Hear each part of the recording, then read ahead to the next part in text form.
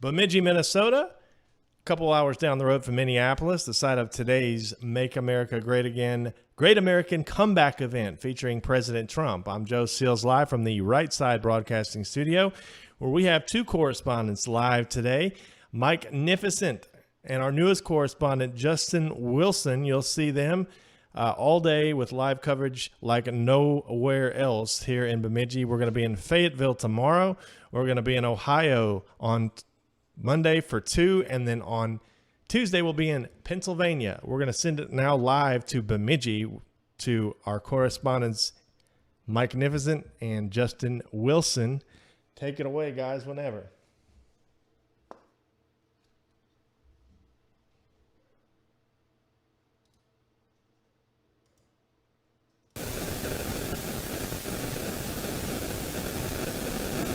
Hello, everybody, and thank you for joining us today on Right Side Broadcasting. I am your host, Mike D., also known as Mike Nificent. We are here today for another one of President Trump's Make America Great Again rallies in Bemidji, Minnesota. And I am joined today by one of the newest members to Right Side Broadcasting, Justin Wilson, who we just brought on to be a cameraman / correspondent hybrid. So he's going to be off and on intermittently. The lighting isn't the best right now, so unfortunately we'll have to be talking off camera quite a bit, live in front of the camera. But without further ado, Justin, go ahead and introduce yourself to the crowd. Well, hey everyone, I'm Justin Wilson. I'm also known as Avenus Hermes, Justin Wilson on YouTube, and I'm happy to be out here. This is actually my first Trump rally in person. This is exciting to see so many people happy and excited about the president. And you know, when you look at the media, you look at social media, sometimes you get discouraged with the idea that there's so many people that are just against him. But then to be around so many people that are for him, and then also for conservative ideals, it actually brings hope to you. You know, it actually makes you feel like we do have a brighter future. So it's nice to see so many people out here and to be out here corresponding with you, you know.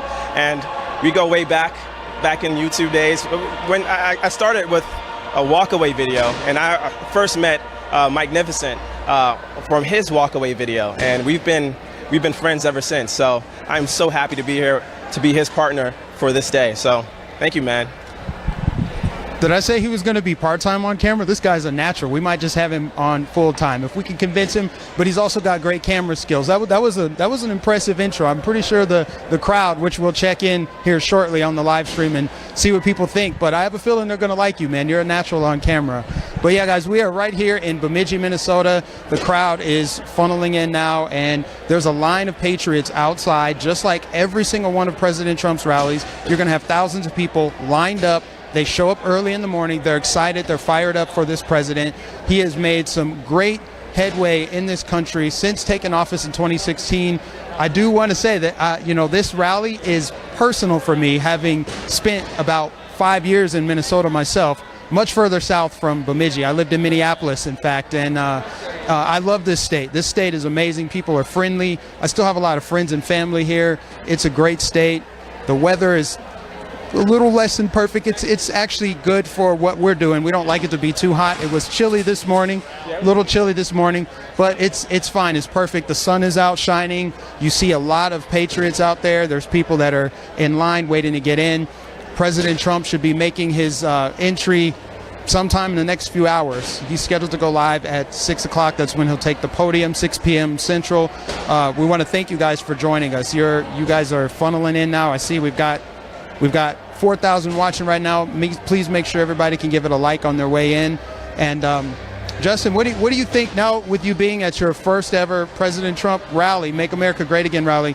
What do you feel as far as the atmosphere and the energy and just the smiling faces? What are your thoughts on that? I mean, I just feel just positive. I mean, that's all you see is everyone happy, everyone's excited. This is not a doom and gloom kind of rally. I mean, this is an actual hope rally. This is a rally where we're all excited about the future of America, considering that I feel like we have the best president in history. Some people may consider it blasphemous to consider Lincoln as second, but I feel that President Trump is the best president in history. I mean, I'm biased because I live in the now, but as far as I see it, I mean, this is a best time to celebrate any president. So, I mean, seeing everyone happy with the Trump hats and or Make America Great Again hats, it's a beautiful thing. It's a beautiful thing. Yeah, and guys, we're very happy to bring you not just President Trump's speech, but also the crowd. We're the only network up here. There's a lot of news up here that will not show the crowd size. They're only interested in showing you the speech, and then they look for little sound bites and clips that they can spin to create all these narratives to try to whip up a frenzy and ultimately topple his reelection. That's their ultimate goal. But we're here to broadcast the truth. We're showing you the size of the crowd. We're showing you the enthusiasm, the electricity, the energy that is in the building every time President Trump holds a rally. Bemidji, Minnesota. Let me pull up my notes here because, like I said, I've never been to Bemidji. It's a beautiful town. Honestly, to be honest, I was expecting a very small rural town, and it is way up here. We're close to the Canadian border, but this is a beautiful town. It's very pretty. The people are nice. The food was great. Was that restaurant we ate at in town? I think it was Country Kitchen. It was an amazing. We're going back there for dinner. I'm just going to say that much. But let me give you guys a few just tidbits here on the state of Minnesota as it relates to President Trump and the re-election. So this is the first presidential visit in history for Bemidji. Like, no president has ever visited Bemidji, Minnesota. So that alone should bring out more of a crowd than previously we would have thought, knowing that no one's ever been here before. There's 10 electoral votes in the state of Minnesota that are up for grabs. President Trump almost won the state. He lost by about 40,000 votes. The margin of victory for Hillary Clinton was not great. It was 1.5%. So it was a very slim margin that she won by. Minnesota is a deeply blue state. It hasn't voted for a Republican president since 1972, Richard Nixon.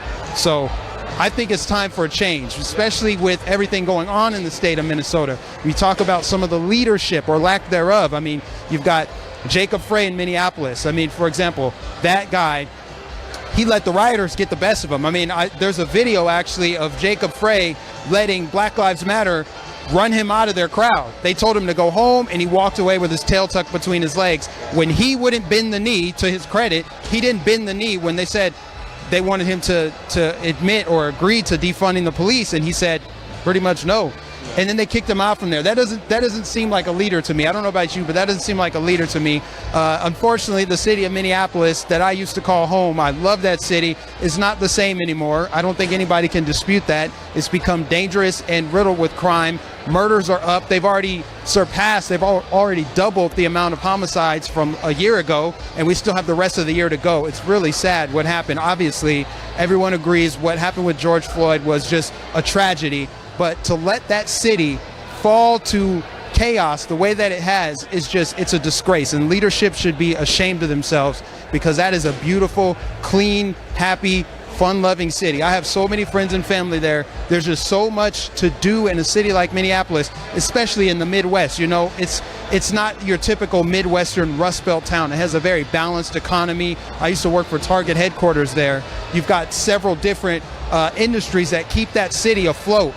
Tourism, I believe, is one of them too, because there's a lot of people that go and visit the Twin Cities, especially during the summertime. You've got Mall of America. You've got a lot going on in the city that was thriving.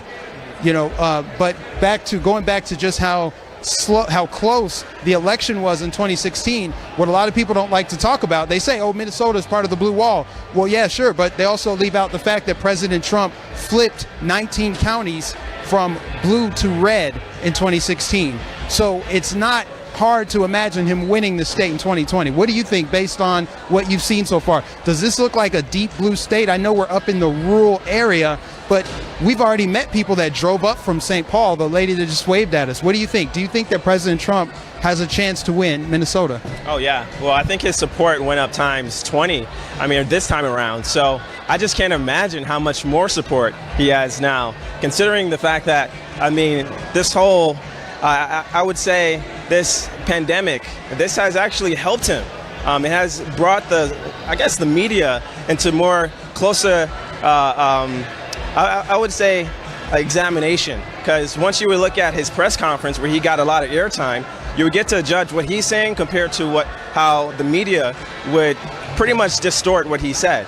And I've seen a lot of people, even in my family, wake up to that because of his press conference, comparing it to what the news have been saying about him. So it's doing that effect to the country.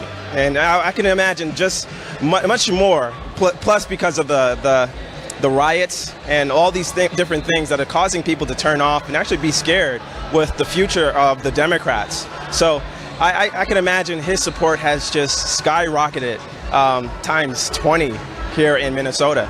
So that's what I feel like. I'm looking around here, and I know there are many walkaways. Many people who have walked away from the Democratic Party, who are waking up, and as some would say, have taken a red pill, and now wearing a red hat.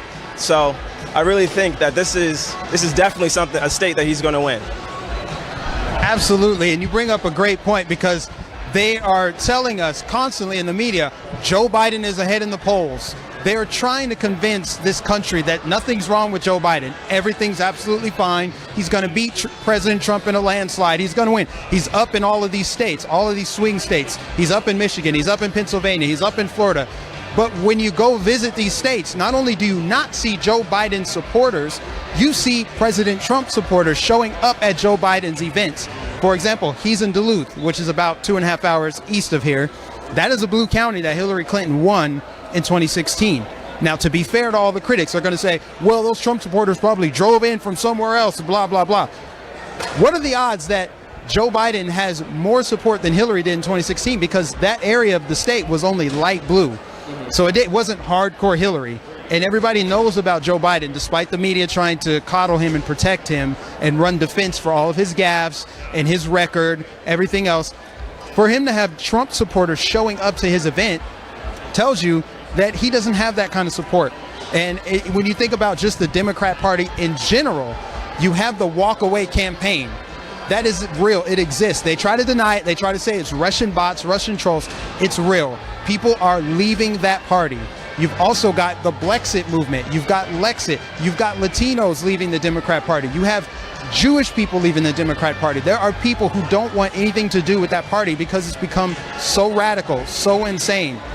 And for them to nominate Joe Biden to be their candidate tells you that party is disingenuous. They're not authentic at all. They say they're the party of diversity, right?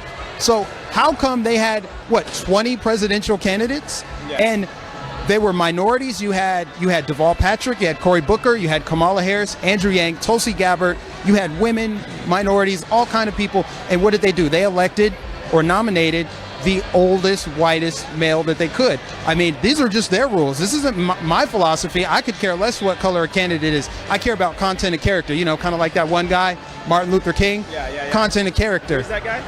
But how Martin Luther King, that one guy who would probably be called a bigot today for saying you should actually judge people based on the content of their character. Yeah. Nonetheless, Democrats nominated Joe Biden, the most corrupt politician, one maybe ever, in Washington, D.C. He's been there for 47 years. He's done nothing, even though he's running on change. He's going to change something after being in politics for 47 years.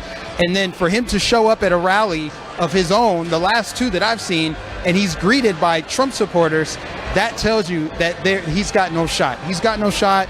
It's going to be very interesting to see how the election plays out. But that's just the nature of what's going on in the state of Minnesota, where it's been blue for a long time, since Richard Nixon. And look around, just look at the crowd. Look at these people here. How many of these people are walk-away candidates? How many of these people left the Democratic Party to support now President Trump? Because this election is less about President Trump and more about the future of the United States of America. And, I've told friends and family members this.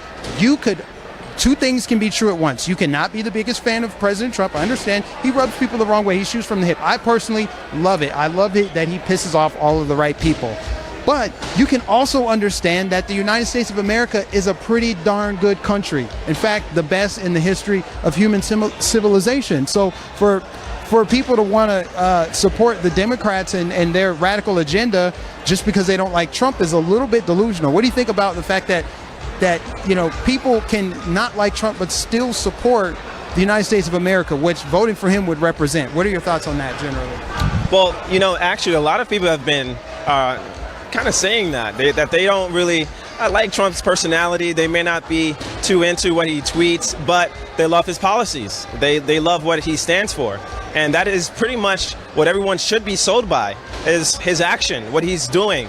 And a lot of people, they're more into the cheap talk, but when it comes to the walk, they kind of ignore that, because some people, they'd rather hear a good song than to actually live it. So right now we're seeing people who are living the song and loving the dream and living it out because of the jobs that have come into the market.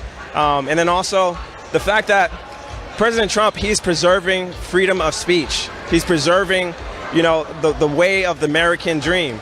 And one thing that I'm really impressed by Donald Trump is his ability to stand up against pretty much all the arrows that are being aimed at him, and not only aimed at him, but aimed at us as Americans. One good reason why I decided to come out as a Trump supporter is because supporting Trump would be supporting myself, supporting my own way to speak freely about my own religion, to speak freely about my own political views. And without Trump, oh my goodness, I mean, I think a lot more people would be in Facebook jail and then also in real jail, in prison, because of our speech. But things are getting really radical, and without Trump, things would have probably been far worse than it is today. But yeah, a lot of people right now, they're excited about Trump because of what he stands for. And even many of my family members, even though some may not like his rhetoric, others actually do. They think it's very real. And that's what I like about Donald Trump, is that he's real. He doesn't have to be fake. He doesn't have to be extremely polished. He's real. So you get what you see, and there's no big surprises about that. What do you think about that? Oh, I've got a lot to say, a lot. We're going to have lots of time to get into that. One thing I want to do before we get into that, guys, is tell you about our partner today, our partner Disney Coins. Guys, Disney Coins. Disney Coins is American company that makes coins, and they are, hang on one second, guys, sorry. This is my first time working with this partner and covering it. They're Americans doing their part to keep America first. Their products are made in the United States on machines built here by people that live here, that love the country. They've got over 20 coins, different coin designs, so you can get copper or you can get silver, different patriotic designs, and they try to do 2 new designs each month. And with RSBN collecting these coins, you can collect these coins right alongside us. I was just looking at the website, they've got so many different types. You can get Trump on Mount Rushmore, where he belongs, with Abe Lincoln and George Washington. There's also silver bars. You can get the silver bar with Trump on it. Guys, please go to dismeycoins.com, dismeycoins.com. That is our partner for today. We're excited about this partner. We've worked with them for a while. And don't forget, there's a huge September giveaway. It's really easy to do. Just click the giveaway tab on the left side of the screen when you go to dismeycoins.com. And that way, the more people that enter, the more winners there will be. So again, dismeycoins.com. Go to dismeycoins.com. That is our partner today. And I also want to give some shout outs to our super chats. We've got some super chats in the building here. Oh, also, guys, before I forget, the offer code is RSBN. If you type in RSBN on dismey.com, you will get a discount. Now, we got super chats rolling in. Almond Brown with a $5 super chat. Thank you so much. Casey said, we need some Bryson Gray music. See if you can get it for your channel. Thank you so much for all you do. Love these young conservative men and women front and center at your live streams. Wouldn't that be amazing if we could get Bryson Gray's music on here? That is somebody that should. What do you think about Bryson Gray? You heard Bryson Gray's music on YouTube? Oh, yeah. Yeah, somebody said that in the super chat. That would be awesome if we had his music. Ray, thank you for the super chat. Outstanding reporting, gentlemen. RSBN rocks. What else? Who else we got in here? Oh, it's going a little bit. Keeps moving fast there. There we go. Pete Larson, give Trump your vote. Give some bucks to RSBN. We appreciate you guys. We are almost entirely viewer funded.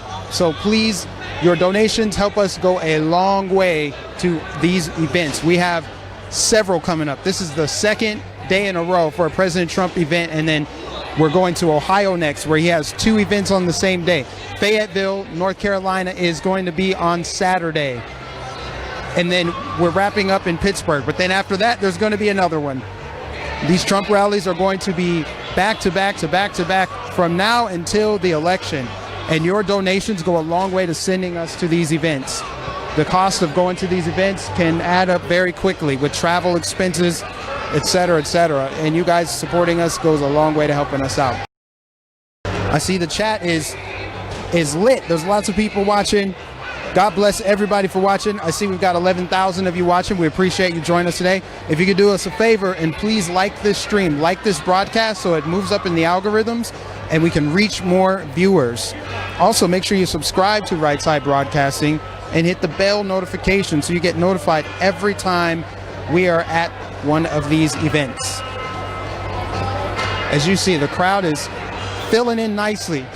I wish, it's unfortunate with the situation we are in as a country with the pandemic that we can't go outside and get live reporting of the line as people are coming in, because the line down the street really tells the story. You can see the crowd in here, but if you could see the line outside of people down the street, the trucks that were going by, this morning on our way in to the preset, there was a long parade of semi-trucks and pickup trucks and motorcycles. We even saw some four-wheelers, all sporting Make America Great Again flags, American flags, lots of patriots up here in Bemidji, Minnesota.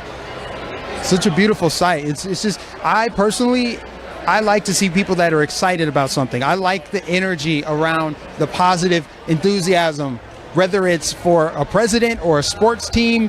It doesn't matter to me. That energy to me is infectious, and that's the kind of energy we need in our country, quite frankly. On the other side, the people that are going to be voting for Joe Biden, it's all about doom and gloom. All they can focus on is their hatred for Trump. If you want to challenge somebody who doesn't like Trump, why don't you ask them to tell you why they support Biden without naming Trump? And how many of them can actually do it? How many can actually name a Joe Biden policy? They can't. They can't name a Joe Biden policy. All they can do is talk about how much they don't like the president. So they're going to be voting against Trump, not voting for Joe Biden, and it's telling. I was reading an article earlier today, and it was really funny because in the headline, they were talking about how President Trump was holding a rally in Bemidji, and they were saying how his supporters are enthusiastic. So to be fair to that article, they did highlight that there are a lot of people in the state of Minnesota that support President Trump. However, they tried to make it sound like in the article that there's equal, if not more, enthusiasm for Joe Biden. And they highlighted a person by the name of Gordon. And I'm going to read you a quote from the article. He says this, he says, "You drive around my county up here and you're going to see Trump signs, Trump flags everywhere." But he also said that he's enthusiastic to vote for the presidential nominee Joe Biden, and his quote was, "Trump's gotta go." Does that sound like enthusiasm for Joe Biden, or does it sound like an addiction to President Trump? See, all the energy is around Trump, whether the left wants to admit it or not. They're all about President Trump. It's just they're voting against him, but they're not voting for Joe Biden. And so it's so disingenuous to try to artificially inflate his enthusiasm, because it just doesn't exist. It simply does not exist. And you can see it everywhere you go. If you're on the road as much as I am, you see President Trump flags everywhere. You see hats, you see yard signs, you see bumper stickers, you see flags, you see everything. All things Trump. It is in many ways, it almost feels like a sports team. It's like a sports team. You see people tailgating in the parking lot. Some people try to hate and say, "Oh, that's like a cult." It's like, I think it's jealousy. That's what it is. It's really just jealousy, because they're focused on what they don't want. They're focused on their anger. They're focused on their disappointment that their candidate didn't win in 2016. And the best candidate they could come up with to try to defeat President Trump, which they're going to fall miserably short of doing, by the way, is Joe Biden. Okay, we're back on camera here. It looks like maybe we got some better lighting here. I'm just going off about how there really is no enthusiasm behind Joe Biden, even though they're trying to create it. They're trying to make it seem like it that could exist when we all know, everybody can see with their own eyes that there is no enthusiasm. It's all about President Trump. Have you noticed this new thing? They're saying they like Biden because he's calm. They're calling him Calm Biden, as though they've known him to be calm his whole life. But we all know this is a new thing. Calm Biden is not calm. He's just getting sleepy. He's at the end of his career. So what's going on is that people are really trying to rebound for him so much that it's like they're coming up with new nicknames for him to actually have people not realize that he's falling down. He's going down. Yeah, he's going downhill. And so it's kind of, I kind of feel embarrassed for my leftist friends because, I mean, they kind of deserve better. I mean, some people are intelligent people and they're stuck with this guy. I mean, they could have had at least a better, someone else. I mean, someone younger, someone more articulate, someone who have their brains actually, working with all cylinders. But yeah, they're stuck with this guy, and they have to explain away all his gaffes. Say that he has a stutter problem. Say that he's just calm, or he's just different. He cares about us. When they say calm, what they really mean is low energy. Low energy Joe, not calm Joe, low energy Joe. See, what's happening on the left right now is mental gymnastics. Mental gymnastics and damage control. Whatever they can't hide, they have to do damage control for. I don't know how you do damage control. I don't know how you're going to square the circle of Despacito. That was so incredibly cringe. But it's par for the course. I mean, it's the same thing as you ain't black. So in reality, is Joe Biden really calm? I mean, he sounds a little bit unhinged if you ask me. I mean, you're a lion, dog-faced pony soldier. That came out of his mouth last year. I don't know why people on the left pretend like he's not saying these things, or they say, oh, well, what Trump tweeted was worse. It's like, would you focus on the candidate that you're voting for? Because they pretend as though Joe Biden's going to be this great moral figure that's going to heal us and cut the malarkey and build back better. But it's his voters that are actually destroying, looting. A lot of his supporters, his voters, are causing riots in these cities. And it's really just, it blows my mind that the media continues to look into the camera every single day and lie to the American public about Joe Biden and these poll numbers. It's really easy to lie him in the first place. Say, oh, he's actually doing really well. He's the polls show it. I'm like, I don't know who they're polling. I don't know who they're talking to, but from what I've seen, especially in these swing states, like I said, Michigan, Pennsylvania, North Carolina, is a surge of Trump support, a surge. Not a Biden sign to be found. I'm just saying. They can't even use the excuse like, well, people aren't showing up to his events because of the pandemic. That's a lie, because they're showing up in larger crowds to not only protest against Trump, but to loot in the streets and to gather in large groups there. So they can't even make it about the pandemic. That's not going to work. But one thing I do want to mention as it relates to these swing states and why the election is so important for Trump to win these swing states is the margin of error is going to be so slim, because a lot of these states, all of these states, in fact, are governed by Democrats. And what that means is they're encouraging mail-in votes. They're going to try to shape this election to benefit Joe Biden. I mean, I know it sounds like I'm speculating here, but if we're being honest here, which is what we do on this network, we all know that they're going to use mail-in votes to try to flip this election because they can. And because they hate the president so much, why wouldn't they use this as an opportunity to try to, why wouldn't they use this as an opportunity to try to upend this presidency?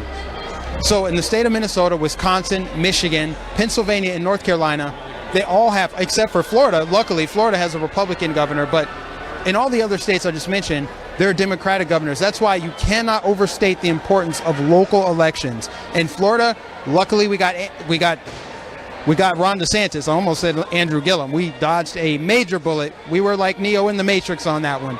We dodged a major bullet, and we luckily elected Ron DeSantis, who is going to see that our election is held the way that it's always been held, in person, on time, and authentic. Are there flaws with voting in person? Sure, but nobody can convince me that voting by mail is somehow going to be better, or there's not going to be fraud involved with that. For the people that try to say that there won't be any fraud for mail-in voting, it's not going to happen. How come those same people would never send cash through the mail? Do you trust the mailman? And that's what I think of my vote. My vote is invaluable. It's more valuable than cash. There's no way I would trust the mailman with my vote in the most important election we're ever going to vote in. This is the most important election in the history of our country, in my opinion.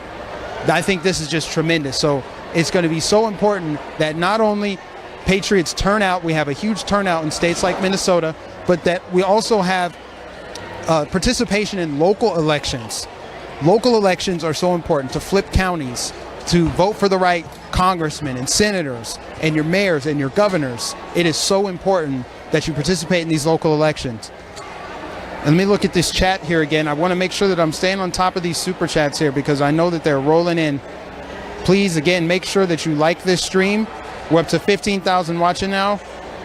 And it would be great if we could get 15,000 likes. So please make sure that you like this stream as we're working on. I'm getting distracted here. We're trying to get our lighting figured out here. We got a new super chat from Celia. Thank you for being on the right side of history. So proud of you. Stay safe and keep reporting. God bless you, Celia. Thank you so much. Yes, it is very easy to just report the truth. It's very easy to come here without any kind of spin. Yes, we have a bias, of course. Our bias is on the right side of history. Our bias is pro-America. This is a pro-America, pro-God, pro-freedom, pro-liberty network. And yes, we are going to show you the crowd size. And yes, we're going to tell the truth because it's the right thing to do. And that's what we do at Right Side Broadcasting. Liz Kim said, thank you, RSBN MAGA. Thank you very much. John Reeves says, Trump 2020. God bless you. James, thank you for the super chat. Victoria, thank you for the super chat. And Shauna, keep up the amazing work, guys. Alas, great job. JW, Justin Wilson. Yes, and make sure you guys subscribe to Justin Wilson. He's on YouTube. If you just type in Justin Avidus Hermes Justin Wilson. Avidus Hermes Justin Wilson. Type that in on YouTube and his channel should pop right up. Are you on Twitter, Justin? I'm on Twitter, but my Twitter game is weak. Well, not for long. What's your Twitter handle? My Twitter handle is Justin at 7DA. 7DA. Justin 7DA. Yeah. All right, guys. His Twitter game's weak. Let's change that. Let's turn that around. I'm also approaching a milestone myself. I'm almost at 7,000 followers. It's not huge. Obviously, 10,000 will be the ultimate milestone, but I'm so close to 7,000. I just got to take it 1,000 at a time. So let's get me to 7,000. You can follow me on Twitter at MikeNificent813. Please also make sure you're following Right Side Broadcasting on Twitter at just RSB Network. RSB Network. This crowd is filling in. You see it filling in. We're just hours away from President Trump's arrival in Bemidji, Minnesota. Bemidji, Minnesota. We're about 3 hours north of the Twin Cities. So please like this stream. Let's get it out to people so they can watch it around the nation. We are going to be going from here to Ohio for 2 rallies on the same day on Monday. But before that, Liz will be in Fayetteville, North Carolina on Saturday with another one of our new reporters on Saturday. And then we've got a rally in Pennsylvania.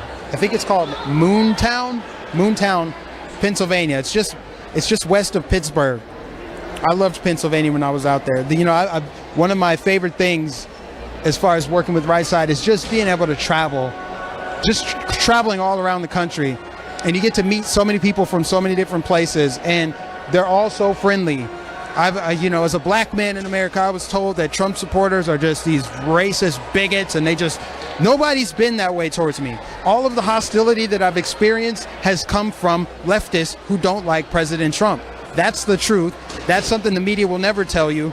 That's what I'm here to tell you, is that I have met some of the nicest people in my life at President Trump rallies. People that wear Make America Great Again hats. For those that don't know my story, I used to live in Minneapolis. I was there for 5 years, and then I went to Florida, not knowing what to expect, not knowing where life was going to take me next. And one of the first things I did when I moved to Florida was become an Uber driver because, the tourism industry is strong there, and I would meet a lot of strangers. They would get in my car, and a lot of them had on MAGA hats. I would pull up to people's houses, and they would have Trump flags in their yard. And at first I was nervous. I'm like, are they going to be okay with a black person driving them? And lo and behold, they tipped me well. They were friendly. They was just like I knew them my whole life. They were just ordinary people. And so I said, well, dang, I guess I was duped by the media. Come to find out, the way that they were reporting on the president was unfair at best. They obviously lied about the Russia collusion story for several years, wasted taxpayer money. But then they just lied about things that made sense. Like they would try to downplay or put a negative spin. Like when he met with Kim Jong-un, when he brokered peace on the Korean Peninsula, they downplayed that. So it made me want to support the president more. It made me want to put on a Make America Great Again hat, because the way that people were treated who wore the Make America Great Again hat. I mean, look at their candidate, their last candidate in 2016, Hillary Clinton, called Trump supporters a basket of deplorables. Who says that? Joe Biden called us the dregs of society, and yet we're supposed to believe he's going to heal the country. He called somebody a dog-faced pony soldier. Who is this guy? Who are these people that claim this moral high ground, but they're the ones that are hostile? They're the ones that are wreaking havoc on our cities in America. They're unhinged. They have Trump derangement syndrome. That's what we are here to do at Right Side Broadcasting, is deliver the truth and tell it like it is. And what the people on the left need to realize is that the world is full of people who don't share their opinions, and they just have to accept it. They have to accept it. That's just the way it is. You cannot like the president, but you have to accept the fact that millions upon millions upon millions of American citizens support him. And that's how it's going to be. And we're going to re-elect him. That's just the way it's going to go. And so that's why I get so fired up. That's why I'm so passionate. That's why I love working for Right Side Broadcasting, because it gives me an opportunity to not only tell my story of how I became a Trump supporter, but also to wake other people up out there that may still hold the belief that, oh my gosh, it's a bunch of white supremacists and they just hate minorities, and all this hyperbole that's been coming from our garbage leftist media for the last 4 years. They've been lying to us. You know, they can maybe see the truth now. And also maybe we can restore a little bit of integrity to journalism, because journalism has just become so partisan, so hardcore against the president, and so much about propping up narratives, especially, you know, with Black Lives Matter. That's one of the biggest false narratives, that police officers are actively finding black people to hunt down in the street and kill them. That is literally not true. That is so far from the truth that it's not even funny, but yet that is the prevailing narrative. And so that's why I would love to shout my story from a mountaintop, you know, because it's so important to highlight a story that contradicts that prevailing narrative. You know, Black Americans, we're as American as it gets. You know, if you have the right mindset, if you believe in yourself, if you believe in God, if you don't have an inferiority complex, you can make it in this country. And so the whole Black Lives Matter agenda and the whole movement and the narrative in the media has done so much damage. That's just that's one of the biggest ones, of course, but there are plenty other false narratives in the media. And it's caused a lot of people to flee that. They've lost trust in the media. I don't think anyone can deny that nobody trusts the media. Even on the left, a lot of people don't trust the media. But there's a lot of people in the middle, a lot of people that are not really into politics. They don't really know what's going on. They're not paying attention. Now they're being forced to pay attention. So they have two choices. They can vote in favor of keeping this country intact, or they can vote for the total destruction of it, because that is what will happen in a Joe Biden, Kamala Harris presidency. And it's kind of funny, you know, as I was saying earlier, that they're trying to pretend like Joe Biden is calm and rational and he's got it all together and he's going to heal us. But we all know that the end game is Kamala Harris to be president. I mean, they've actually said it, that it would be a Harris-Biden presidency. Because Kamala Harris is a terrible candidate, but at least she knows where she's at. She knows she's on planet Earth. Joe Biden, I mean, just with the town hall yesterday, I mean, so many cringe clips from that town hall. I don't even want to dissect it here, but I've tweeted a few of them out. None of it makes sense. It's absolutely insane that they're running this man. It's sad at this point, but people are waking up to it. They see what's happening, and hopefully they'll turn out and vote for President Trump in his re-election. Is there a way we can get a shot of the line coming in? Probably not. Probably won't get that good of a line, but get a shot of it because of the objects in the way. But as you can see, there's people just funneling in. I've seen all different types of people, different races, different ethnicities.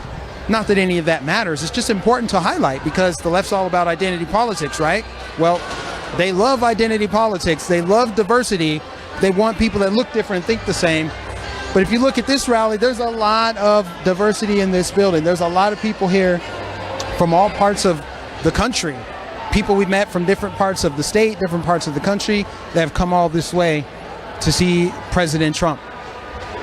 You know, they want diversity, right? But then when someone joins the Republican Party, when someone becomes a conservative, like myself, I get called Uncle Tom and all these names. But then they say, oh, the Republican Party, there's no diversity over there. It's just a bunch of old white people. But then when someone joins them, then they get shamed for it. It just makes no sense. It makes zero sense, guys. Again, for those of you that are just joining, I want to tell you about our partner, Disney Coins. Disney Coins is the epitome of made in America because they are made in the United States by machines made in the United States by people who are citizens of the United States. And they love this country. The coins are made with genuine silver and copper. The coins are valuable and unique and worthwhile purchase. They have over 20 patriotic designs and 2 new designs that come each month. At Right Side Broadcasting, we're collecting these coins, but you can collect them alongside of us. And each month leading up to the election, there will be at least 2 new coins. They also make great gifts. If you're thinking about Christmas gifts, it's never too soon to shop for Christmas, right? If you want to get coins, go. They're also giving 10% of their proceeds to conservative causes and organizations. So if you go to disneycoins.com, check out the inventory, start your very own collection of Trump coins today. Use the code RSBN at checkout for a discount. Again, that's disneycoins.com and use the promo code RSBN at checkout for a discount. They've got some great coins in there. You can get the Trump train coin, which that's my personal favorite. I love the Trump train. There's also a silver bar with Trump 2020 on it. There's a Space Force coin. There is the deplorables of their time, which is President Trump on Mount Rushmore. That's a great one. There's a Melania Trump coin, and you can get these in silver or bronze. So again, disneycoins.com.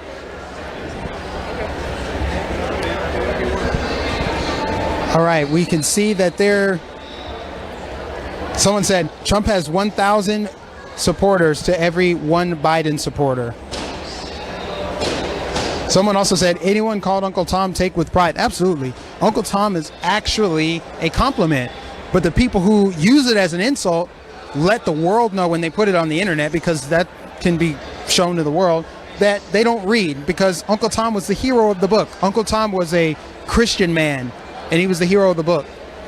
And to me, Uncle Tom has been redefined over time to mean intelligent, successful black person. You know who else has been called Uncle Tom? Dr. Ben Carson, the neurosurgeon. Larry Elder, Condoleezza Rice. These are, Candace Owens, myself, Justin Wilson. All successful, intelligent black people who don't subscribe to the oppression doctrine that is forced down our throats through academia, media, entertainment. We just don't buy it. We don't buy it. We don't have the inferiority complex. I will look any person square in their eyes and tell them, I'm your equal. And that's just the way it is. We're all equal in the eyes of the Lord. We're all one in the body of Christ. Every chance I get, I love to talk about God. I will talk about God because God doesn't make mistakes. There's a reason why I'm standing up here in the press pool reporting on President Trump's rallies, as the media surrounding us is probably lying, probably looking to spin the size of this crowd, looking to downplay his message tonight. We're here to deliver the truth. He just left 3 minutes ago. President Trump just left 3 minutes ago. He tweeted 3 minutes ago, on my way to the great state of Minnesota. See you soon, MAGA, #MAGA. So President Trump has left. He is en route to Bemidji, Minnesota. We are excited. We're just hours away from President Trump's arrival in Bemidji, Minnesota. As the media surrounding us, again, like I was just saying, they look to downplay his message. They have to downplay everything the president's doing. They're focused on what he tweets. I focus on his policies. I focus on his actions. I focus on the fact that he has not started a war. In fact, quite the opposite. He is in the process, ladies and gentlemen, of ending the Arab-Israeli conflict. I'd like to think that that would be the top headline across all major news networks, New York Times, Washington Post. No, instead it's like, oh, he called the troops losers and suckers, according to an anonymous source. America's sick of it. Aren't you guys tired of these lies? There's no evidence to this. He said the N-word 3 years ago. Omarosa has the tape. Yeah, we're still waiting for it. He colluded with Russia. He colluded with Ukraine. He's doing this. He's doing that. Oh, he's brokering peace in the Middle East, but we don't need to talk about that. We don't need to talk about that. We need to talk about how he drinks water with 2 hands, and he did this. He ordered McDonald's for the football players. It's like, come on. These people can't be serious. Every time that they report stupid news like that, they're insulting the intelligence of their viewers. That's how I see it. They're insulting your intelligence every time that they think that it's more important for you to know what he tweeted than what he's doing on the national stage, international stage rather, how he's brokering peace. He crossed over the DMZ. That was historic. If Barack Obama did that, we'd hear about it for a year and a half, and he'd get the Nobel Peace Prize 6 times in a row. They would invent a new reward to give him. State Senator Paul.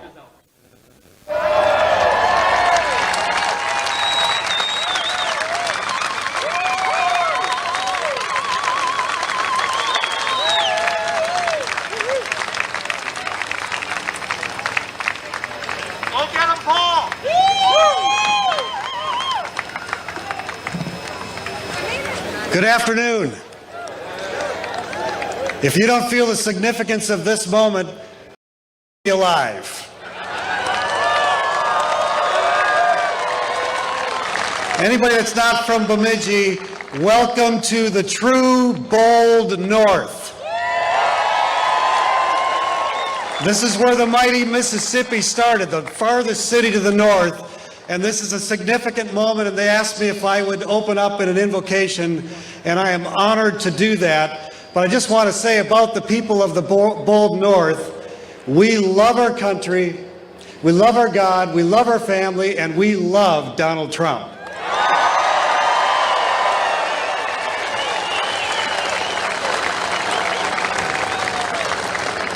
So take off your heads and let's pray together. Heavenly Father, we are so honored to live in this country that you gave us.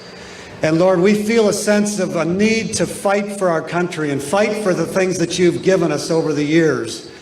And you have raised up President Donald Trump. And Lord, we are asking that you give him strength to overcome all opposition. Father, you have created him to be a blessing for America.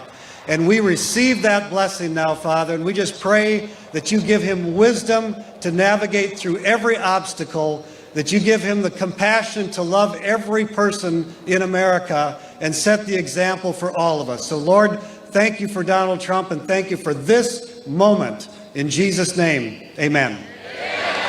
God bless.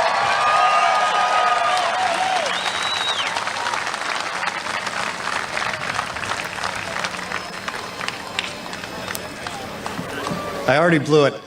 Next up is Jennifer Carnahan, the state party chair.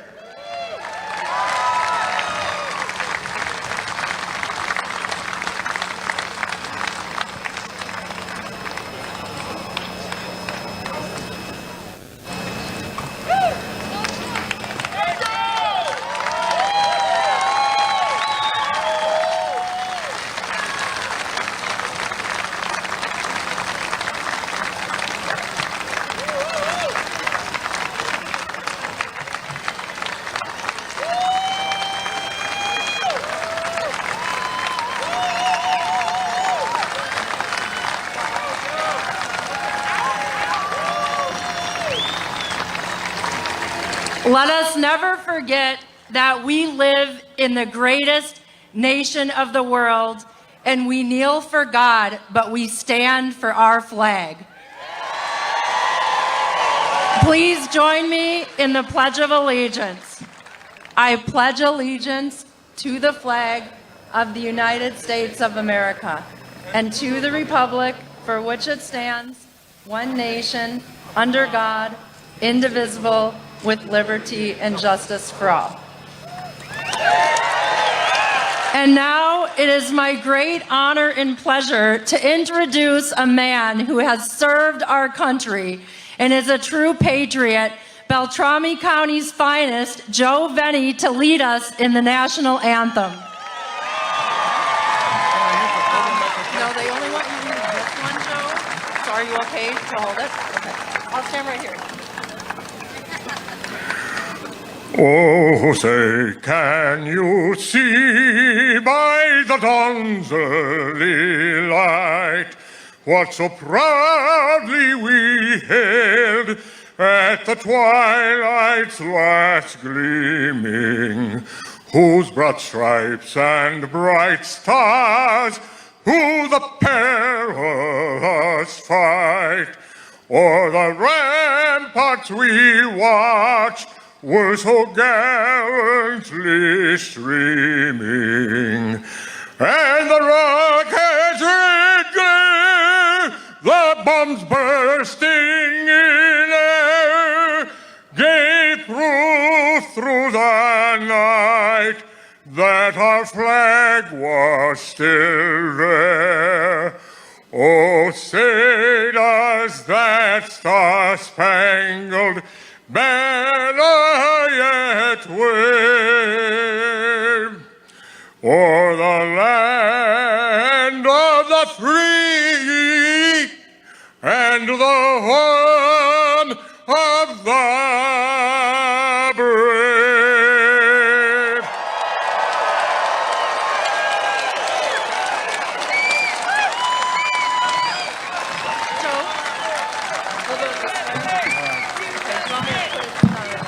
Ladies and gentlemen, please welcome Michelle Fischbach.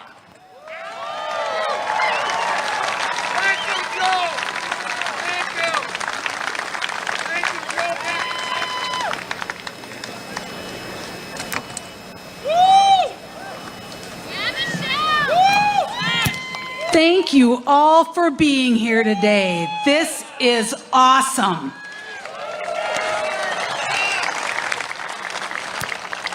I am so excited to welcome President Trump to the 7th District of Minnesota.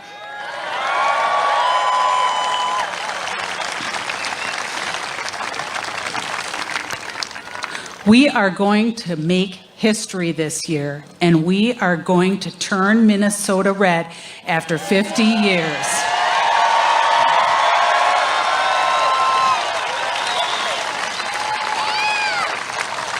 And I want to go to Washington, D.C. to make sure that President Trump has a functional Congress that will work with him to move this country forward. And I will tell you, this year, in the last 30 years, Colin Peterson has not been this scared.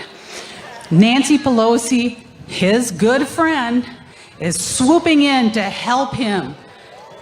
That's right. We are going to dump Colin Peterson, and we are going to fire Nancy Pelosi.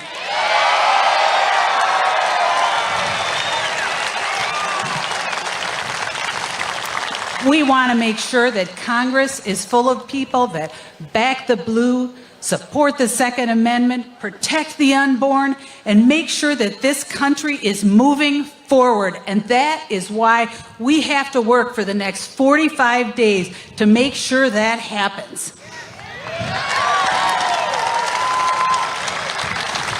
And when I say turn Minnesota red, I mean turn Minnesota red from top to bottom.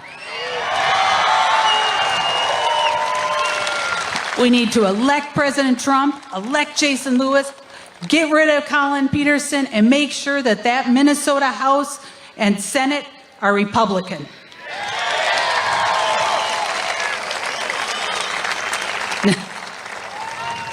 We got 2 more years before we can get Walz, but we'll work on him. We got to make sure. There you go.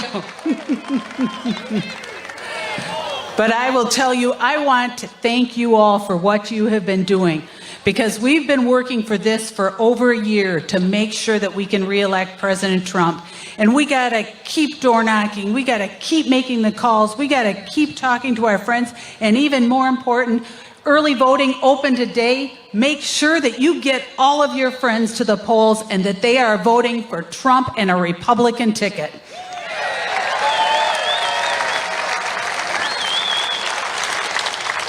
That is the way we are going to move this country forward. And I will tell you, I am so proud to be endorsed by President Trump. It has meant so much to me to have a leader like that endorse me and say that, yes, I want you on my team and I want you in Washington, D.C. to help us. And it is critical that we get this economy moving again.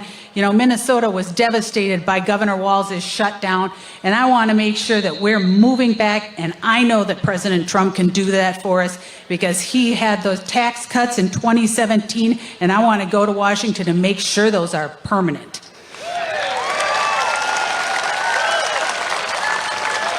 If Joe Biden, Nancy Pelosi, and Colin Peterson have their way, they will tax you to death. And that's not what we want to happen. I want to make sure that Nancy Pelosi is gone. And like I said, that is the reason we have to defeat Colin Peterson, because he is a vote for Nancy Pelosi. The first thing he does is he votes for Nancy Pelosi when he gets to Washington, D.C., and she does not represent the values of Western Minnesota. She doesn't represent the values of any good Minnesotan. So that is why it is so important that, like I said, we keep working, we keep doing the work for 45 more days. We have 45 more days to make sure that we deliver this state for President Trump, because I know how bad he wants to make history with turning Minnesota red.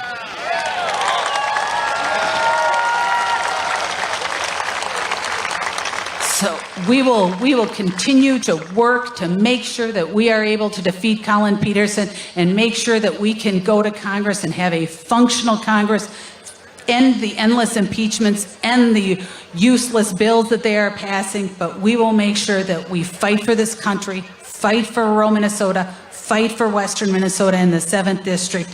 And it is my honor to welcome President Trump to Minnesota, and especially welcome him to the 7th District that we are going to turn bright red, even more red than it is, for President Trump this year. Thank you so much. And you know what? The only job I had, I almost forgot. I am supposed to introduce the next U.S. Senator from the state of Minnesota, Jason Lewis.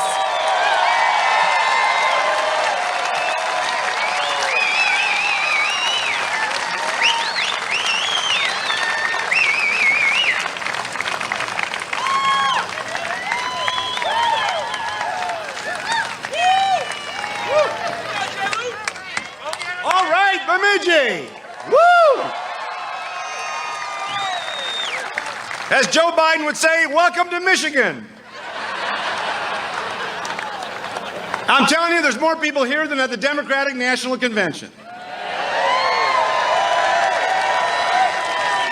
And you're all awake. Did you see that thing? I mean, this is ridiculous. It was like an HR meeting on Zoom. It was horrible. This is so great to be here in Bemidji in the 7th District. And you know what? It's great once again to welcome President Donald J. Trump to Minnesota.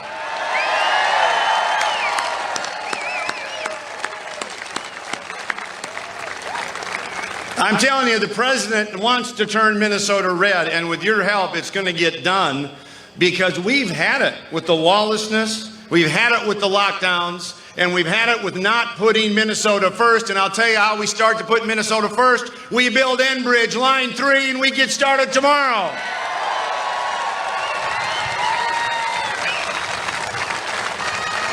You look at these Democrats. You look at these Democrats on TV.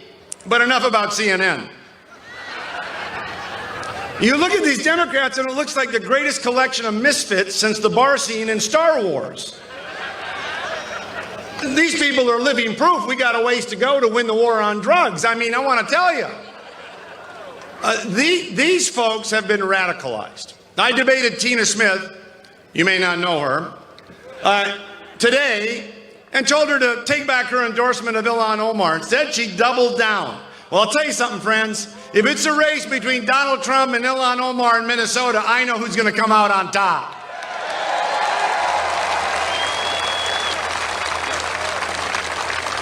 And if it's a race between Tina Smith and Jason Lewis, I've got a pretty inkling on who's going to come out on top, too. You know, we could talk about my first 2 years in Congress with the president getting the Tax Cut and Jobs Act passed. They want to repeal that so they can raise taxes $4 trillion. Man, talking about having your finger on the pulse. These people are going to run on a platform of raising your taxes $4 trillion. We did career and technical education reform. We did VA reform so we could fire bad government employees. And the first one we're going to fire in November is Tina Smith. We did criminal justice reform. We're energy independent, folks. Somebody tell Jimmy Carter he can take off his cardigan and turn up the thermostat. America now exports more energy than it imports. We had the lowest unemployment rate in half a century. We had all of those things, and then the Democrats said, what are we going to do? We're going to lose. I know, let's exploit a public health challenge, and for the first time in our nation's history, lock down Bemidji, lock down America, lock down Minnesota. Well, you know what? You're tired of it, and we're going to open up Minnesota, send the kids back to school, open the businesses, and get America moving again.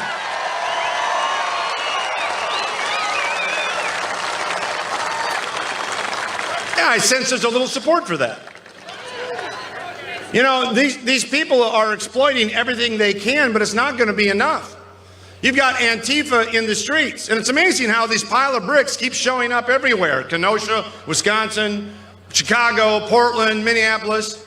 You know, the DOJ is looking into an interstate conspiracy of violence. And you know what, my friends? If they can impose and exploit the RICO statute to beat up on pro-life protesters, we ought to be invoking the RICO statute to go after these thugs in the streets, prosecute them, and put them behind bars.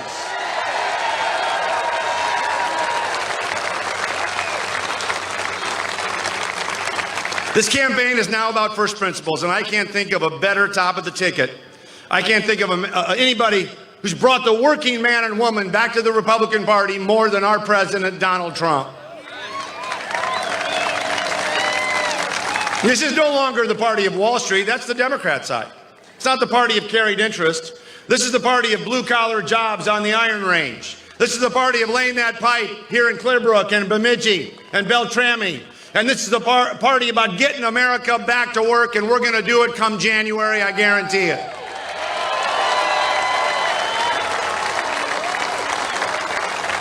And we've already got a pretty good start on it. We've got a V-shaped recovery. The Democrats are panicking. They're coming out of Joe Biden's basement now.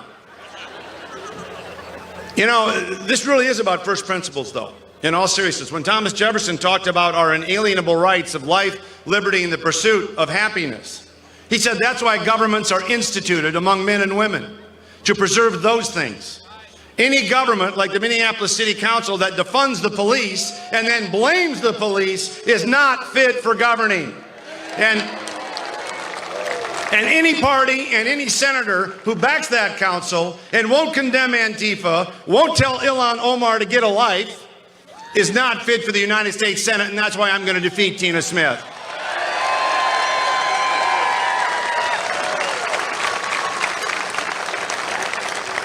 Restoring public order, the rule of law, undoing the lockdowns, putting Minnesota first on the Iron Range and here in Bemidji and all across Minnesota.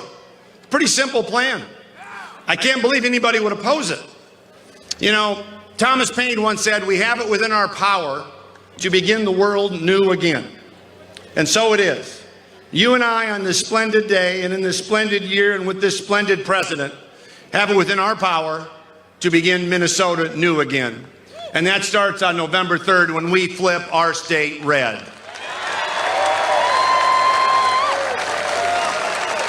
I am honored to have the president's endorsement. I look forward to working with him again. But most importantly, I look forward to representing the forgotten man and woman all across Minnesota and getting you back to work and getting your lives back to normal and restoring law and order. Thank you all very much.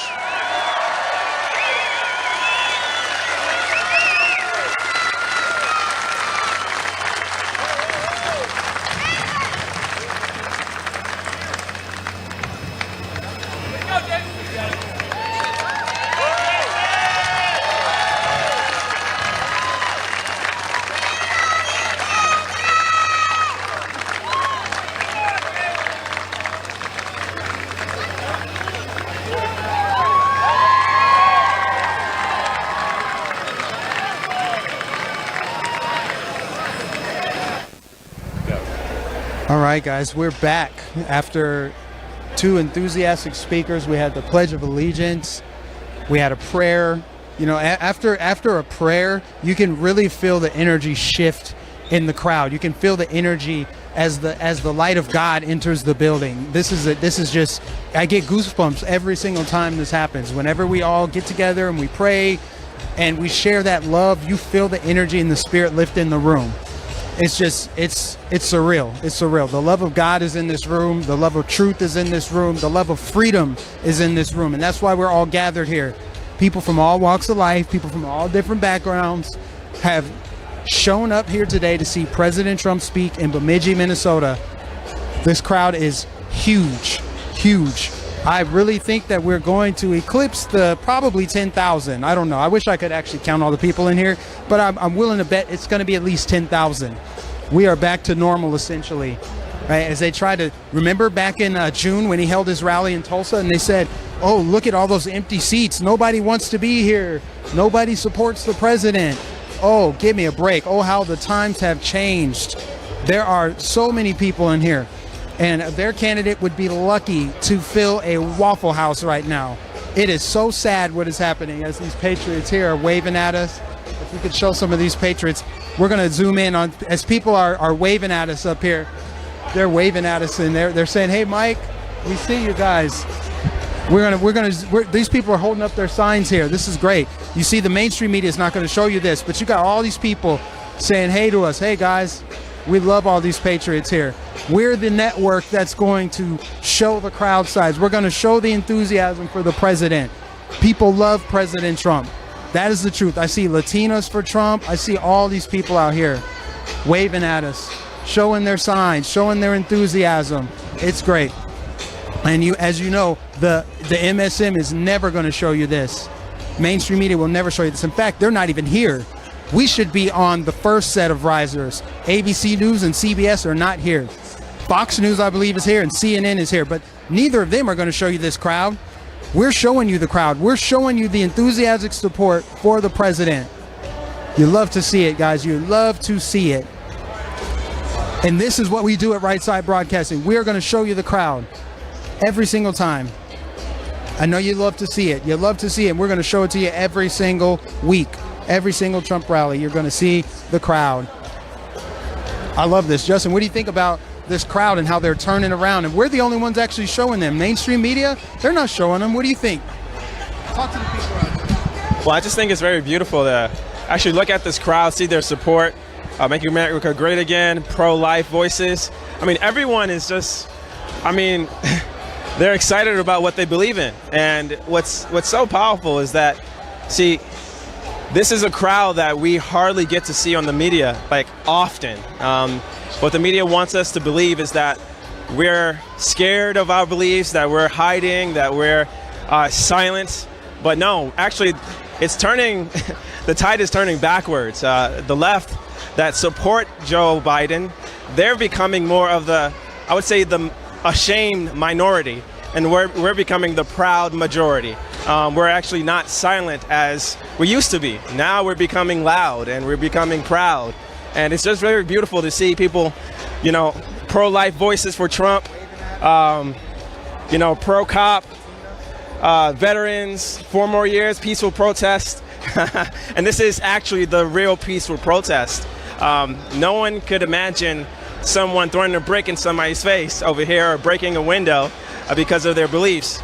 But this is what we see. And the media doesn't want us to look this way, to look peaceful. They want to paint us as people with fangs, people that will bite you as soon as you come here. And you know, what's interesting is that some people actually believe that until they come, until they actually meet a Trump supporter or talk to someone that really can stand up for what they believe. And the thing is, being a Trump supporter is far easier than being a Biden supporter. No, because they're unhappy. Some of the most unhappy people in American society all hate the president. They're not happy. They're full of hate and vitriol. Not all of them, but a great deal of them. A lot of people. The chances that somebody hates Trump but is also really happy with their life is very slim, because it takes a lot of energy to hate someone. It takes a lot of energy to let someone live in your head rent-free the way they let the president live in their head rent-free. You go interview a Biden supporter right now, they'll be like, we got to get Trump out of here. They don't say anything about Biden. They don't say anything about his policies. They don't say how he's going to heal the country. They just say orange man bad and very bad and orange. And it's actually really sad. You know, I have a lot of sanctimonious friends down in Minneapolis that have never really set foot outside of the Twin Cities. They haven't spent 5 minutes outside of the state of Minnesota, let alone explore the country. But yet they seem to think they know everything that's going on. Why? Because they're getting some leftist spin. They look at the media. They look at whatever source of media. They think that they're like super intellectual because they listen to NPR News or whatever. But it's still leftist media. It's still anti-Trump media. We're actually going to these events. So I trust my experience more than I trust someone telling me how it is, right? Like, someone could show me pictures of Niagara Falls. Someone could go to Niagara Falls and be like, it's this, it's that, it's the third. But is that going to be better than me going to Niagara Falls and seeing and experiencing it for myself and say, actually, this is dope, this is cool, versus someone telling me? The same goes for anything else.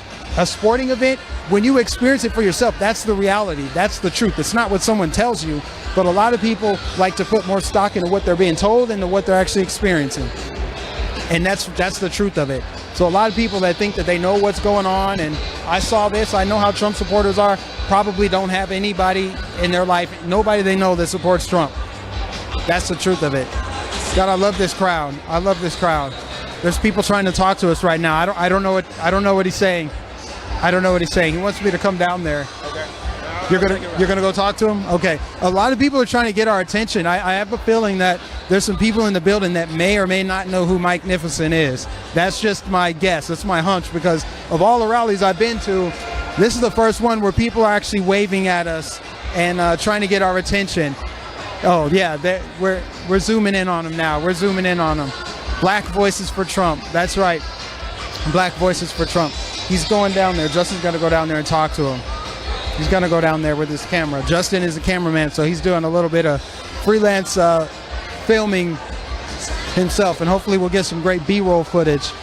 Justin is a great addition to Right Side Broadcast, and I got to tell you, not only is he smart, articulate, intelligent, and talented, he's also a cameraman, so that's just going to enhance the kind of coverage that we're able to bring you guys. We're not able to do as much as we would like, given the current state of with the virus and everything we're dealing with. But having Justin is just a true hybrid person. We're excited to have him. But I think there's a lot of Trump supporters in here, a lot of people in here who know Mike Nificent. Plenty of people. I can't even tell you, since I made my videos and I came out as like an outspoken conservative, I cannot even tell you how many Minnesotans have reached out to me, sent me private messages, sent me text messages saying, Mike, I agree with you, but I live in Minneapolis. I'm not allowed to be a conservative in Minneapolis. I will get disowned. I'll get disavowed. I could lose my job. As we know, people have lost their jobs for flying the American flag. Kids have been disciplined in high school for flying the American flag because they say it offends minorities. Who are these Marxists that are saying this? Who are these people speaking on behalf of minorities? As a minority in this country, the American flag has never offended me, nor will it ever offend me. I mean, what does that say about this? You know, like they can say, this is offensive to people who disagree. There's minorities are upset. They're triggered by this American flag. What about the immigrants that cross oceans to come here? Are they offended by the American flag? Right? It's just crazy that there's so many people who are conservative that live in the city of Minneapolis, and they're not able to be conservative. They're not able to show their support for the president because they have to fear violence. violence that will go unchecked because, they've defunded the police. They're anti-police. The police stops are down in Minneapolis. I keep up with the news in the Twin Cities, and it's not good. It's not good. We need to make Minneapolis great again. That city used to be amazing, and it's in a death spiral. Quite literally, the homicides are insane in that city. It looks like they're trying to compete with the year where they were labeled Murderapolis. It is so sad what's happening to that city because it's beautiful. Hopefully Minneapolis turns red. Hopefully the state of Minnesota turns red. I think we can make it happen. We've got some new members. I want to give shout outs to Ron Donnell, as well as, one of them disappeared. Babs N, thank you for becoming a new member. God bless everybody watching. Please make sure that you give this live stream a like. Please give it a like. We've got 25,000 people watching and we got 9,000 likes. Please hit the thumbs up. Please subscribe to Right Side Broadcasting. Let's get Right Side Broadcasting to 1 million subscribers. I think we can do it before election. I think we can do it. If everybody watching right now would just do us a favor, subscribe to this channel, hit the bell notification so you will be notified every time we do a President Trump rally or any of his press conferences. You can be notified right away and see it for yourself with no spin, uninterrupted, commercial free. With his rallies, you'll get to see the crowd size every single week. We're always going to show you what's actually happening. We're not just here to cover the speech and his remarks. We're giving you commentary. We're zooming in on the crowd. We're engaging and interacting with the people here as well as the people who are watching us live. With that said, let me give you some shout outs here. Kentucky Ron is in the building here. We've got Jim, says it's over for Sleepy Joe. I don't think it ever began for Sleepy Joe. I really don't think it began. He just doesn't have the it factor. Barack Obama had the it factor. He was charismatic. He was handsome, enthusiastic, energetic, young. People liked that. President Trump has the it factor, the wow factor. People love President Trump. President Trump, we get right back over. Turn this around. President Trump has the, here we go. There we go. President Trump has the wow factor, the it factor, something that Sleepy Joe does not have. Obama had it, Bill Clinton had it. Joe Biden just doesn't have that. So it just goes to show you. Thank you for turning on the light. My cameraman, we had some light issues here. We left our light back at the studios, but we got a light here. That should hopefully help us be in front of the camera a little bit more as we wait for President Trump to arrive. Joe Biden has such a failed record, 47 years in politics, and all he's done is say bigoted things, supported segregationists, opposed busing, said poor kids are just as smart as white kids, called people dog-faced pony soldiers. Everything else that he's done, they're pretending like it's not happening. He has no energy. He has no enthusiasm. All he can do is point to Trump. Look at him. Don't look at me. Look at him. Trying to distract you. And his media that treats him with, handles him with kid gloves, they keep directing attention to President Trump. They say President Trump has something to hide. How? He just did a town hall with George Stephanopoulos, who is far from a President Trump fan, on ABC News. President Trump has made the rounds. He's making public appearances. It's almost as if he's running for re-election. It's like Joe Biden isn't running for anything. I mean, he thinks he's running for Senate, but what is he actually doing? He's making these little events. He's following President Trump, right? So he was here today in Minnesota and Duluth. And of course, another pathetic turnout for him with no message, just more gobbledygook. He's just gibberish when he speaks. He's not saying anything. He doesn't have a real coherent message. Everybody knows it, even though they're coddling him. They're saying President Trump doesn't have a message, but he's an open book. He'll talk to anybody, as the media is not here to cover him. You can see the mainstream media is not here. They're not going to show up. They may not show up at all, but if they do, they're just going to cover his speech and get out of here and try to take some kind of soundbite or clip to spin into another false narrative. That's the truth of it, guys. So President Trump has done so many amazing things for this country, including but not limited to peace in the Middle East, ending the Arab-Israeli conflict. Isn't that a good thing? Why won't the media talk about that? Why won't they talk about the kids that are being rescued right now? Why are these not big stories? What happened to our media? We need to make our media great. I don't know if it was ever great before, but we need to make it great now, because I, for one, am tired of the lies. I'm tired of the false narratives. I'm tired of them filling people's heads with lies and inflaming the violence that we're seeing in the streets. And it's happening downstream from the rhetoric of politicians. Maxine Waters, remember when she said, get out, create a crowd, and push back on them? What happened? We started to see violence. They say President Trump fans the flames of violence. How?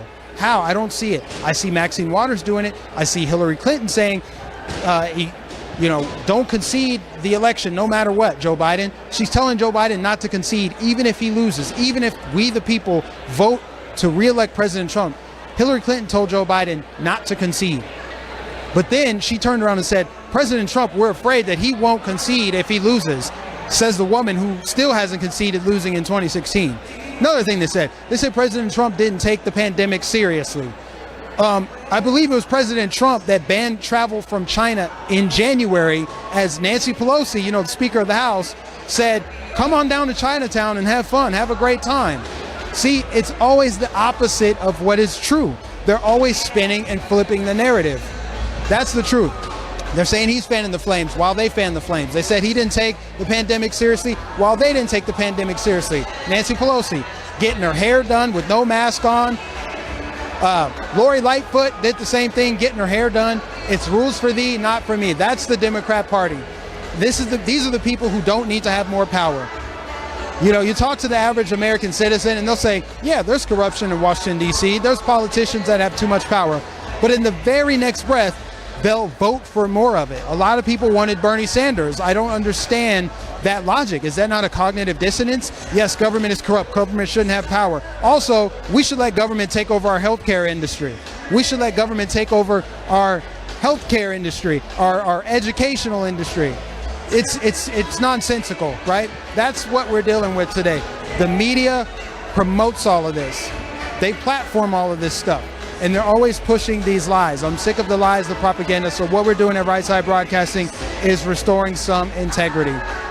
Now, I want to pivot quickly and get to our partner again. For those of you that are just tuning in, I want to tell you about our partner, Disney. Disney Coins is the epitome of made in America, because they make their coins in America. They're made by American machines, by American citizens. The coins are made with genuine silver and copper. Coins are valuable and unique, worthwhile purchase. They have 20 different patriotic designs and 2 new designs each month. We're collecting them. You guys should collect them alongside of us. They make great gifts. Christmas is around the corner. It's going to come up quickly, guys. Also, if you type in RSBN at checkout and use that as your promo code, you'll get a discount. Disney Coins gives 10% of its profits to conservative causes. So these are causes that many of you believe in, so please support Disney Coins. We're excited to work with them. Go to disneycoins.com and check out their inventory. Start your collection today. Again, that is disneycoins.com. Please also visit rsbnetwork.com to make a donation to us directly. We have our physical address. You can send checks there. You can also donate in the bottom right of the chat of this video on YouTube. You can donate super chat. Someone said more mohawk. I'm thinking about cutting the hair, actually. I know some people say they love it. I don't know, guys.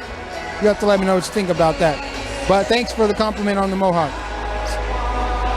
And we got some super chats. I also want to make sure that I give shout outs for that. Thank you, Oleg, for the super chat.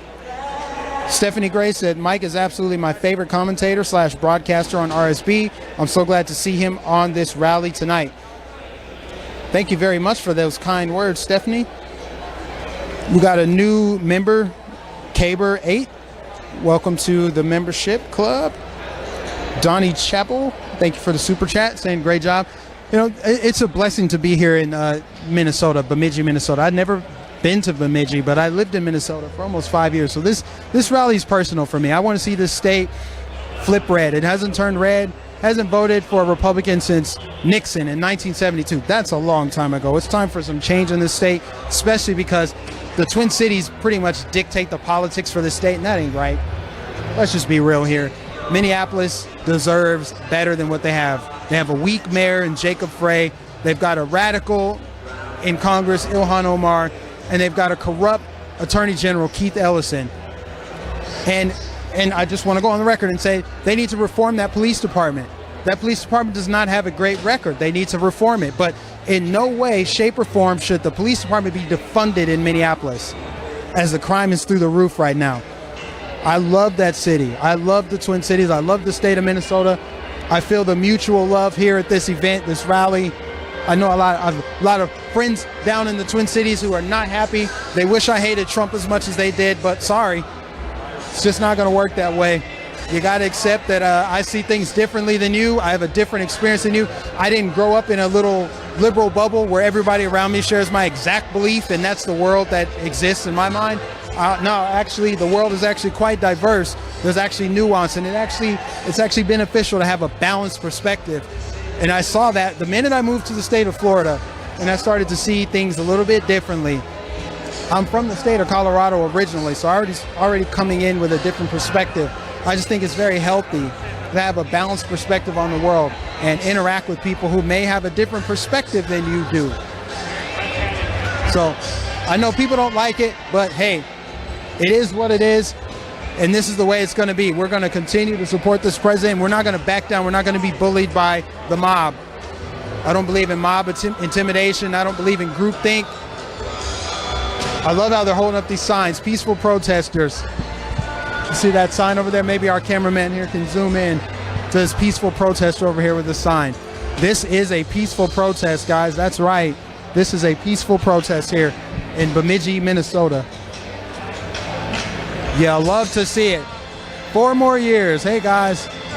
How you doing? I love this crowd. They're turning around to see us. You know, when I was in Freeland, Michigan, that's when I decided to wear my Make America Great Again hat so that when the crowd turned around, they would see that not everyone up on this riser in the press is against them, is here to report lies. We're a pro-Trump, pro-America, pro-freedom, pro-God network. And we want people to know that someone in the media is an ally to them because they're American citizens, and it's not fair that the majority of the press reports on them unfairly.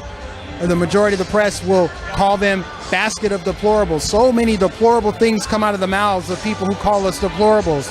I've seen everything from death threats. I've seen people say, oh, look at the super spreaders. I hope they all catch COVID. I mean, who says that? It's just so despicable. These are the people who also claim the moral high ground, by the way.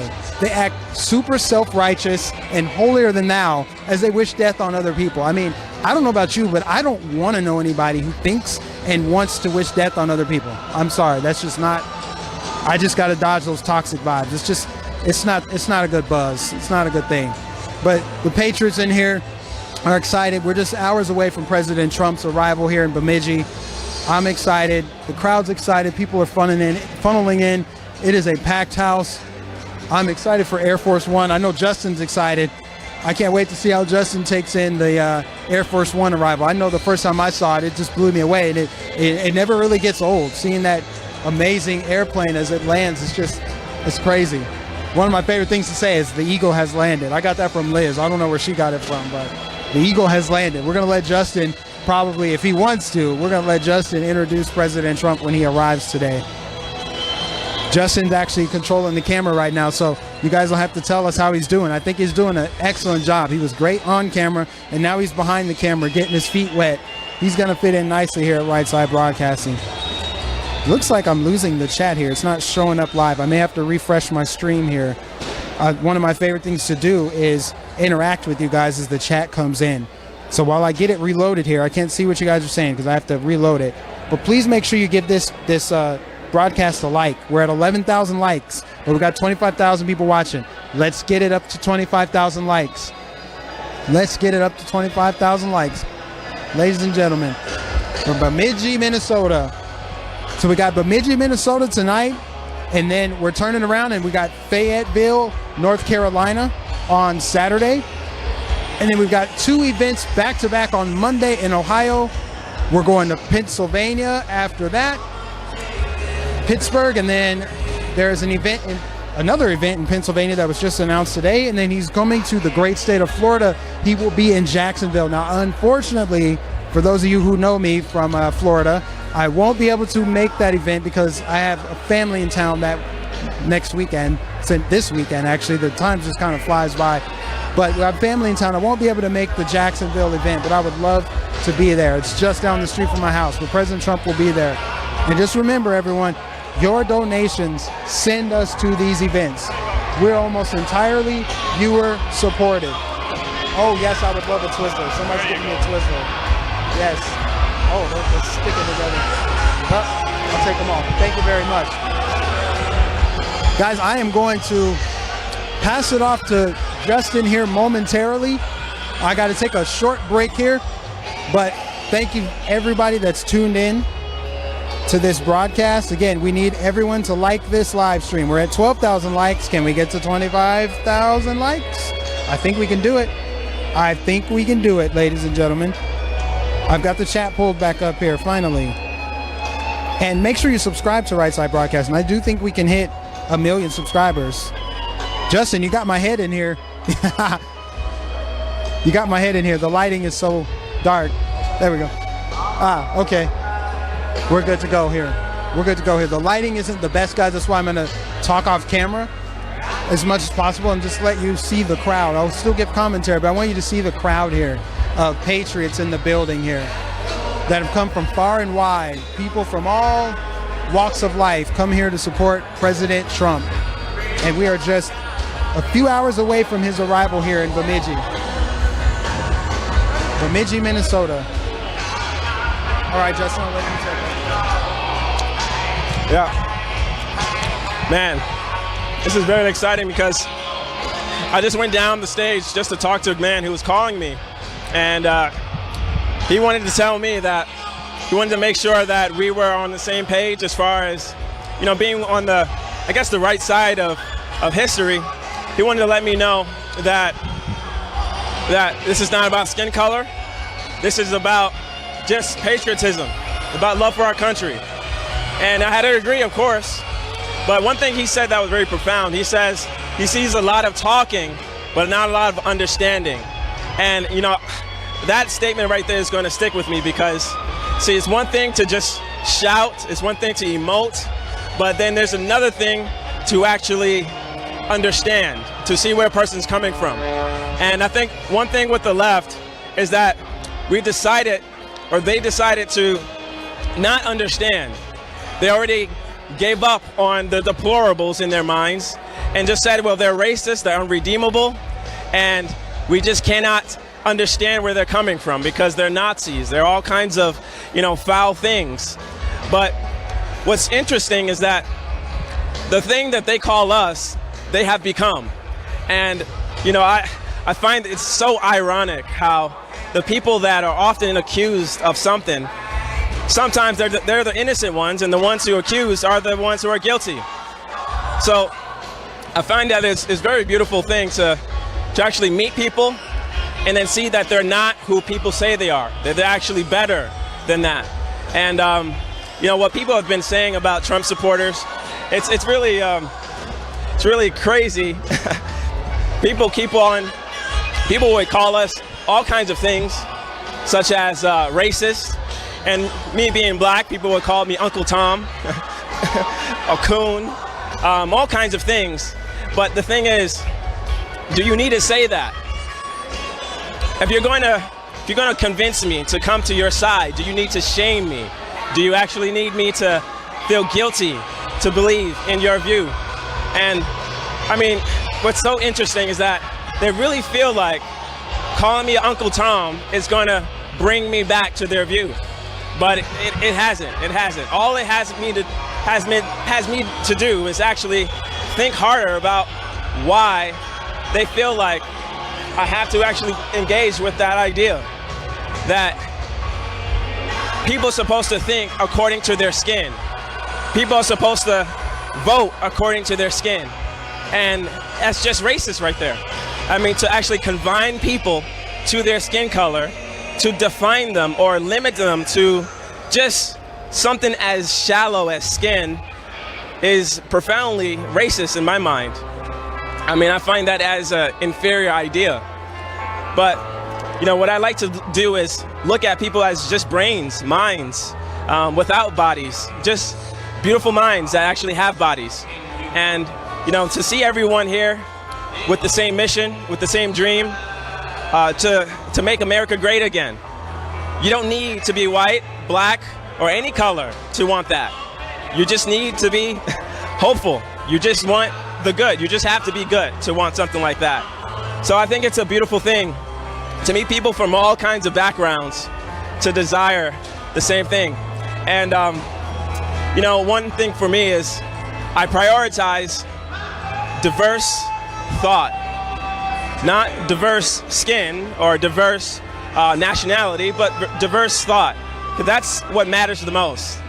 To think and be the same, I feel like that's a slavery I would not want at all. The Bible says, where the Spirit of the Lord is, there is liberty. And one thing about God I love about is the fact that He gives us so much room to make mistakes, so much room to think, so much room to be. And one quality about God that we all have to love is freedom. He is so free Himself to be God and to be, lower than He needs to be. He can come down to our level and love us. But that's all to teach us that He wants us to be free like Him. And when someone is stifling your freedom to think good, to make mistakes, to do right, to believe what you want to believe, you ought to be suspicious. Because sometimes, yes, you may have to take, some freedom from some people if they do, of course, things that are destructive. But when you're not harming anyone, but you just have ideas, you believe in certain things, and you just want to share it, I see no reason why you need to hold people back. And so what I find is that the left, they are more so into keeping people in chains of thoughts. They want to bind people into a box that in order for you to actually do something, you have to be you have to be a slave to whatever they define you to. Whether this is what it means to be black. If you're black, then you have to vote Democrat. If you're white, then you can vote Democrat or Republican. You have more freedom there. But I think that idea is very preposterous to think that because you're brown or black or whatever, your view must be defined this way or it must be confined that way. So I just love one thing about Trump is that he really broke that paradigm. He really shattered that. And he actually challenged it by just being himself. And that's one thing I respect about Trump. He's been a very, a beautiful case study about how to be a Christian. No, Trump is not perfect. He's not a perfect Christian by far, I would say. But one thing about Trump is he's real, and that's something you can respect. And when I say he's a good test study, it's something that a Christian ought to at least consider. If we can forgive each other, how come we can't forgive Trump of his past? And what I find is that people, when it comes to looking at morale and so on, they major in the minors and they minor in the majors. All the major things that Trump is standing up for and doing for America, a lot of people often minimize it and say, oh, that's nothing. Oh, Trump, he's fighting against sex trafficking. Oh, well, I mean, you heard what he tweeted? Or Trump is actually fighting for free speech and fighting against PC culture. Oh, well, that's very small. I mean, did you hear what he said to the NFL players? I mean, all these little minor things have been maximized. They've been made to seem greater than what it needs to be. But I think that has really tested many people's intelligence, comparing it to what they rely on, whether they rely on more emotion or rather rationale, logic. And I just think it's very, very beautiful to see, many people actually waking up to this fact that you don't have to vote based on where you live, where you're from, your skin color, your identity, your sexuality. You can vote because you choose to, because you think an idea is better. So, I think that is something that we have to break, is let our minds be the determining factor, not our skin, not our nationality, not our sexuality, but our rationale. So, one thing I love about these meetings is that you find people who are very welcoming, accepting. Obviously, I wonder what they're looking at. You can probably tell what they're looking at by their faces. They might be raising a flag or something, but they're on the side of this building, so I can't see it from this perspective. But whatever they're looking at, they're excited. Maybe it's a "Make America Great Again" a flag, but whatever the case is, imagine it's a good thing. But man, I'm just excited to be out here. I just can't wait to see Air Force One land. Actually, this is my first time being this close to Air Force One. I came to one of Trump's rallies in Bakersfield several months ago, and what was so interesting is that he was far across the block, and I decided to come close. But because it was in these hangars and you had to have some kind of pass, or you have to have register inside to go in, I couldn't go in. It was too late. So I decided to just get closer through a yard, and that was the bad moves. Some Secret Service had to tell me that there was some guns aiming at me, but now I can see why. But the thing is, I'm here, and I can be this close to Air Force One. But man, this is very exciting. Peaceful protest. What's so interesting about peaceful protest is that the idea of peaceful can stretch very far, but it ends when things starts to get broken. When people start to hurt each other, that's when it's not peaceful. And the last thing you will see in a Trump rally is people destroying things, making threats. Really, it's just pure joy out here. And, I've heard it said before that if you were to come to a Trump rally with a BLM shirt, Black Lives Matter shirt, you will be hugged and accepted, and actually, you will be you'll be given conversation. You won't be shouted at. You will be actually loved. But it won't be the same in a Biden rally or with a MAGA hat or any of those things, because one side have pretty much demonized. Okay. One side has demonized the other side to the level of wanting violence. So I think it's very important for us to be more open-minded and realize that we're just minds making mistakes and learning things and actually experimenting with ideas. So just as long as we don't harm each other, that's where peaceful protest continues. What do you think? About what? Peaceful protesting. Oh, peaceful protesting. That's the only way to protest. It was funny when Chris Cuomo said, nowhere in the Constitution does it say anything about being peaceful when you protest, which is dog whistling the violence. It's okaying it. It gives it a pass. I tell you, the most dishonest, disgusting people work in the news media. They look into cameras and they lie to you. They look into cameras and they ignore reality. They misreport reality. They're propaganda artists, and they love to see the chaos. Imagine thinking that the media wants to see a better world. Imagine thinking that news reporters want to see us come together. Imagine thinking that they don't love reporting the worst thing that happens on earth. They love it. That's where the ratings come from. They love reporting tragedies. They use tragedies. They use women. They use children. They use minorities to advance political agendas. It's sick. It's disgusting. It's wrong. It's wicked. We're going to call it out. We're going to tell the truth. We're all about love and unity on Right Side Broadcasting. We love God. We love country. We love freedom. I saw people in the chat, some people saying, where are the masks? Some people like freedom. This is an open air outdoor event. There's no science whatsoever around covering your nose and breathing in your own carbon dioxide outdoors. We don't do it for the flu. We don't do it for the common cold. We only do it apparently when President Trump's running for re-election. That's the truth. Everybody knows it. So for the people being fake about the mask, stop it. Just stop it. It's really low energy. If you don't like what we do, you're welcome to go watch Joe Biden's live events. Oh, you don't like doing that? Because you love to hate Trump.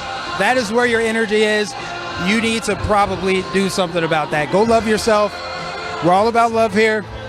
We don't want to deal with the hate. That's pretty much all I can say about it. I try to be as polite as I can. You know, it's hard because people constantly are trying to bait us in and say stuff like, your Uncle Tom's, because you don't see yourselves as victims. What are your thoughts on that? I know you touched on it earlier, but what are your thoughts about people who can't handle seeing black conservatives?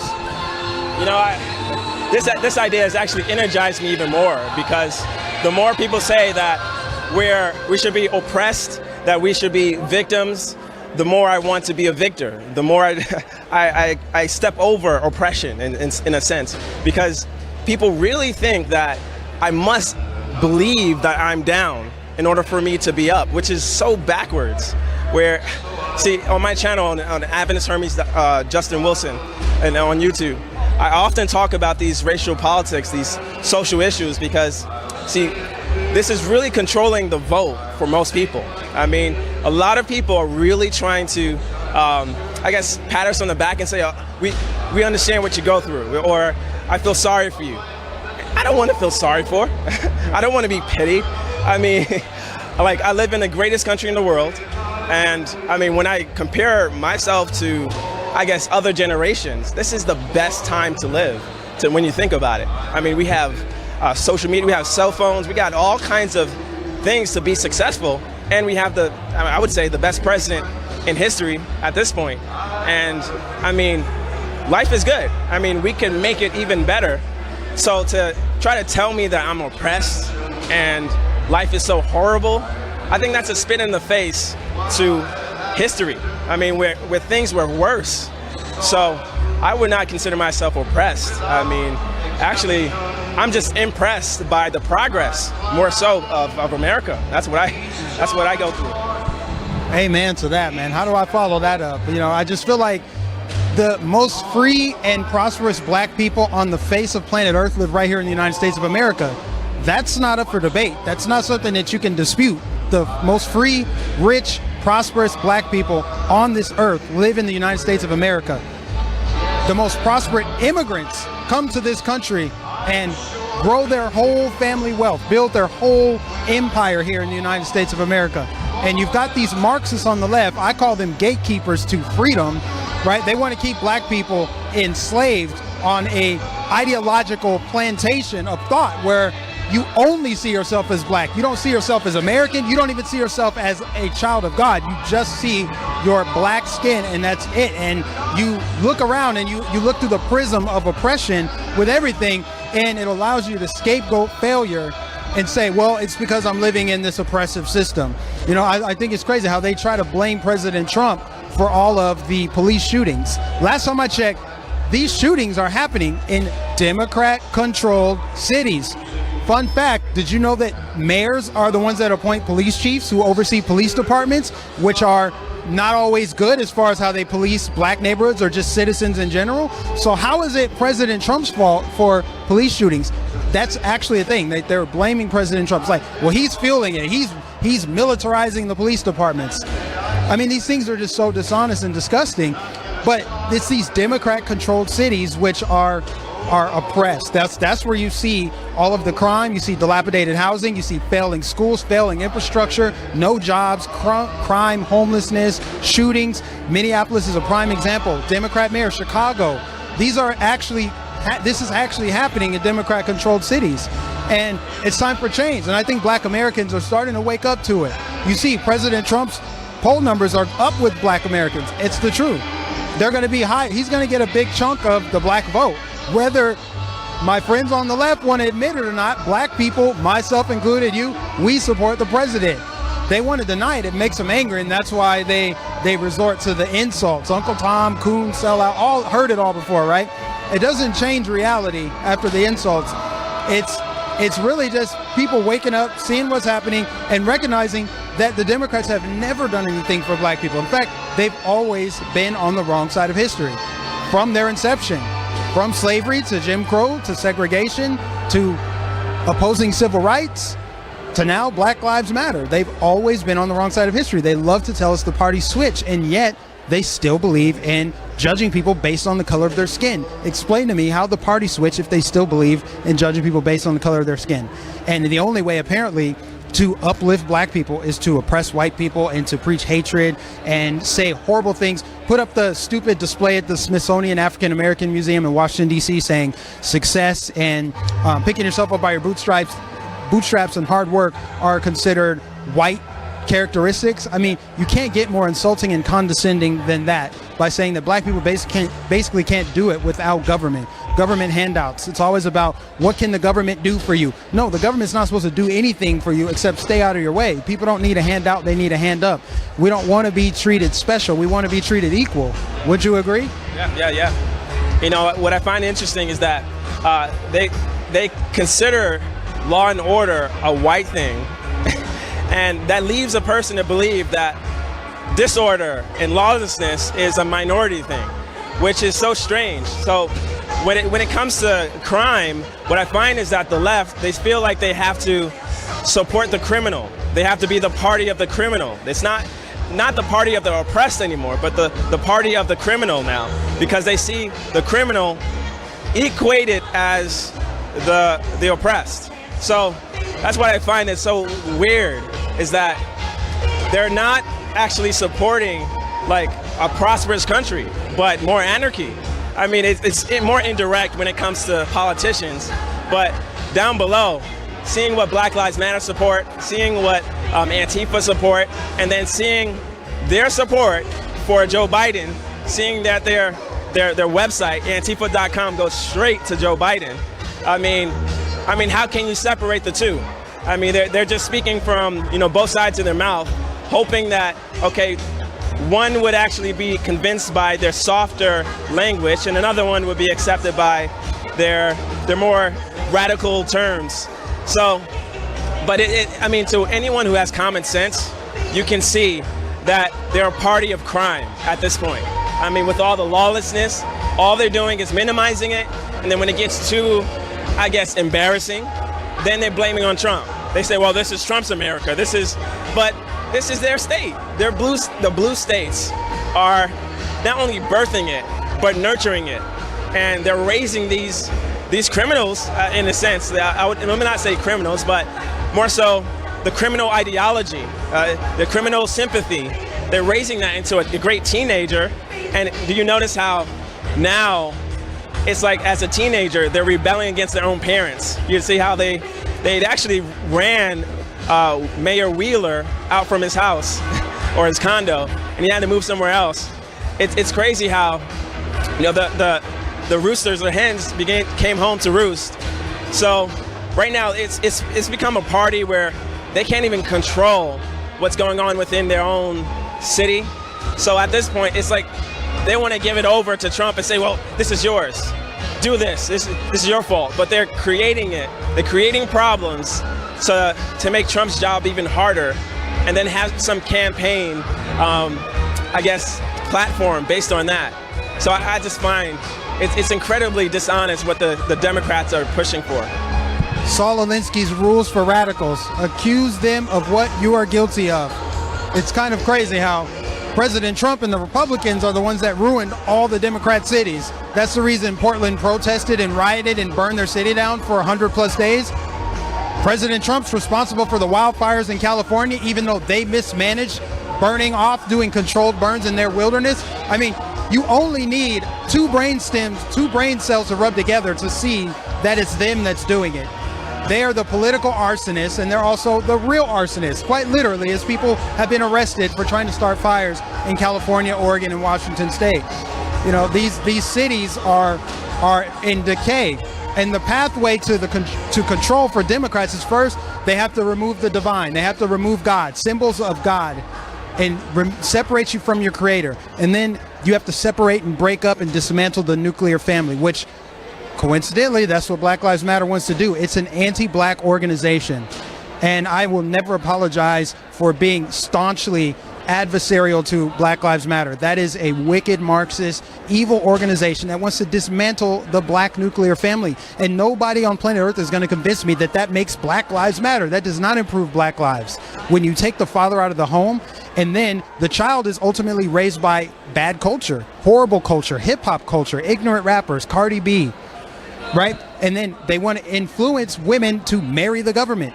Right? You'll get more benefits if you don't have a man in the house. Democrats support that. The Black Lives Matter agenda. I still don't know what Free Palestine has to do with Black Lives Matter, but that is on their official website, which a lot of people who support Black Lives Matter haven't even visited their website to see that they want to dismantle the nuclear family, that they want to defund the police, that they're promoting a lot of degeneracy.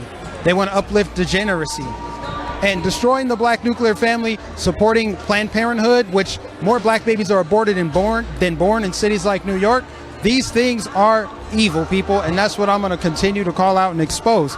Black Lives Matter has done so much damage to our country in such a short period of time. And the more people that look at their website and start to research it, the more people are going to start to distance themselves from it. Like the support for BLM has gone down tremendously, especially now that you see that they are actually killing people. I mean, nothing says Black Lives Matter like ending the life of a black person, and yet here we are, that actually happened. It's just an insane upside down clown world we're living in right now, Justin.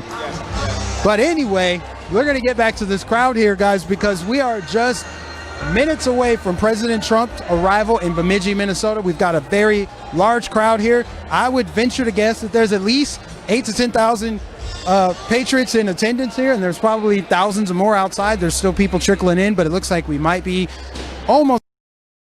It's a sunny, beautiful day here in Bemidji. We're excited to be here. The weather is perfect.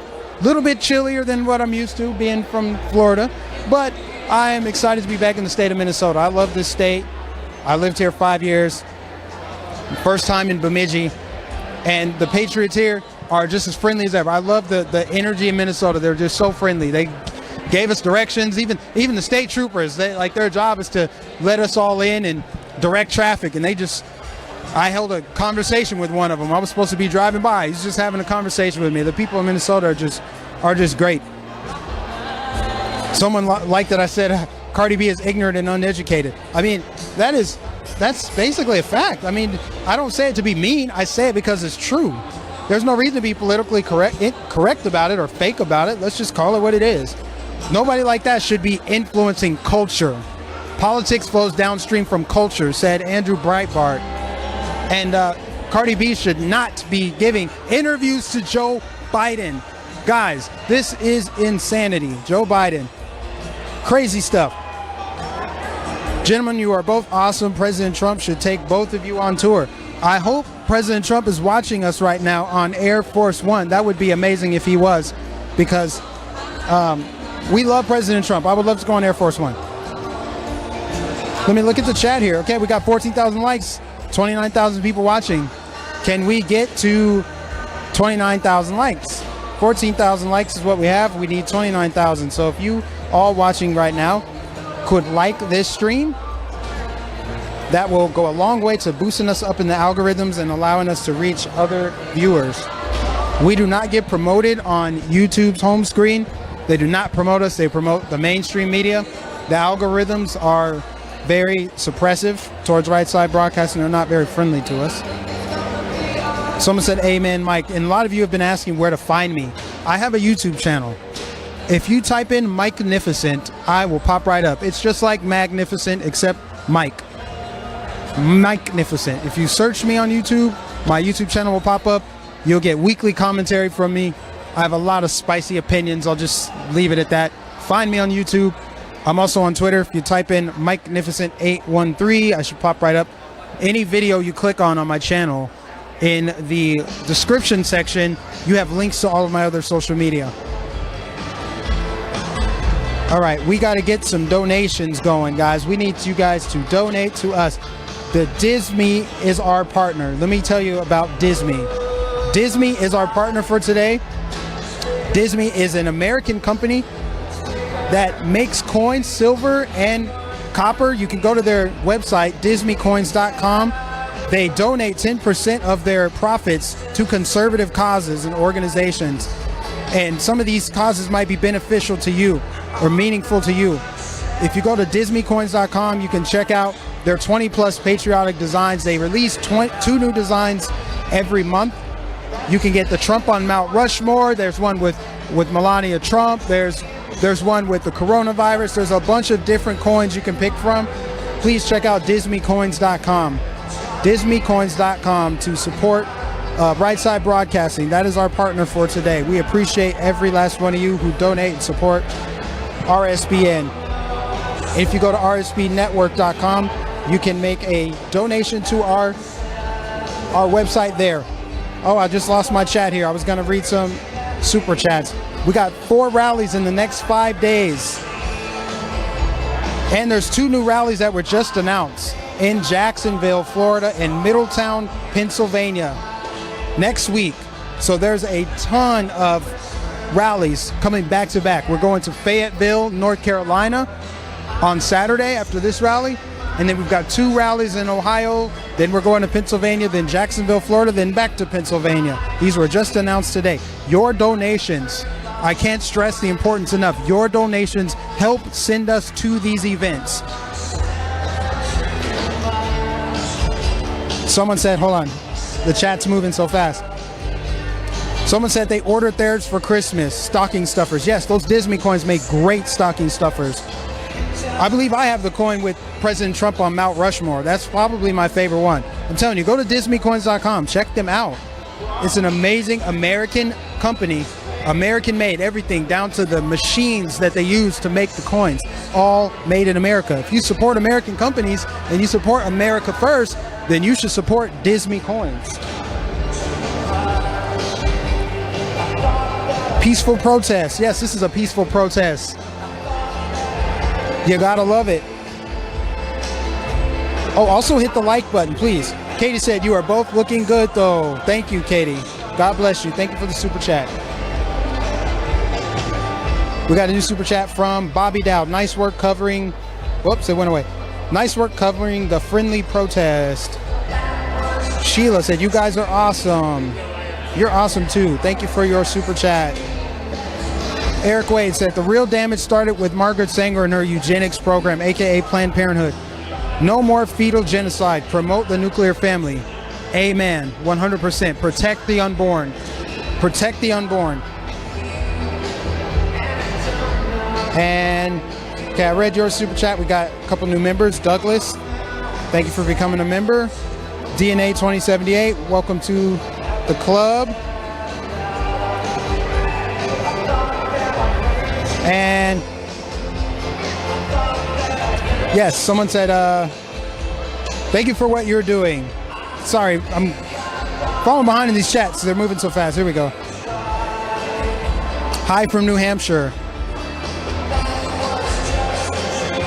You know, last time, I'm going to tell you some of the funny story. When I was in Michigan, I was right before President Trump took the podium. I asked you guys to tell me where you're watching from. I'm like, tell me which state you're watching from. And so I start reading the states like really fast, like an auctioneer, just reading them. And then I mistakenly said that we were in Wisconsin when we were actually in Michigan. So I had a Joe Biden moment there. I should probably not do that again. I should probably not read off the states right before I say, oh yeah, and we're in this state right now waiting for President Trump. So that won't happen today. We are in Minnesota, Bemidji, Minnesota. But that was a funny thing as I see all of these chats coming in saying where you guys are watching from. Someone said, Mike, I just found you and subscribe. Thank you. Bring others. Tell everyone you know. Subscribe to me. YouTube, Mike-nificent. And from there, you'll find all my other social media linked in the description of every single video. Don Jr. and Candace Owens would be perfect for 2024. I tend to agree. That would be amazing. Hopefully that happens. I would totally support that ticket. Candace Owens needs to be involved in politics on some level. Let's see. Hi from I can't pronounce that. Croydon, New Hampshire. God bless you. Someone's asking about Disme Coins. Yes, DISME coins.com. That's the website. Go to Disme Coins and please support Disme Coins. That is our partner. We are so excited to be working with them. I wish we could promote them every 5 minutes. But Disme Coins, guys. Support American companies. We need to get off of Chinese products. We need to stop supporting China. And we need to support American products.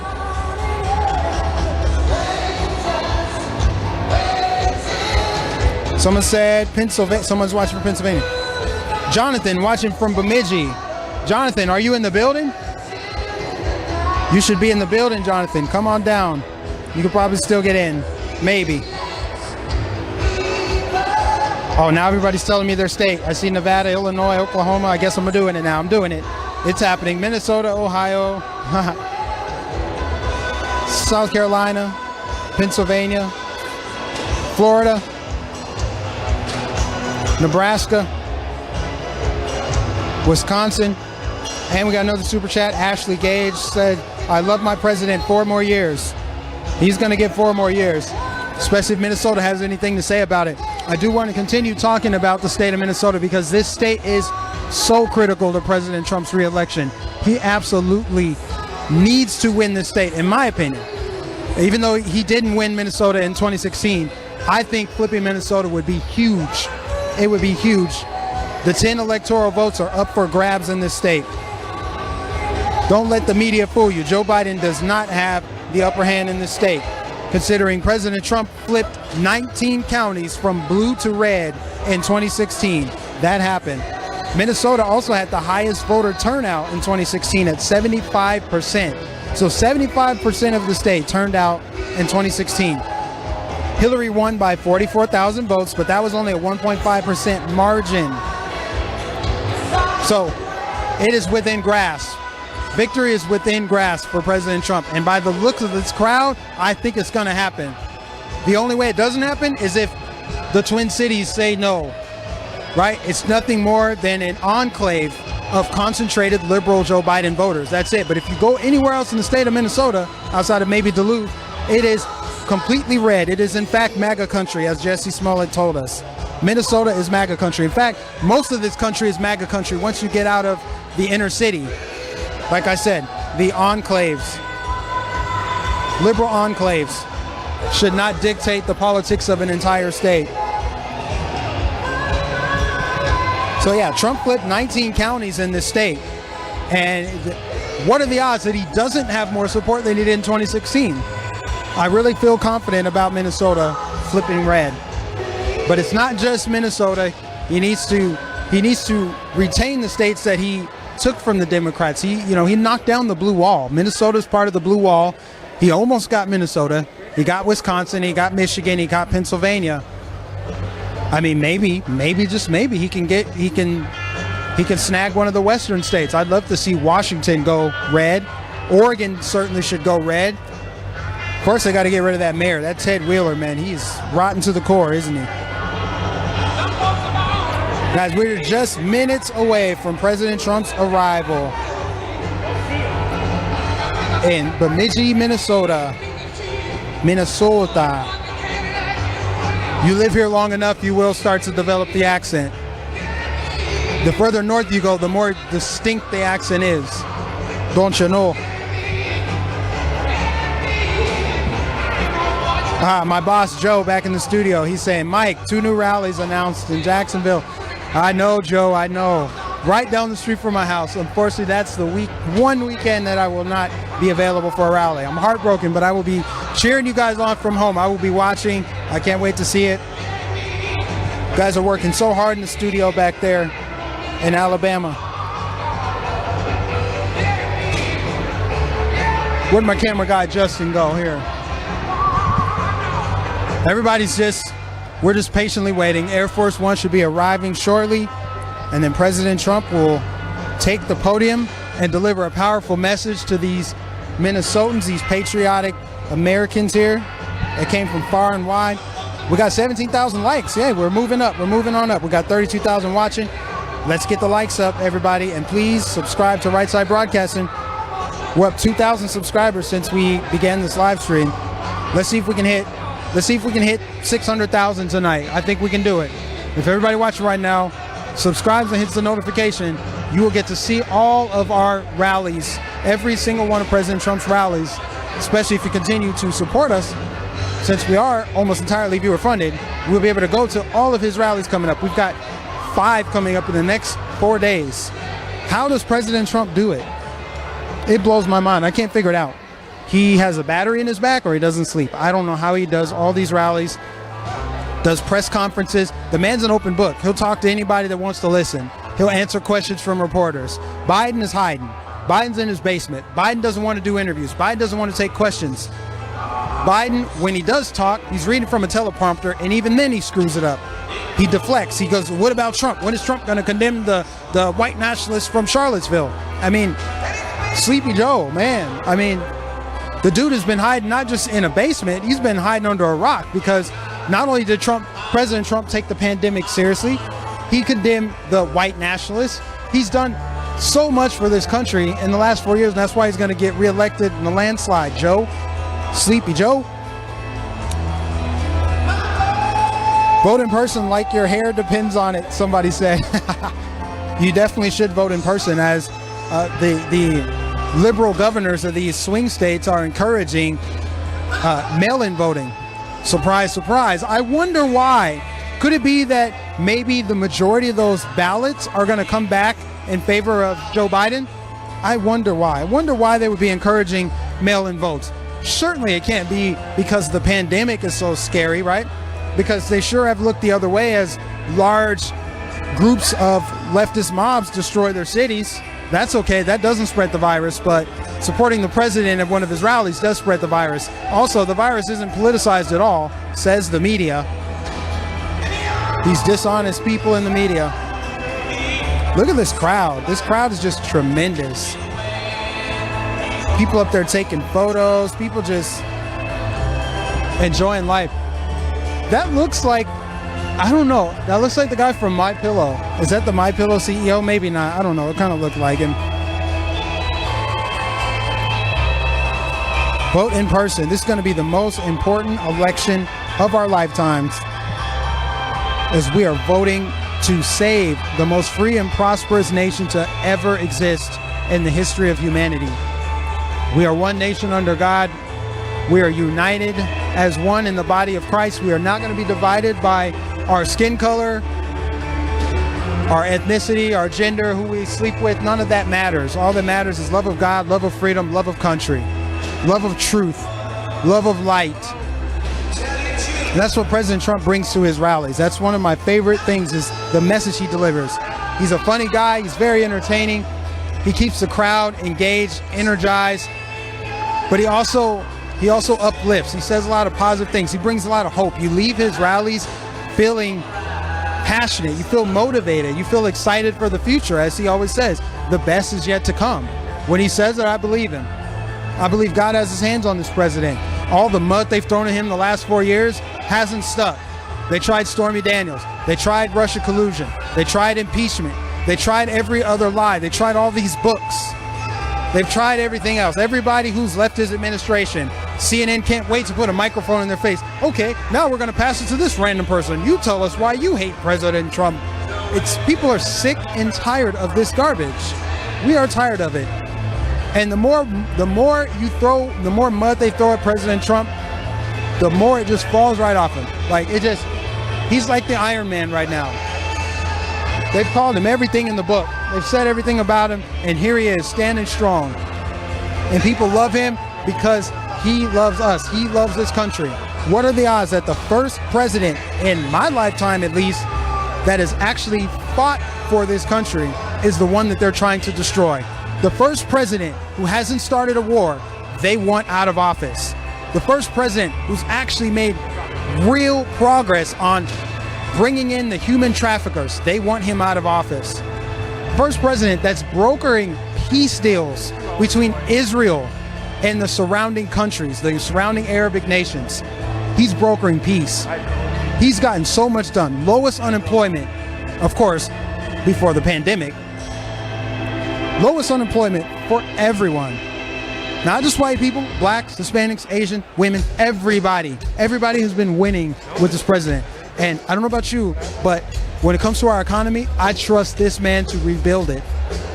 Nobody in their right mind trusts that Joe Biden is going to rebuild the American economy. He's going to send more jobs back overseas to China. He's going to cozy up to China. Just the other day, he couldn't even call China opposition. How hard is it to just say that China is not our friend? It's not hard. It's not hard at all. If you're an America First president, right? Joe Biden is not. Here's Justin. Justin, we are just minutes away from President Trump's arrival. How do you feel? Well, I feel open for a surprise. I mean, I can't wait to actually see the plane up and close. I've never seen it this close before. And I guess the way I like to look at it is that I'm seeing the most protected plane in the whole world right now, Air Force One. And to see that, I mean, I don't know, it's a privilege. It's a privilege to be in the greatest country in the world, and also to be, among, I would say, the greatest patriots, and then also the greatest president. And to actually experience this, I mean, what can I say? I mean, this is something, I mean, magical in a sense, because, I mean, when it comes to, hold on. Oh, let me give a shout out to Diamond and Silk and their viewers. Thank you, Diamonds, for giving us a shout out. You guys have been great as far as putting us on our lives on your channel. Thank you for all that your support. But thank you, Diamond and Silk. But yeah, I'm excited to see the president come down and land. I haven't experienced that before, but yeah, it's going to be a sight to behold. And I myself, I can't wait as a videographer and just also as a guy who likes to tell stories. I love to see this on camera and also in footage, and just to be here, to live the moment. And I just can't wait to do this over and over and over again. See, I can't imagine this happening, this excitement happening on a Joe Biden rally. You probably see more Trump supporters at a Joe Biden rally than anything. But wow. Oh, thank you, Caleb McDaniel. Keep up the great work, honest and accurate coverage. Thank you, Caleb. Appreciate the super chat. Keep up with the super chats. This is actually getting us a long way to continue to catch all these rallies, because it's not really easy. To go from rally to rally. I mean, and then on top of that, with COVID adding an extra complexity to it, I mean, sometimes we have to double up, where the president, he's doing 2 rallies in one day. So we need teams to go out to each rally whenever he throws out a rally. And it's not as easy as it looks, but it gets there. So your donations, your super chats is actually sending us to these rallies to report an accurate news, to report your voices, and also to report the president's voice and the crowd size, just the energy that's here. A lot of times the mainstream media, they want to kind of constrain it and restrain this energy. They don't want everyone to see it, to feel it, because they want to, in some way, make it seem balanced, make it seem like Joe Biden and Trump are going toe-to-toe. But no, of course, those polls are obviously skewed. I don't know, I feel like Joe Biden maybe have 20% and Trump 80%. That's my feeling. I might be biased, but at least I'm honest with my bias. But at the end of the day, you won't see this in a Joe Biden rally. You won't see this on the left, unless you might see them maybe, I don't know, rioting and doing all kinds of other stuff. But thank you guys. Keep up the super chats. And this will take us further and further into all these other rallies, so that we can continue to just broadcast honest coverage. What's going on right now is a sight to behold. Once you hear about a Trump rally going on in your city, please go to it. You do not want to miss it. and bring your family, bring your friends, bring even your leftist friends to it. They're definitely going to be changed by it. What do you think? Well, I have a lot to say, but what we're going to do right now briefly is we're going to send it back to studio for Joe. Joe's got a message for you guys. Joe, take it away.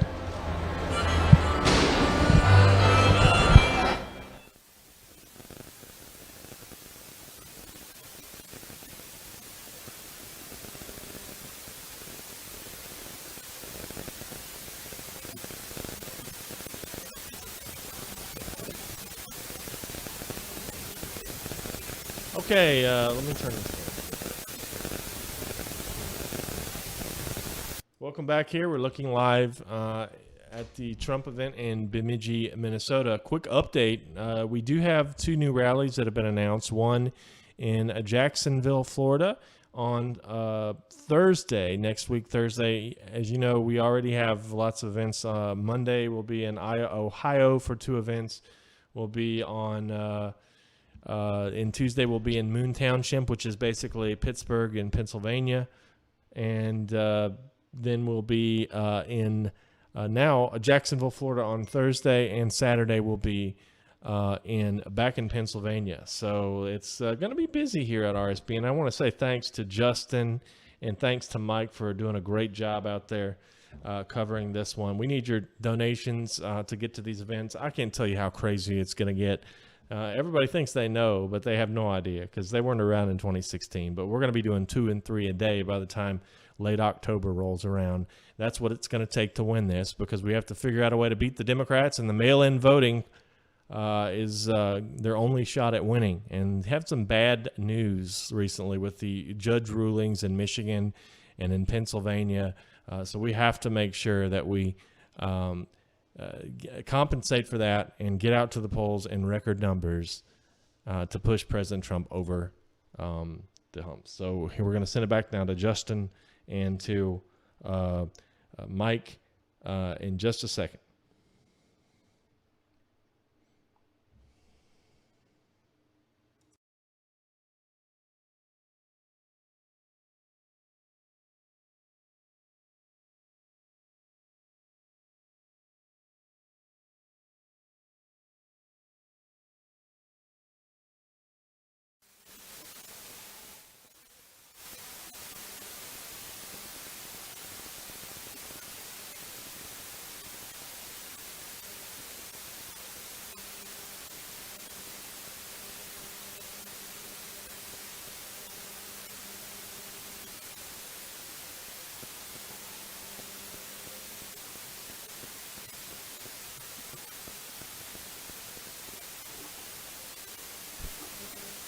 Looking at this crowd, Justin, it's surreal. How many people showed up here? Every time we go to one of these small towns, I'm always wondering how many people are going to show up. Is it going to be a small venue? Is it going to be a small turnout? Because we're so close to the Canadian border, but as you look around, standing area on either side of the view we have here, there's probably, I would say, maybe 10,000 people here. Yeah. And if you factor that in on top of the people watching online, there's a lot of eyeballs that are going to be on us tonight. Lots of eyeballs want to tune in and want to see what the president has to say. We got some super chats that came in. Early riser. Justin and Mike Wu said tree climber. Thank you very much. Maggie, thank you for the super chat. Thank you, Alvin, thank you very much. The best is yet to come. Middle East peace. Thank you, POTUS. We love you, said the kid. Lessa Hopkins, thank you very much. Wow, we got some big ones. David Borchers, let's flip Connecticut. I love you guys. We love you too. RSB and kicking it. MAGA 2020, 4 more years. Joe is in bed already. Night, night. Night, night, Sleepy Joe. Keep up the great work. Honest and accurate coverage.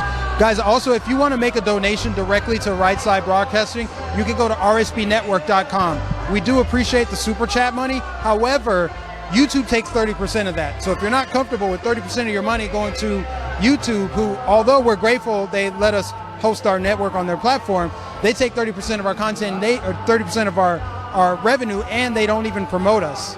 They don't promote us on the home screen of their channel or on the home screen of YouTube. Instead, they promote ABC News, who isn't even here, CBS News.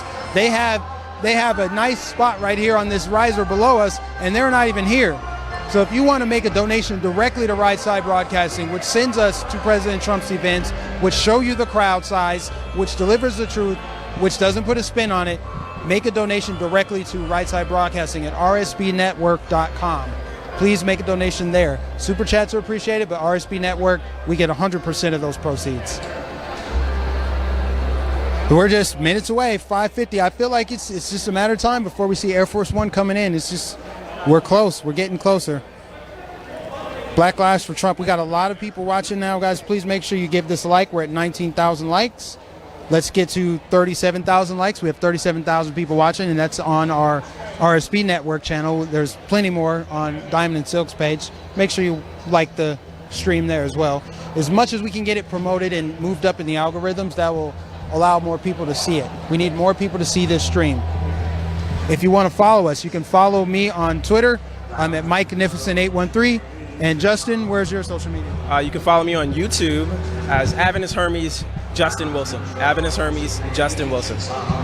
What do you think President Trump's biggest accomplishment has been since he took office? Bringing jobs. You can't argue with that. The moment you get to bring down jobs for minorities and a black America, I mean, most people can't complain from that because now everyone is more independent. Everyone can actually make their own American dream because of that. So with that, I mean, that is the greatest accomplishment, bringing down the corporate tax so that more businesses can come from other countries and bring their factories and their jobs back to the United States, and then put America first. That has actually refocused our future, you know, to put us back on top of the world. So I think that is his greatest accomplishment, is bringing back jobs to America and also to minorities and also specifically Black America. That way we can actually fulfill the dream. Okay, this is what Trump just tweeted. We'll be landing in Minnesota shortly where early voting has begun and absentee ballots. Information below are now being sent out. Wish I could vote there, but I'll have to rely on you. Wow, that was just this tweet. Just what time is it now? Oh, that was about 52. Oh, wow. Awesome. Thank you very much. Man, so he's in the air somewhere right now. Probably about to land in how many minutes? Like 5-10 minutes? Yeah, 5 minutes away. So, yeah, it's about to get awesome for our sites right now. But yeah, I think that's Trump's greatest accomplishment. What do you think? I agree. I think bringing jobs back was huge. You know, success brings us together. The most happy people also are the most successful people. They go hand in hand. It's people that are unhappy and unhinged. Those are the ones that lack success. They don't even want to acknowledge success. Even though their lives have improved under President Trump, they're willing to go against their own interests to vote him out. They want to vote him out because reasons, I don't know, because the media said Orange Man bad. He brought back jobs. I mean, jobs improve your economic situation, especially when it's the inner city Black Americans, Hispanic Americans, and just inner city Americans. They tend to struggle more. They tend to be renters. They don't own property. They're paying oppressively high taxes, especially in states like California, where you live. It's just, he's doing what he can. He's brought back jobs, brokered all these deals. He's done some great things. NAFTA is huge. Even Joe Biden himself admits that NAFTA was terrible compared to the USMCA. USMCA is way better than NAFTA. Joe Biden even admits that. We voted for NAFTA, right? And I just think that jobs really lead, is like, that's the starting point for economic success, happiness, achieving your dreams, is working, right? A hard day's work. So many people appreciate a hard day's work. It's like when you work for a new TV or a pair of shoes or some household item, you're going to get more satisfaction out of it than you would if someone gave it to you, correct? Yeah. Right? It's like when you're a kid and your parents give you money, you're more likely to go spend it on candy or whatever. But if you had a job you're more likely to put it in a bank account. You're more likely to save it, protect it, because that's your investment. That's something that you earn, right? And that's what America's built on, is hard work and ingenuity. You know, the blue-collar worker, the American worker, is the backbone of our economy. And it's these leftist policies that have destroyed the American worker. I mean, if you think about a state like where you're from, and I want you to elaborate on it a little bit too, the state of California, where they're taxing the middle class out of existence. People are leaving that state. They have the highest income tax, the highest sales tax, the highest gas tax, highest property tax. And where's that money going? As you see homelessness spike, drug addicts, right? They raise everyone's taxes to build that high-speed train that never got built. Meanwhile, Nancy Pelosi has a big mansion, Maxine Waters. These are essentially what I like to call poverty pimps, right? They tell you they're going to give you just enough to get you by, but not enough to make a difference. They're just preaching this handout mentality where you're dependent on the government. I love Dinesh D'Souza's analogy on this. He said in America, there's two ways to look at economic success, and only one of them is truly success. There's a ladder of opportunity, and there's a rope. The ladder is what every American citizen should have in front of them. It's up to you how high you climb on that ladder, but the government's job is to make sure the ladder is in front of you. The Democrat philosophy is we're going to throw down a rope and pull you up, which sounds more appealing, right? But the more you climb on that rope, the further you are from the top. And what happens if the person at the top lets go of that rope? Down you go. At least on the ladder, you're in control of your own destiny. So what are your thoughts on the way that California is being governed and how it's hard, even though we're in President Trump's economy where jobs are coming back and wages are going up? It's hard to start a business in California. It's hard to pay your taxes. It's hard to afford rent. People are living in tiny apartments in San Francisco. What's it like living in California? What do you think about the policies there? Well, I mean, what's interesting is that in a blue state where you expect the poverty level versus the higher class level, the difference between those two, you would think those gaps would close up, but they have no Republican to blame. They have no Trump to blame, since they pretty much, it's like they're trying to kick out his policies, his views from there, yet they're creating the very problem that they blame Trump for, which is homelessness and all kinds of, they would consider oppression. And what's interesting is that because the rent is so high, because they're paying for all kinds of things such as pretty much climate change and dealing with, all these other things dealing with climate, they're sucking all this money into blah. Like, you don't know where it's going. They can't account for anything really. So, that's one of the big problems, is that people are paying a lot of taxes for things they don't know what's going to. In fact, the homeless are just becoming, I guess, they're becoming more of a bigger population there. And it seems like the money is not going to them. It's not helping them. It's not giving them jobs. It's not doing what it's supposed to do, which is to close the gap between the two. So it makes sense that California is now, they're in the rock and a hard place. They want to cater to social issues, but yet they're not helping those that they claim that need the most help. And now there's more of a bigger homeless population, and those who actually have business, they have to leave because the crime comes with this kind of property. So it's getting hard because they want to keep the high class, those who have jobs and businesses, but yet they want to serve the poor, but they're not even serving the poor. So it's kind of weird. No one knows where the money is going to exactly. All the homeless, they're just becoming more homeless, the population is just growing. So I think that is kind of what you were saying, is that the more you give, I guess, ropes, the more people will fall, depending on someone on the top that probably doesn't connect with those at the bottom. So I hear people clapping. They see his plane. So I wonder which way is it coming from? Does it usually circle, or does it just come straight? You just gotta let the magic unfold. Okay. Huh. while we're waiting for President Trump to arrive, I do want to, one more time, just let you know that our partner today is Disney Coins. If you go to disneycoins.com and support disneycoins.com, 20 plus patriotic coins and 2 new designs each month.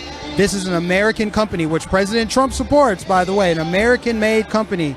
They process everything here. 10% of their profits go to conservative causes. Also, if you use the promo code RSBN at checkout, you will get a discount. Please go to disneycoins.com and support. Also, rsbnetwork.com to support us directly and keep us coming to these events. Back to you, Justin. I'm going to let you bring in President Trump as he is moments away from landing here. If you can handle it, you got it, man. You got it. Guys, what do you think? Could Justin handle this? I'm happy to do it, man. I don't want to pressure you to do it, but I think you could do it. The people are loving you in the chat right now. We are just moments away from President Trump's arrival in Air Force One. Everyone's got their cell phones out. Look at the crowd here, guys. They are fired up in Bemidji, Minnesota, as President Trump makes his grand entrance in a state that he will flip red in just under 2 months. About 45 days, I believe. 45 days. In 45 days, Minnesota is going to send President Trump to re-election. Here we go. President Trump, the eagle has landed. President Trump has made his arrival in Bemidji, Minnesota.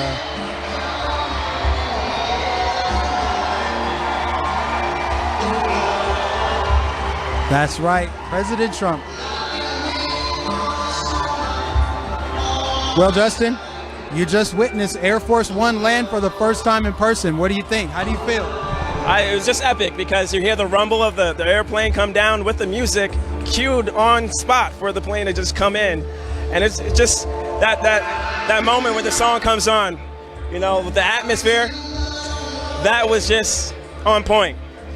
So everybody's waiting for President Trump to wrap around and bring his plane right behind these bleachers right here. I mean, this is just a production, a movie right in our sights. So this is something to behold. And I like this better. I mean, this is something that we should be doing every election. It feels like this whole, I don't know what to call it, but this COVID setup has actually helped him in a way. As the music is amping up, I think everybody is waving their arms a little bit. It's coming over soon, but this is pretty epic. Man, this is something to see. Guys, you have to come to the next Trump rally wherever you are. You have to bring your friends, your family. Check it out yourself. This is pretty epic. And you won't have to social distance if you don't want to. You could be right next to each other. Here he comes in the background with the flag showing, perfectly cued. Man, this is epic.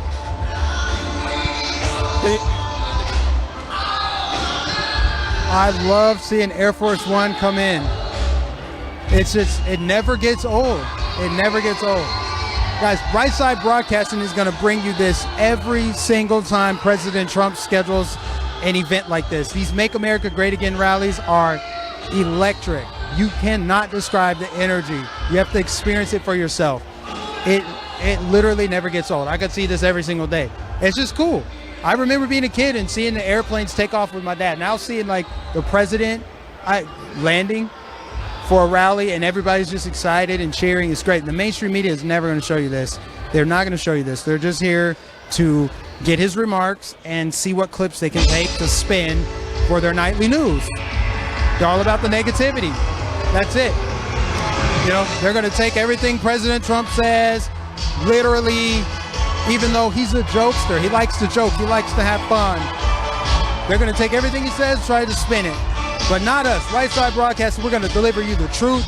We're going to show you the crowd. We're going to show you the enthusiasm here. Everybody in here is so fired up. Minnesota is turning red. I can't wait for Minnesota to turn red. I don't know about you, but I'm excited. 10 electoral votes up for grabs. He's going to continue knocking down this blue wall that Democrats were so confident that they had. They thought they had it in the bag with Hillary. Hillary didn't even set foot in Wisconsin. Boom, in your face, Hillary. Same thing is going to happen, even though to Joe Biden's credit, he's at least making appearances in these states. They're terrible and pathetic, but at least he's making somewhat of an effort.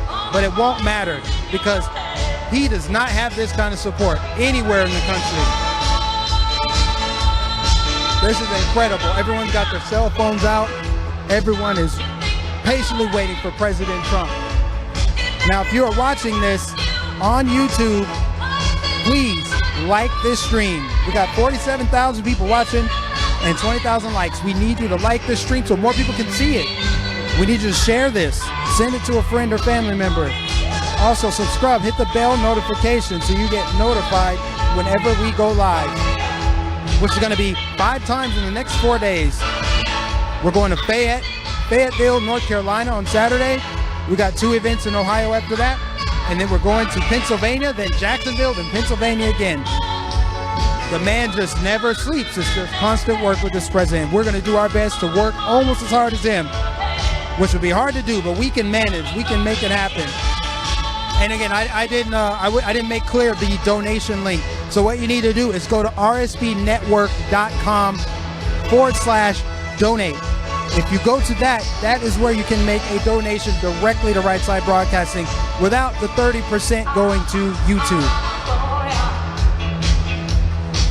We're just minutes away from President Trump exiting Air Force One and delivering a message of hope, unity, love of country, and I hope he shreds Joe Biden. I can't wait to hear his thoughts on Joe Biden's horrible town hall yesterday.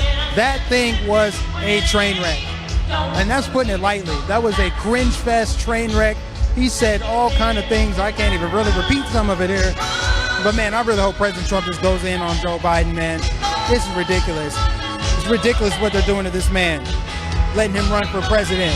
And that's the best they could do? Absolutely hilarious. Pennsylvania for Trump. 99% of signs all over for Trump Pence with American flags flying behind them, for real. Yep, I believe it. I saw it firsthand in Pennsylvania. I saw it all over this country. Listen to this crowd, guys. I wonder if you can hear the crowd over the music. The music is pretty loud. I'm doing my best to talk over the music. But they always crank the music up so loud that your eardrums almost bleed. I'm exaggerating a little bit, but it's crazy how loud it is in here.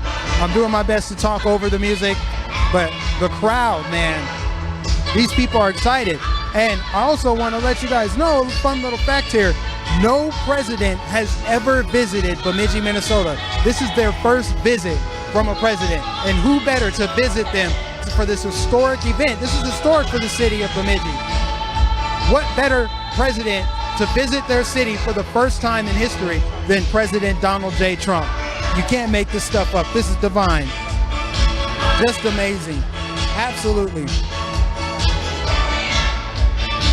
Someone said camera guy needs to wake up. I don't know what that really means here. Come on. Be nice to our camera guy. Without our camera guy, you might not be watching what you're watching. Whoever left that comment, I'm just saying, be nice. Show some respect. Trump 2020 from Texas. Gloria, great job, guys. I'm reading your comments. I love it. Super chat from PCA. Thank you very much. EO2 Dave. God bless you. God bless you. God bless every last one of you for joining us today on Right Side Broadcasting. I am your host for the night, Mike Nificent. Find me on YouTube, Mike Nificent. You can also find me on Twitter, Mike Nificent813. Let's get me to 10,000 followers by the weekend. That'd be wonderful.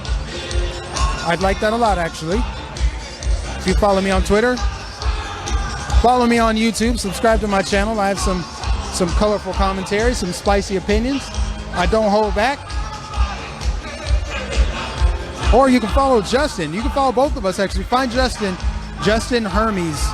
Justin, I think it's Justin Adventus. I'll let him tell you. I don't want to butcher it. But if you search, I believe you search Justin Wilson Adventus, that his channel should pop right up. Jesse Lancaster said, camera guy's doing great. I tend to agree, Jesse. Most of you think the camera guy's doing great. But, you know, you can't please everybody. Somebody's always going to be a hater. You know, whoever said that, I'd love to see their camera work. I have a feeling it's probably not even close to this.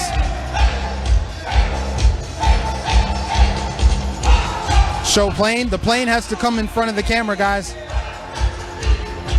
He'll be back. I actually don't know what's taking so long. I guess, I don't know what's going on. I don't know if the plane's actually going to pull behind the podium.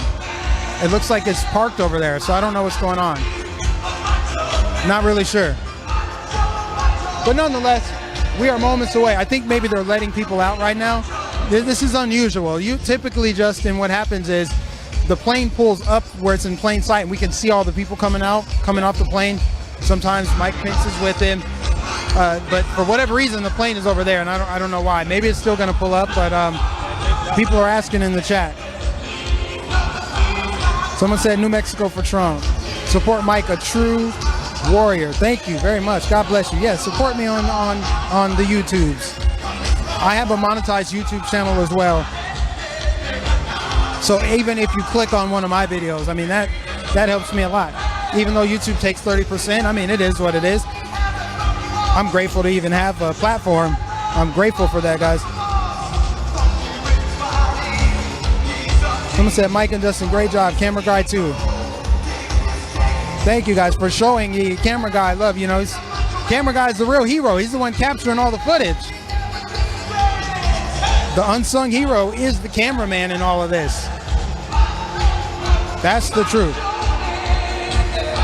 He said he's enjoying the song. We, unfortunately, had to continue talking over this song because we will get slapped with a copyright claim so fast your head will spin. We have got to keep talking over it, which is obviously the hardest part, but I'm going to continue giving you guys shout outs. We got lots of Minnesotans in the building watching this. We got lots of new members. Uber Guy in the building. Uber Guy's watching, my guy. Hey, I want y'all to go subscribe to Uber Guy. Uber Guy's in the building saying Trump 2020. Man, it would be great if we had Uber Guy in here. Give Uber Guy a shout out. Hey, what's up, Jimmy J? What up, what up? Man, I appreciate Uber Guy. He always spits fast. You gotta subscribe to Uber Guy. Subscribe to Uber Guy. Yeah, man, love his commentary. He's always on point. Always has the energy and the inspiration. And he always hits it right on the head. But yeah, subscribe to him. Who else is? Oh, wait, hold on. I got to give one more shout out or they're going to kill me. So back home, I got to give a big shout out to what feels like a family now. It is Operation Flag Drop Volusia County. It's a big group of American patriots that gather every week in 4 different locations across Volusia County to wave flags for President Trump. President Trump will carry the state of Florida, but not without support from the I-4 corridor, which is the strip of highway that goes right through the middle of the state. It goes from Tampa, St. Petersburg through Orlando up to Daytona Beach area where I live. So Operation Flag Drop, Volusia County, Florida. Find them on Facebook. That's where I get a lot of the content from my channel.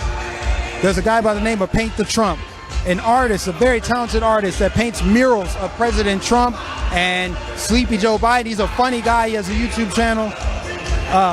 This group, guys, it's like a family. Every time I go to one of these events, these flag waving events, they treat me like family. They're like, hey, Mike, we saw you on Right Side Broadcast. You're doing a great job.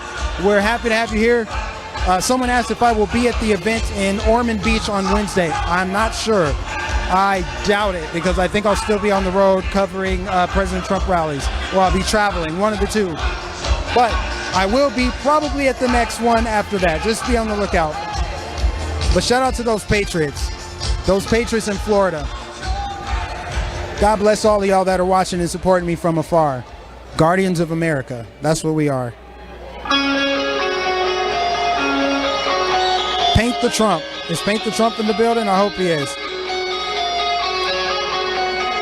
Someone asked for my last name. So it's Mike-nificent.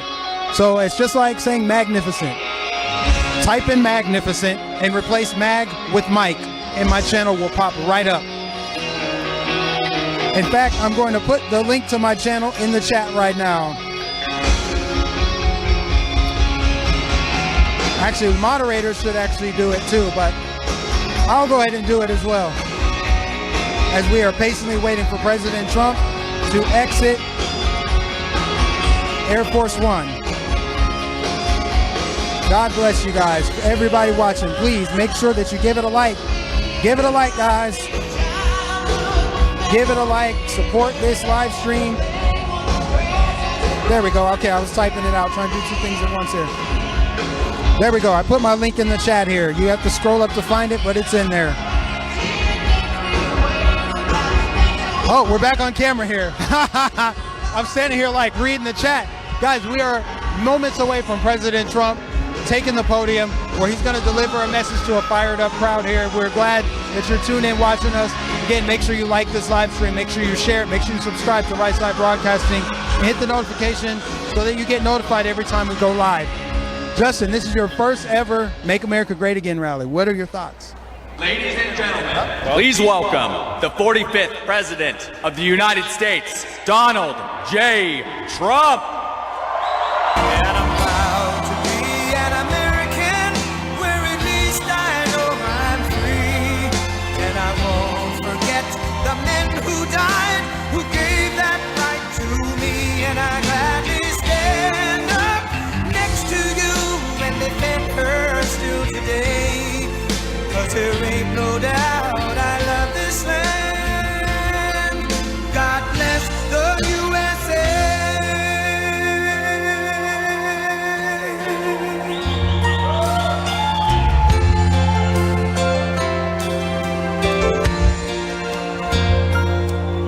From the lakes of Minnesota to the hills of Tennessee, across the plains of Texas, from sea to shining sea, from Detroit down to Houston and New York to LA, where there's pride in every American heart, and it's time we stand and say that I'm proud to be an American, where at least I know I'm free. And I won't forget the men who died, who gave that right to me. And I gladly stand up next to you and defend her still today. 'Cause there ain't no doubt I love this land. God bless the USA.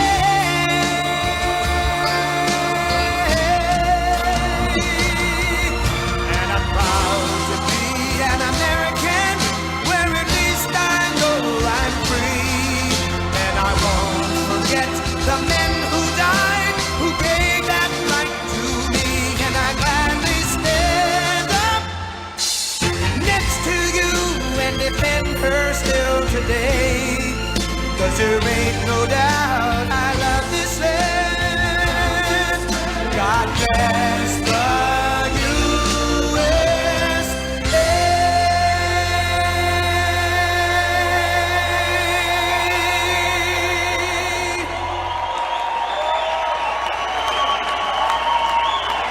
And I'm proud to be an American, where at least I know I'm free. And I won't forget the men who died, who gave that right to me. And I gladly stand up next to you and defend her still today. 'Cause there ain't no doubt I love this land. God bless the USA.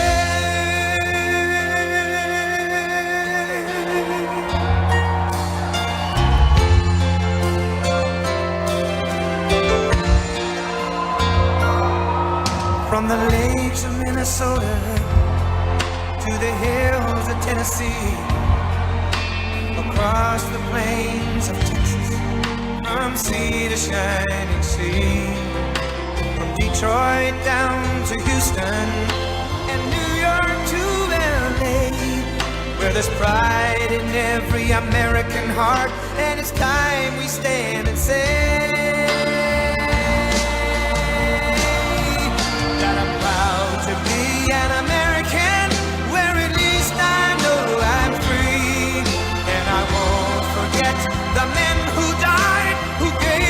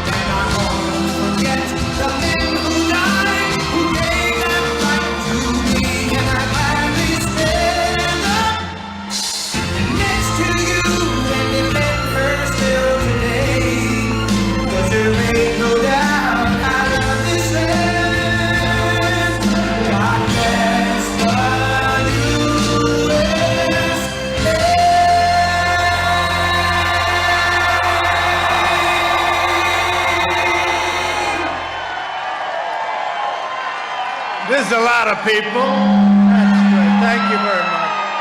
Thank you very much. That's a big group of people. And this is on fast notice, too. Thank you.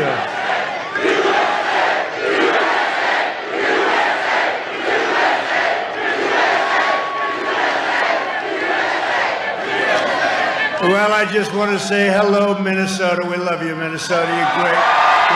Great place. We're going to win Minnesota.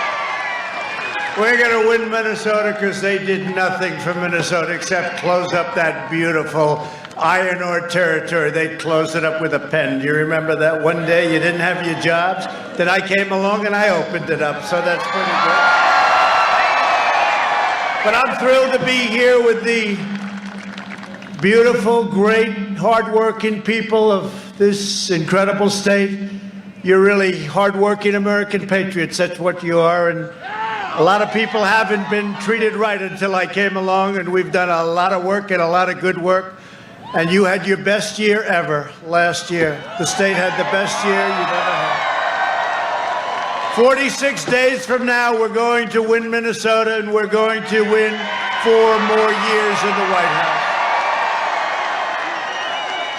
One of the most vital issues in this election is the subject of refugees. You know it. You know it perhaps better than almost anybody. Lots of luck. You having a good time with your refugees? That's good.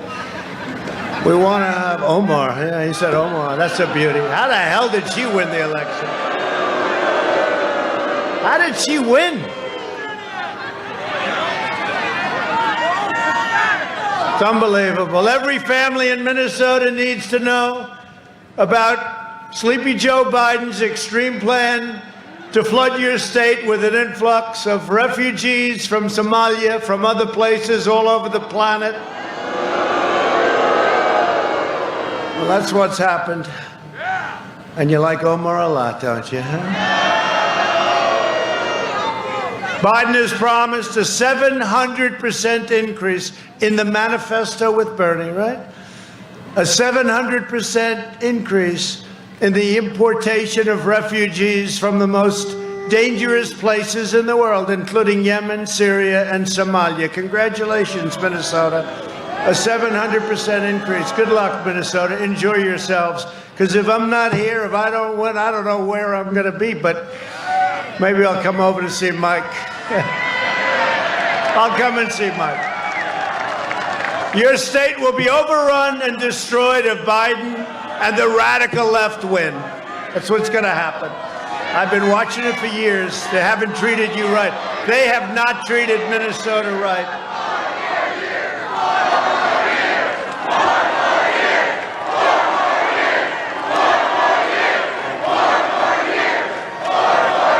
Thank you.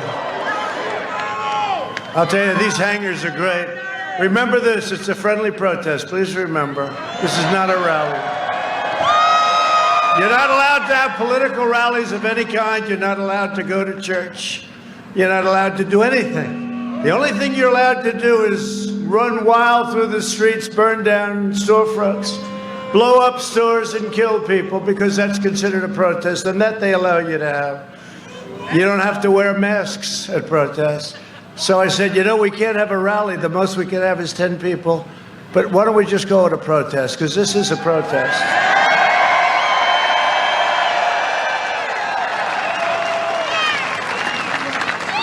It's a protest against stupidity.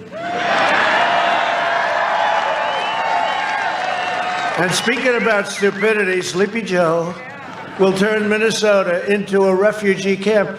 Think of it, 700% increase. So you're not happy now? Look at that guy over there. He's not too thrilled when he hears this. 700% increase is what they have in the manifesto. Now, maybe they don't honor it, but I would say they'll go substantially higher than that number. Biden will overwhelm your children's schools, overcrowd their classrooms, and inundate your hospitals. That's what'll happen.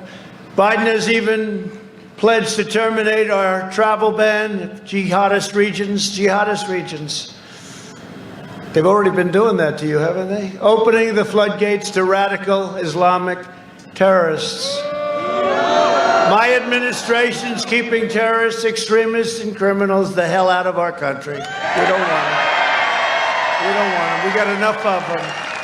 We've got enough of them. Just today, we deported, as you know very well, dozens of Somali nationals charged or convicted with very grave crimes, including rape, assault, robbery, terrorism, and murder, of course. These hardened criminals are back in their country where they can do all the complaining they want. And your children are much safer as a result. Thank you, President Trump. Thank you.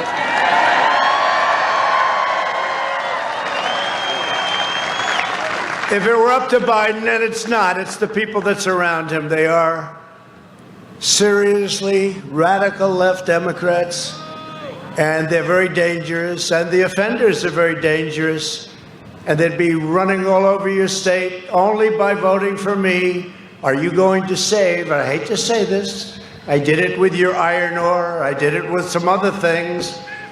And I'll do it for you again. I'll do it for you again. But if you vote for me, I'm the difference and I'm the wall. You know the wall that we're building on the southern border? I'm your wall between the American dream and chaos. Joe Biden is wholly owned and controlled by the left-wing mob. He has no clue where he is. This is not a sharp guy. Sleepy Joe Biden. Years ago, I said to a certain senator who I was very friendly with, a Democrat, who's the dumbest senator? Who's the smartest senator? He gave me a name for the smartest. I said, who's the dumbest? Oh, Joe Biden. You didn't know that? That was 25 years ago. That was in prime time. This is no longer prime time for Sleepy Joe. And they do disinformation. They make things up and they make commercials. They make things up. I've never seen anything like it. Everything they make up. First of all, I'm the one protecting your Social Security. They say Trump. Remember 4 years ago, they used to say, oh, Trump will get rid of Social. I have protected your Social Security. They're going to destroy your Social Security. Another thing, Big Ten football. Did I do a good job? Your team better do well. You're on the spot. They better do well. Are they going to do well this year? I think so, right? But I brought it back, but I saw an ad. You know why I did it, actually? It sort of energized me. Sleepy Joe did an ad that I was against football, that I was against Big Ten football. Give me a break. I was against. When I saw the ad, I said, what's the problem with Big Ten football? They said they're not going to open. Why? And they say, you know, some stupid reason. I said, these are strong, young people. They're going to do great. Let's get going. I called the commissioner, Kevin, good guy. And we sort of started something, and we got it rolling. And we had big opposition from a few of the Democrat states and governors, you know. But we rolled over the opposition, and you have Big Ten football. Congratulations. Congratulations. When the far left rioters rampaged across Minneapolis, and they rampage across your state, how about your police department? Let's just run for your lives. And it's not their fault. They were told to do that. You have a good police department. You have good police, but they're not allowed to do their job. No, they're not allowed to do their job. Remember that? They were told to leave the precinct, leave it. And then they knocked the hell out of that precinct, didn't they, huh? He had a great mayor, really, it's a real powerhouse. Remember, did you ever hear of a man, Fiorello LaGuardia? Did you ever? I don't think that happened with him, New York. I don't think it happened with Rudy Giuliani, did it, huh? What a great job Rudy did. You realize, you know, Rudy's just now really being appreciated. People forgot how good he was as a mayor. He was a great mayor. Joe Biden called the peaceful protesters. He said these are peaceful protesters, as opposed to sending in the National Guard. They didn't want the National Guard. Joe Biden said, you shouldn't send the National Guard. And this went on day after day after day. I pushed, and I got it approved. The National Guard went in. It ended within, what do you say, half hour? It was about a half an hour. You wouldn't have Minneapolis. You better remember this when you go and vote, and your voting starts tonight, please. You'd be saying, do you remember when we had a city called Minneapolis? Do you remember? Used to be over there. It's all ashes now. That place was coming down. That was, you didn't have anything. But wasn't that a beautiful sight? Look, all of a sudden, you saw one guy in a black uniform. then another, on the street. Remember that street? Loaded up with CNN reporters. Remember Ali Velshi? Shaved head, nice hair, shaved head. Some people say I should do that. Shave the head, just give it up. Can't do it. No, we polled it. I'd go down about 22 points. We polled it. They want to poll everything nowadays. I don't believe in polls. They poll everything. But Ali Velshi, I don't know anything about the guy, but I know he was standing there. This is really quite a good scene. It's a friendly protest. Everyone's acting, and behind him, the entire city was burning. It was like it's one of the great pictures of all time. The entire city was burning down. That was your city. And it's a shame it took so long, but the governor finally did it, at least, and if you take a look at Portland, the governor can't quite do it. She can't get there. I speak to her all the time. Come on, governor. I can straighten out Portland. Give me less than an hour. Just let us have it for, because we have to the state has to ask for it. They have to request. It's a shame. It's such a shame. But in your case, we went, and all of a sudden, that was going to be a bad night too, right? Remember that? About 7 o'clock? Then they see this guy walk out with about a $250,000 outfit on. That's because it had more computers and this and that. Got the tear gas deal. He's got the whole deal. Pepper spray. Got everything. The finest outfit you can buy. Believe me, we just paid for them, and they look very expensive.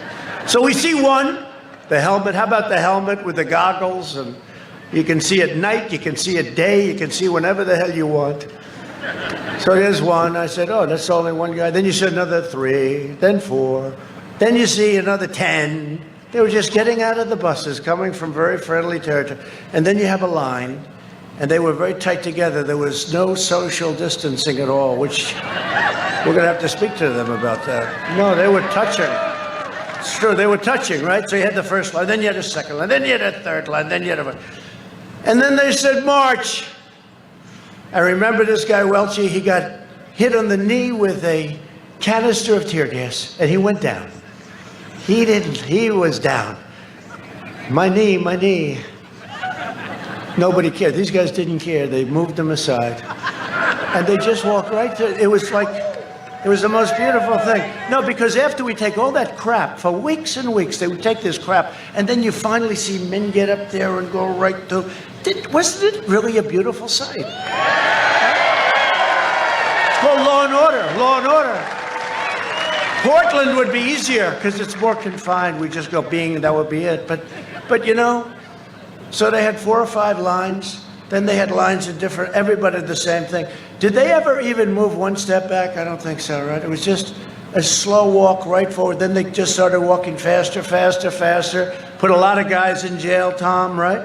Put a lot of guys, great congressman, by the way, put a lot of guys in jail. Great, not good, great. They put a lot of guys in jail that night, Tom, and that was the end of it. I don't think you had any problem after that. If you had any flare-ups, we'll send them in again. But that's all you do. These are Democrat-run disasters. Look at Chicago. Look at Portland. Look at you with Minneapolis. These are disasters. By the way, are they still trying to get rid of your police force in Minneapolis? That's what I heard. See, they never learn. They never learn. They don't. Look at that lumber. You got a lot of people here. It's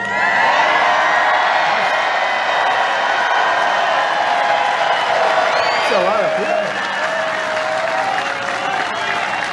I actually like these. We have the arenas. We've always filled them up. It's been great.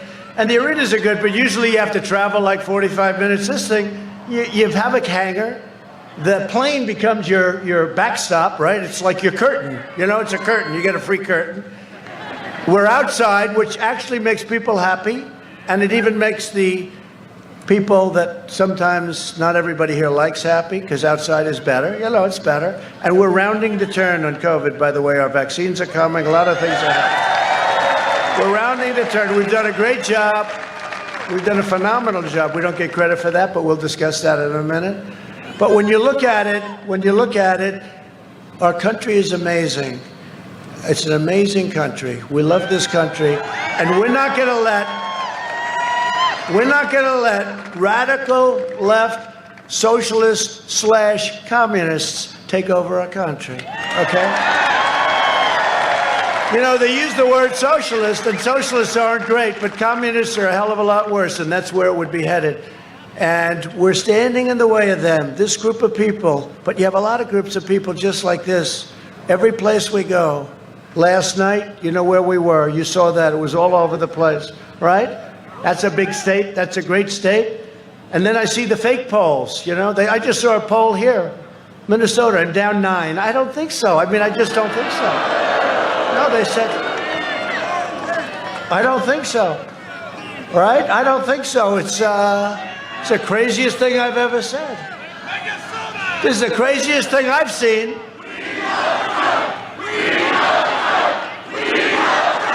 President Trump is down 9 in Minnesota. No, I just saw it in the plane. See the plane? The good thing about these beautiful Air Force One, right? That's the smaller version of Air Force One. I think you had a little bit short runway, so they take the smaller to save about $12. No, they took the smaller one. But the great thing about those beautiful planes, they have more televisions than any plane in history. We have televisions in the closet, on the ceilings, on the floors. I've never seen them we have them all over the place. And I'm just coming out, and they said, there he is, and they said it's a smattering of people. They called it a smattering. They always do that. And yet Biden with the circles, right? The little, he's got like 4 people in a circle. You know why he does the circles? Because he can't draw a crowd. So they put a circle like he's supposed. He's trying to be legitimate, but you know, he's going to go by the science. He always says the science. He doesn't know what the word science is. So they have these like 4 or 5 circles. They put people. That way he doesn't have to be embarrassed when he goes to a high school gymnasium and he has like 40, 50 people. They had one not so long ago, and you saw this. He couldn't draw a crowd. It was a big thing. It was his opening or something. Couldn't draw a crowd. So they made it a round table. So he went in. They only had like 32 people. They said, this is very embarrassing. One of his people, and that's what they do. They're good. Some of the people surrounding him, they'll say anything and do anything. They said, let's not make it a speech. There's nobody here. Let's make it a round table. So these people are sitting at a table. They had no idea. Most of them didn't know anything about politics. They didn't even know why they were there. And now they're sitting on a round table and they're on television. But that's what it is. But they say, we had a smattering of people. Yeah, a smattering of about, what, 15,000 people at about 2 days' notice.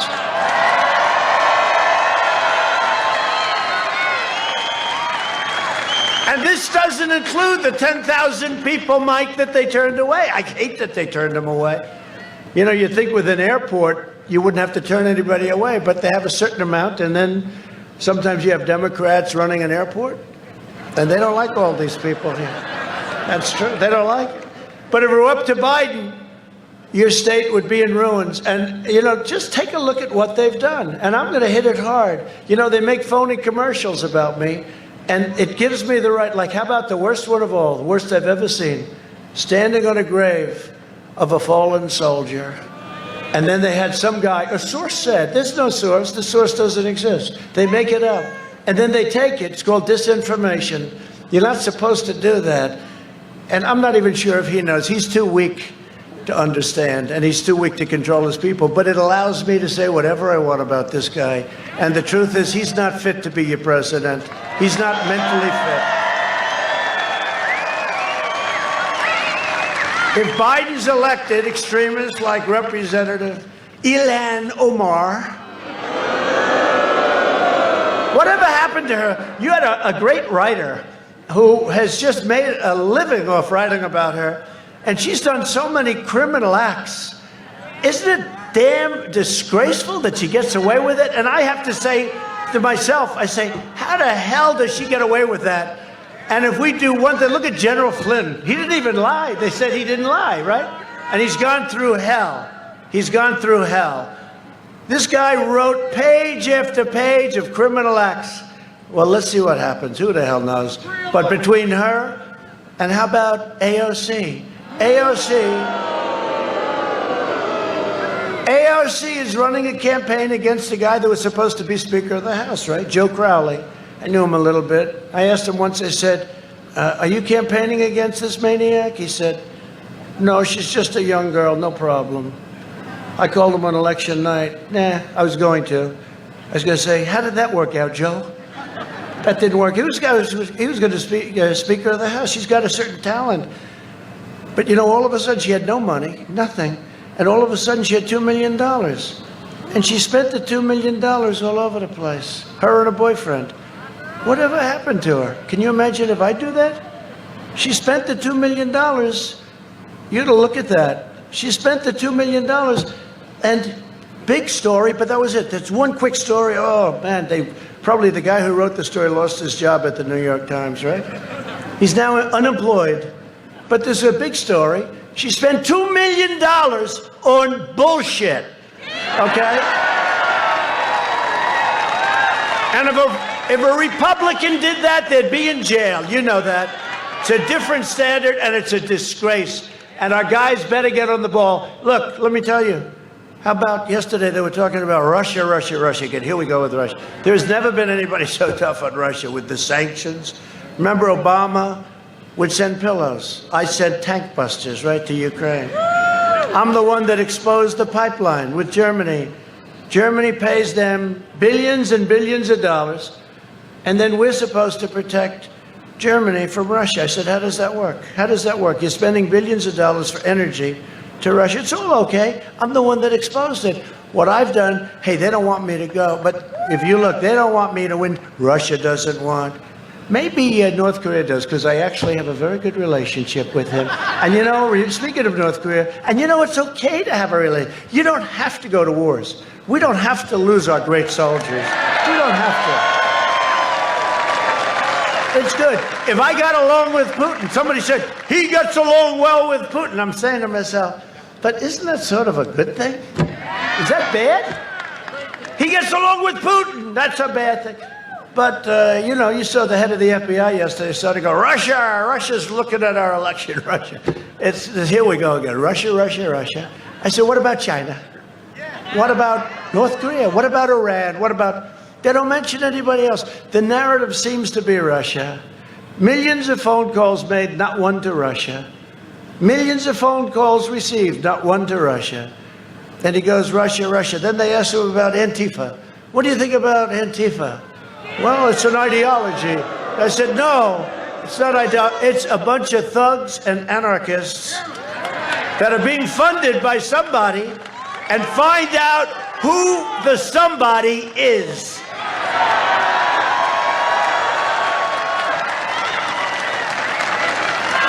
It's unbelievable, unbelievable when you look at this stuff. But seriously, take a look at the AOC. I call it AOC plus 3. You know, her 3 people that she tells what to do.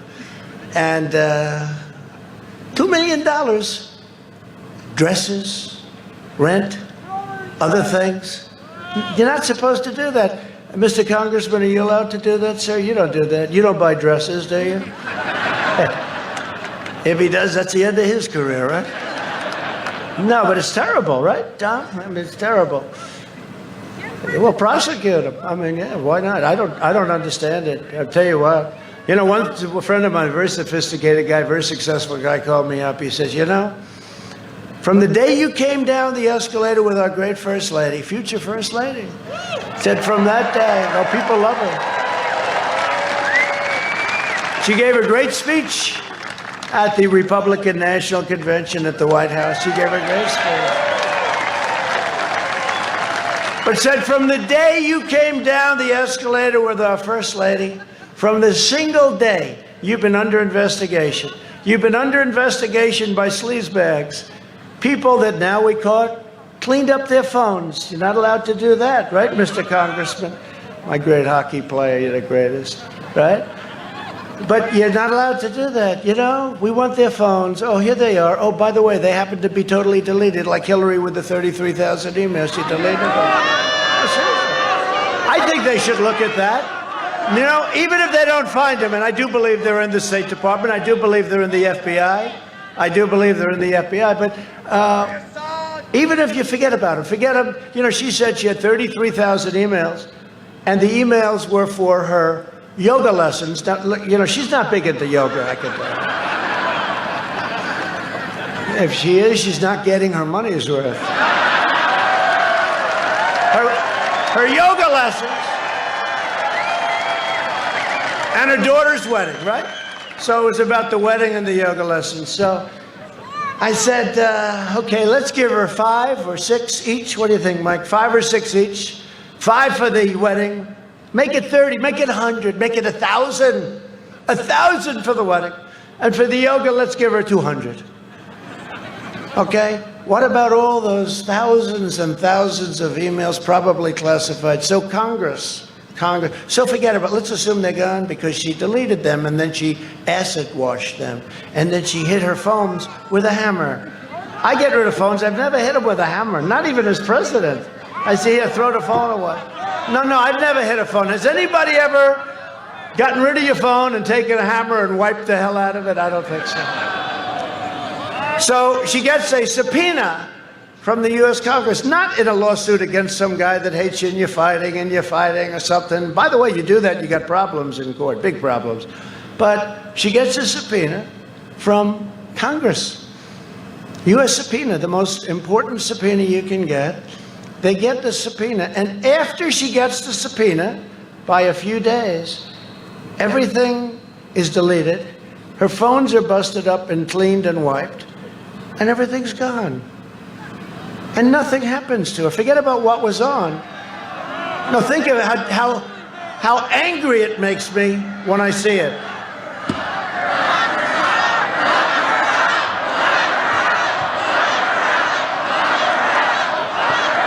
No, how angry. Could you imagine if I do that? It's a whole different ballgame. No, how angry it makes me when I see it. And, you know, we had an attorney general that didn't have a clue. That was my fault. I was loyal to somebody. He endorsed me early. You know why he endorsed me?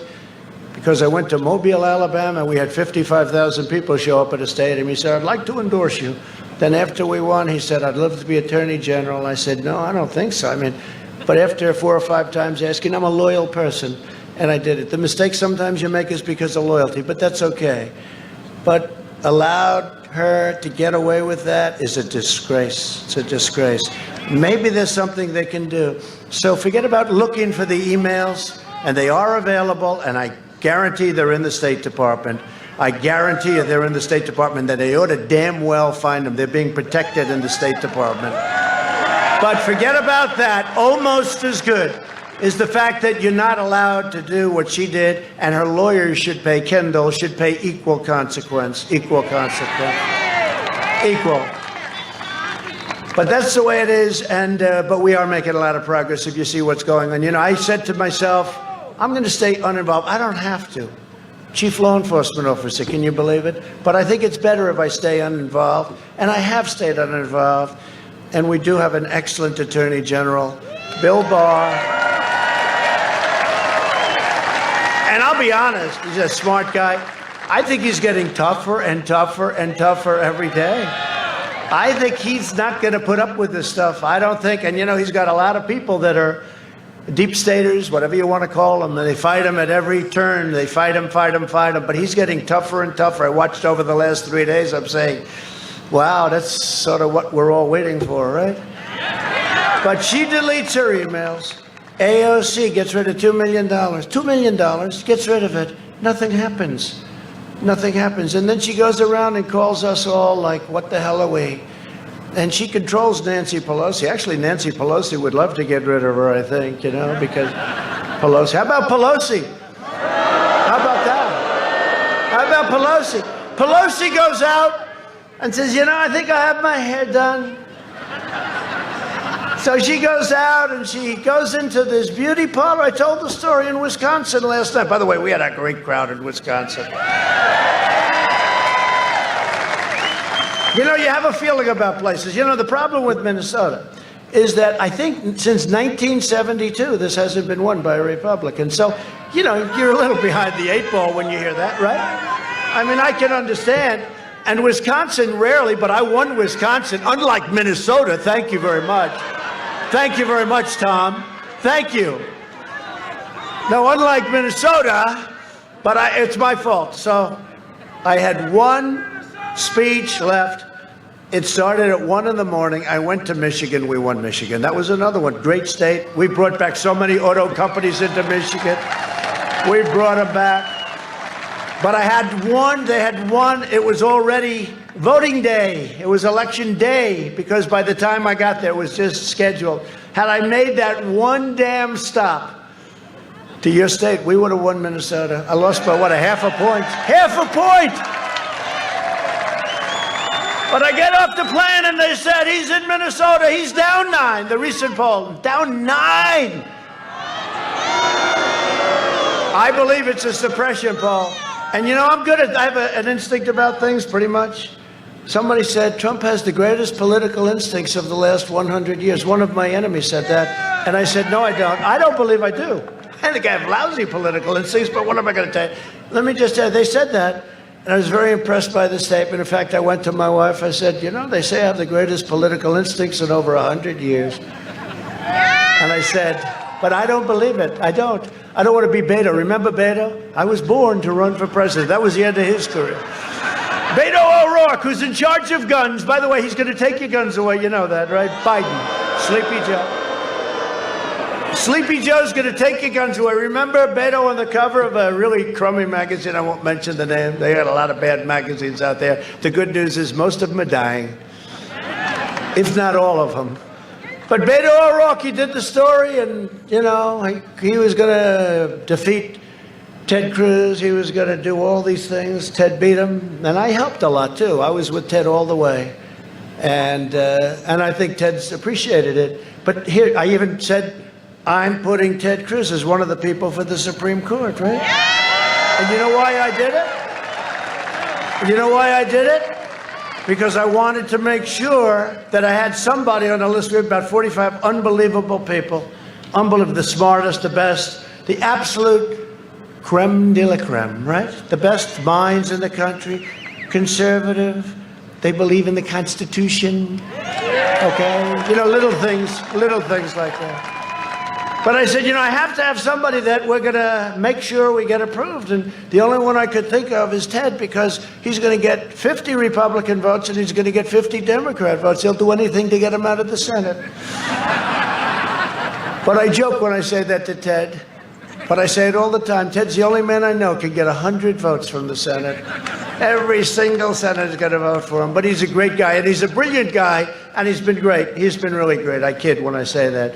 But, you know, one of the things we've done that's so good is the Supreme Court. We have 2 Supreme Court justices. We will have, at the end of my term, approximately 300 federal judges, including Court of Appeals. Right? So anyway, but just to finish, there's no way that I'm 9 points down. I look at a crowd, so they say instinct, right? So I look at a crowd, and whether I have good instinct or not, this is not the crowd of somebody that's going to finish second in the state to a Sleepy Joe. Finish second to a guy that cannot put 2 sentences together. Now, it is an ideology. It doesn't matter. I could put that broken piece of wood right there. I could put that out, and it's the same thing as Joe. It's just an ideology. It's just an idea. Now, historically, we have the biggest gap in enthusiasm of any campaign that they've ever polled. You heard that, like 36 points or so. In other words, they've got no enthusiasm for him. I have tremendous enthusiasm, as we can tell. But he does have enthusiasm to beat Trump. His only enthusiasm is put anybody in there, right? Put anybody in there. He does have enthusiasm to beat Trump. Nothing for him, but to beat Trump. Okay, but historically, that never wins. When somebody has to rely on winning because of somebody as opposed to winning because people love you, people respect you. And Sean Hannity did something the other night. He said, would you have this man, if you owned a McDonald's hamburger stand in a reasonably busy area, would you have Joe Biden running that stand? The answer is no. He doesn't have the energy. He doesn't. So he can't run the country. No, seriously, I thought it was good. I never thought of it. You wouldn't have him running your business. You wouldn't have him running a McDonald's. I have to say, or a Wendy's. I have a friend who owns Wendy's. He always gets up. Can't you ever mention Wendy's? Okay, Wendy's. But you know, you wouldn't do it because he couldn't do it. And yet he's running for the presidency. He's got no energy. I made a comment that somebody had low energy. That was the end of his political career. But Joe's energy is far lower. It's far lower. No, it's far lower than Jeb. Jeb was on the low side. But Joe is like, he's off the scale, right? Joe's got nothing going. Today, Biden delivered remarks, barely, to a union after spending 47 years giving their jobs to China and foreign countries in exchange for campaign cash. How about his statement? Hey, we talk about AOC being crooked. She's 100% crooked, okay? But we're talking about that. Look at Omar. She came in here. Did she marry her brother? Where's that writer? That writer should be given the Pulitzer Prize. He never will be. He should be, though. You know the amazing thing? All of these writers, New York Times, Washington Post, Russia, Russia, Russia, Trump, Russia, Russia, Russia. I had 19 people, all brilliant, all radical left, all Hillary Clinton people. Actually, not even a never Trumper from Bush, okay? All Hillary Clinton people, mostly, almost everyone. They were all Democrats. How about this? You're being investigated by 19 Democrats that are smart people. Okay, smart people. So my friend says, you know, you are the most honest person in the world. You've taken 3 years of total investigation. You don't think they've gone over my taxes? They went over the biggest tax firm in the country, the most prestigious. They went over everything. They spent $48 million. It comes out now. It's about $48 million investigating me before I won and after I won. And we caught them spying on my campaign. That's what they were really doing. And now with the phones, I think there's like 22 or 24 people. You heard this one. They said, no, no, no. We made a mistake when we deleted our phone. You know what they had to do to make that mistake? Like 19 different formulas, right? I don't even know how you delete a phone. I didn't know you could do it. But they all made the exact same mistake. That's not good. That's not good. So let's see what happens to them. It's a criminal act. You know that, right? It's a criminal act. It's criminal. Weissman's a bad guy. He's put a lot of people in jail that shouldn't be in jail, Weissman. He's a bad guy. He's on CNN all the time, or MSNBC, which is, I call it MSDNC because it's the same thing. Owned by a company called Comcast. Did everyone ever hear? With an N, not an M. Con, like a con job. Comcast. They spend a fortune on public relations. Comcast has delivered to you the news, all the news. And they spend a fortune on, and then I go up and make one speech and I call them Concast, and that's the end of the PR for the year. They are a bad group of people. They're sick. I mean, they're sick people. They're sick and evil people. And they want bad things for our country. And they don't report the news. You know, in the old days, when you used public airways free, you had to get a license. I keep saying, if they're reporting fake news, how come they can keep getting a license? Whether it's ABC, whether it's NBC, CBS, or of course CNN, which is, I mean, it's one of the great jokes of all time, CNN, or MSDNC. But they're cable, so I guess there's a different standard. But when you're using the public airwaves free, okay, free, aren't you supposed to get a license? So I ask my people that. I ask a couple of guys, and I never really get an answer. I just want to know a simple question. Do you have to report the truth when you're using free airways and make it a fortune with commercials and everything else? And I never get the right answer because there are people down deep. It's crazy. But we're getting down to all of it. A lot of progress has been made. I think you're starting to see it. We're trying to beat a terrible group of deep state people. You know, I came to Washington. Think of it. Think of it. I came to Washington. And I had 24 years of people putting people in office. And then you can probably add another 4 to that and another 4 to that. I had many, many years, decades of people putting it. So I came, never been to Washington, I guess 17 times. I never stayed over, right? Never slept over. I was there 17 times. I tell the story. I was in Washington in my entire life, D.C., 17 times, never slept over, ever, not once. And all of a sudden, I'm riding down Pennsylvania Avenue, and I'm with a beautiful woman on my right named Melania.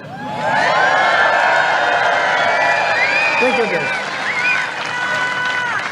And I had about 400 motorcycles in front of me. And we're in a cavalcade of about 128 cars, most of them having about 15 submachine guns inside. There's more firepower in this guy. But we're riding down the beautiful Pennsylvania Avenue, and I look outside at those police. I love our police. We got to treat our police. But I had everything. I had police. I had military. I had soldiers. I had everything you could possibly have. You never saw so much power and strength and beauty, the beauty, and they were so proud. They're all saluting. They're so proud. They're happy to have gotten rid of that crowd that was there before us. They're proud. They're great. The police. You know, every single police force, I think, endorsed me. I got the one yesterday from Chicago. That's not easy. Chicago endorsed me.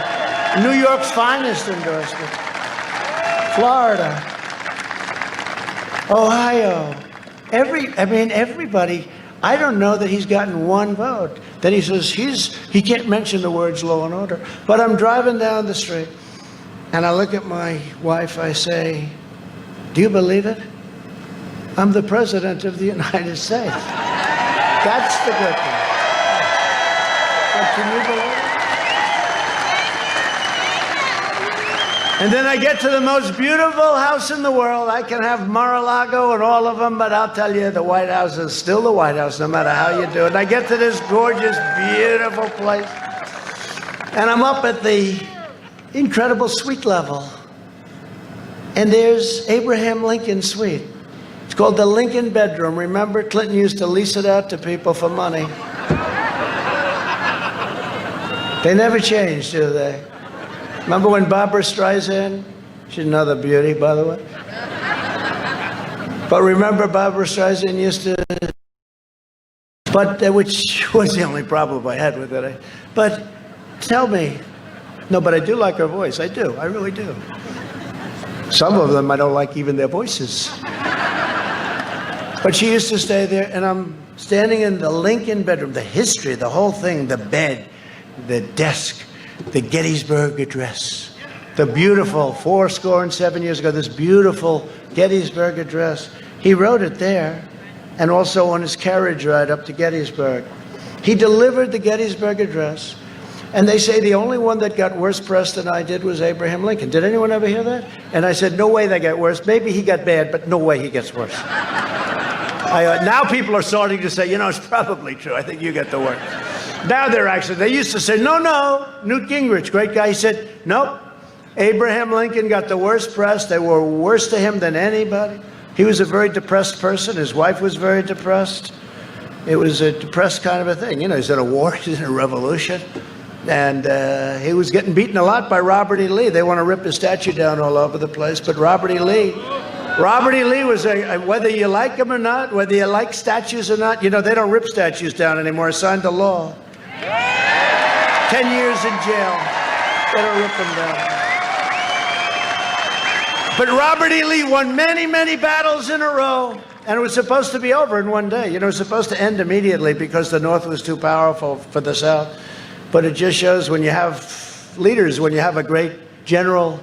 And Robert E. Lee, he would have won except for Gettysburg. And that was because his general was killed, who was going to lead Gettysburg. Never fight uphill, me boys. Never fight uphill. He heard they were going uphill. Stop them. But we had no cell phones in that day, right, Congressman? No cell phones. So they sent the horses to stop them, but it was too late. They fought uphill and they got slaughtered. That's what happened. But Robert E. Lee, these were incredible things.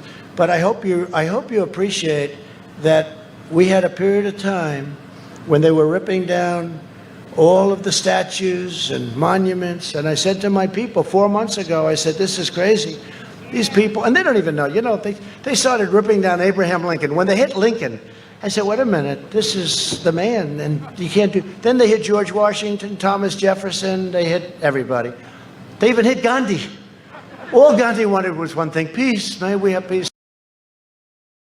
I think they're just a bunch of thugs, okay? You want to know the truth.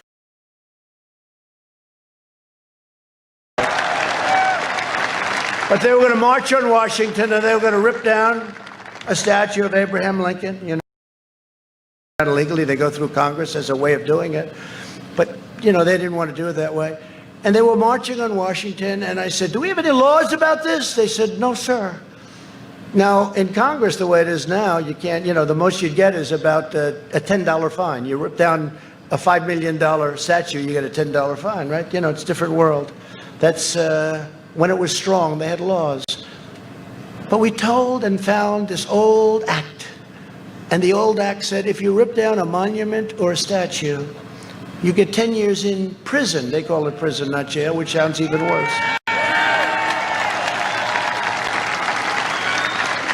I said, bring that sucker up immediately to the Oval Office, because there are a lot of people coming to Washington. They were going to march on the Jefferson Memorial. Do you believe this? The Jefferson Memorial. We grow up, the Jefferson Memorial. They were going to march on the Jefferson Memorial. They were going to do damage to our beautiful Jefferson Memorial after Thomas Jefferson. And I did predict that. A friend of mine said, you know, 2 years ago, you said, next will be Robert E. Lee. And then comes Washington and Jefferson and Lincoln. They never stop. The only thing they understand is strength. Remember that. They don't understand weakness. There is nothing you can do. These really stupid heads of these corporations that give hundreds of millions of dollars. It's like blackmail money, right? But these stupid people that run, they get $40 million a year and they're weak. Okay, they're weak. But the only thing these people, they're anarchists, the only thing they understand is strength. So I said, let me see this document. I said, wow, this is a very strong document. And we have, Derek is here, one of my attorneys. He did a great job. I don't know where the hell Derek is. He's around here. Actually, he's heard this before, although not quite. You're getting a very unique speech tonight, you know. I mean, unlike Joe, I haven't even looked at the teleprompter. This guy, move it up, I can't, move it up.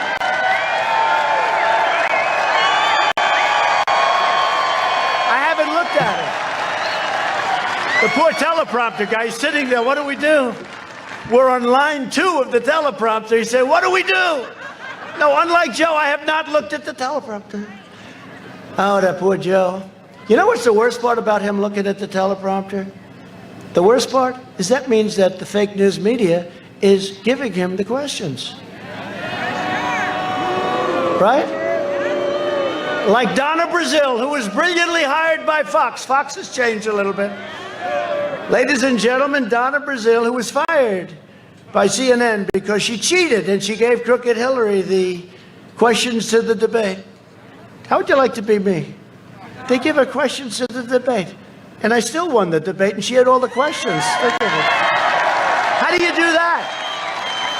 Donna Brazile is, ladies and gentlemen, she's going to work for Fox. Oh, that's great. That's a big difference. Big difference between 4 years ago and now. A lot of things have changed. But I'll tell you what's changed is the fact that we have more enthusiasm now than we did 4 years ago. It's amazing, right? But just to get back to the other, so I signed that wonderful executive order instituting this really tough law. And it says 10 years. It doesn't say, you know, you get 10 years, but you can take it down to 3 weeks. It says 10 years. So these guys had just gotten there. I had a news conference because I had to let them know about it, right? We've got many people in jail right now that from before, nobody even talked about taking statues down.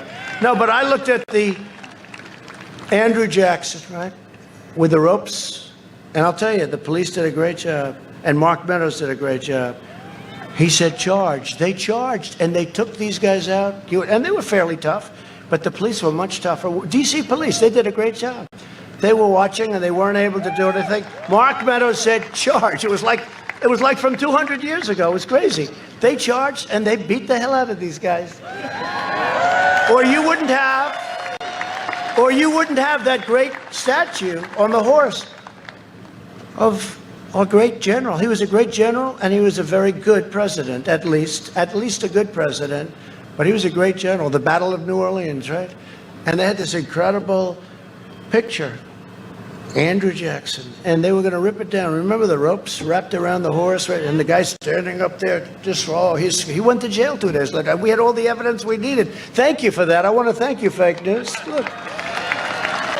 We called the fake news. We said, can we have that, please? When they said no, we just said, we'll take it off TiVo. That's okay, don't worry about it. One of the greatest inventions in history, TiVo, better than television, because television is useless without it. So we signed it. And all of a sudden, these same guys that were watching, they left. Nobody showed up the next day. They were going to have 25,000 people. They had 24 people. 5 of them were brought to prison, okay? And the next day they said, well, we're going to save it for Saturday night. And Saturday night, nobody showed up. And nobody has showed up in 4 months to take down a statue because they're still. Because you know why? They look and they say, I want to take down that statue. I'm going to take down that statue. That statue's coming down. And then somebody says, you know, it's 10 years in jail. They go, that's too much. I'm getting out of here. It's true. 10 years is not acceptable, Mike, right? 10 years is a lot to rip down a statue, have a little fun, especially when they have no idea what they're ripping down. But we have an idea what they're ripping down. They're ripping down, in many cases, greatness. They're ripping down our past. They're ripping down our history. And that's where these guys begin. They take away your history. You look at the Middle East, you look all over. Look what ISIS did. Look what all of them do. They go down and they rip. They go into museums and they break everything and they rip everything. They want to take away your past. They're not taking away the past of the United States of America. Not as long as I'm here.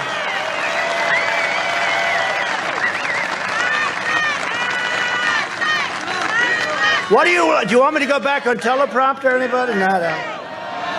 Okay, here's the question.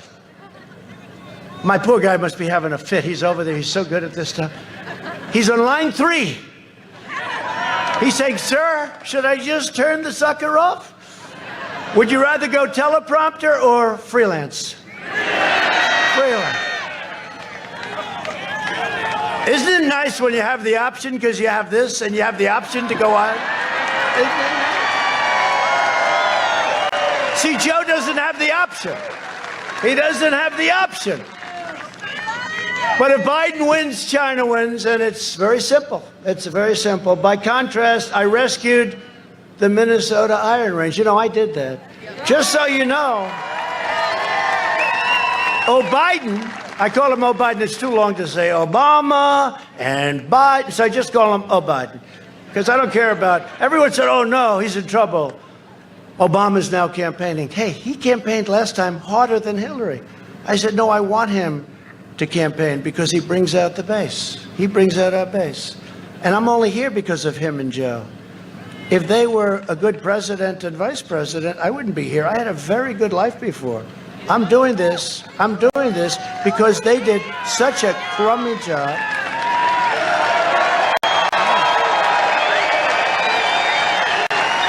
I'm only here because of that.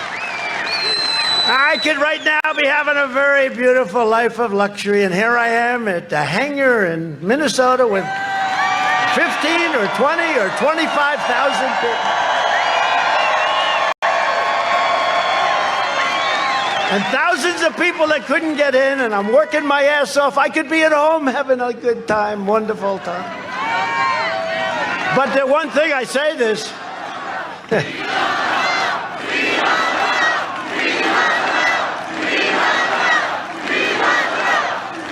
I say this, look, I could be home. So home was New York. I had to bail out because it was too crazy. Everything is falling apart.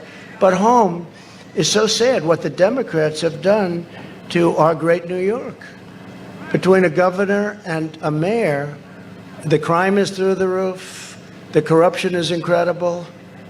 It's a sad thing that's happened to New York. Hopefully it'll come back by somebody. Somebody will go in there and do like a Rudy. You know, when Rudy took over, it was so bad. And they were looking for somebody, and they thought he was the guy because he was a tough guy. But somebody has to go in and clean it up. Somebody has to, you know, this mayor, he let go of $1 billion worth of police. He let go. He actually believed the nonsense about defunding the police. And they're all going to do it. They're all going to do it. And your people are going to do it. And you really, I'm being totally serious now, you've got to go out and you've got to vote for Trump. You got to break this spell from 1972.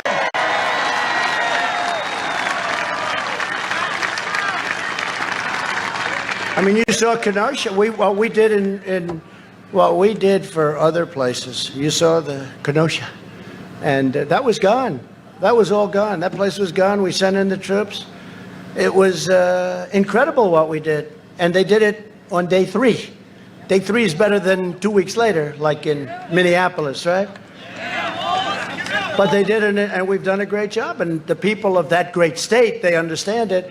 And I just hope the people of your state, of Minnesota, understand it, because we don't have too many more chances with this stuff. We really don't. We don't have the luxury of sitting back and saying, let's have 4 years of this maniac vice president that he picked, who treated him worse than any other person. That's why I say the one person that he won't pick, my great instincts, right? The one person he won't pick is Kamala. Because she called him a racist. She tried to Me Too him. You know, he was Me Too'd. I have just been Me Too'd, darling. What does that mean? But they tried to Me Too him. And she was the one that brought it up. Remember Tara? She was the one that brought it up. And then he goes, ladies and gentlemen, I'd like to pick, wait a minute, let me get her name here. How do you pronounce it? It's with a comma, like a comma, right? Like a comma. Remember, he couldn't pronounce her name. He was saying her name wrong, and she had to interrupt him. No, my name is Kamala, like comma. I remember that, like a comma, right? H1N1. That's right, Joe. Remember that, Joe? H1N1. And how bad did he do in that, though? How about that? How bad did he do? So, now, but think of it. He's out there now today. It was pathetic. By the way, did you see the Anderson Cooper thing last night? You have to watch. I don't want to watch, but I have an obligation. You know, I'm competing against somebody. You don't want to compete and say, I'm not going to watch my competition. Who wouldn't? It's boring. But I got to watch. And he got through it. He made a couple of the chicken thing was bad. You know, he said chicken many, many times, and it was a little strange there. I thought it was over, and he pulled it back. He was able to pull it back, but Anderson is, and he interviewed me, he's tough. You know, he can be tough. Nothing against him. He can be very tough. But last night, he was in rare form. He was, thank you very much for being here, Mr. Vice President. Are you enjoying the run? And compare that with my shot, where they asked me about doing ABC with George Stephanopoulos. I mean, I think it was great. I think it worked out great. I call it, you know what I call it? Debate prep. I call that free debate prep. It's a little nasty. They had people, and I didn't say, no, you got to change the rules. No, give me the questions. I want to use a teleprompter to answer. How about that, though? Mr. Vice President, I'd like to know your feeling on nuclear warfare, and how does that relate to China and Russia, and where are they in the race, right? Well, you can't have this as your president. I don't care. Forget about me. You can't do this. The power, the importance and the power of this position are too great. You can't do it. You know, I've learned a lot as president. But one thing I learned is that President Xi of China is sharp. You ever see him standing with the 2 million men walking in front? Everybody's the same height. They're wearing hats. It's like a pool table, right? Bop, bop, bop. And he's standing there by himself, and he's looking like he's not playing games, right? There's no games. He's sharp as you can be.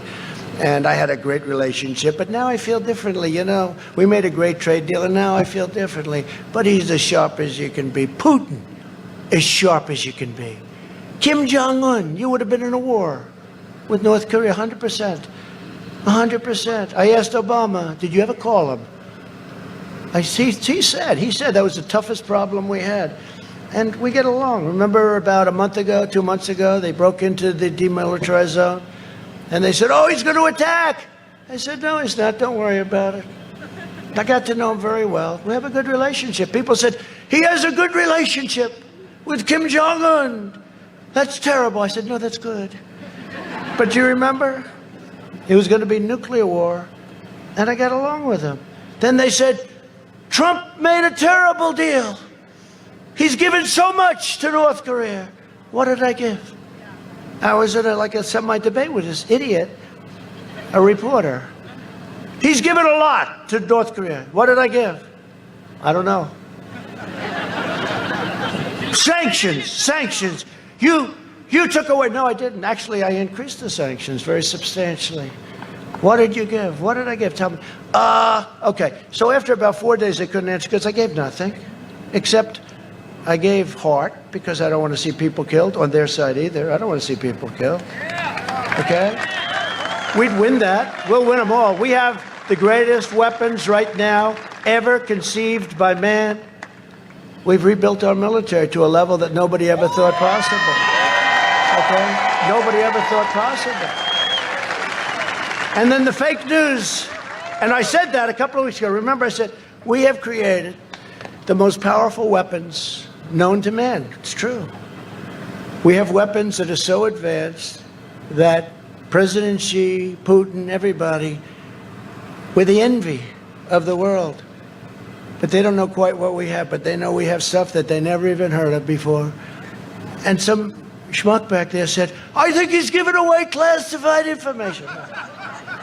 No, all I'm doing is telling the world we have the most powerful weapons in the world. I'm not even saying what kind. You don't even want to know about it. And I never, God help us if we ever have to use them. But we have the most powerful weapons ever conceived by man. You know, they have the missile, the super duper, hydrosonic. I call it the super duper. It goes 5 times faster than a normal missile, right? We have one that goes much faster than that. But Russia got that information from the Obama administration. Russia stole that information. You knew that. You knew that. Russia got the information and then they built it. But we have now one that's much faster than that. That's like a slow missile. That's like considered a slow missile. But I said it was incredible. 2 weeks ago, I said we have the finest, the best, the most incredible, sadly the most deadly, and we never want to use it, but we have the greatest weapons ever in history by a factor of 10. By a factor of 10. And they said, they went crazy. He's giving away classified. These people are sick.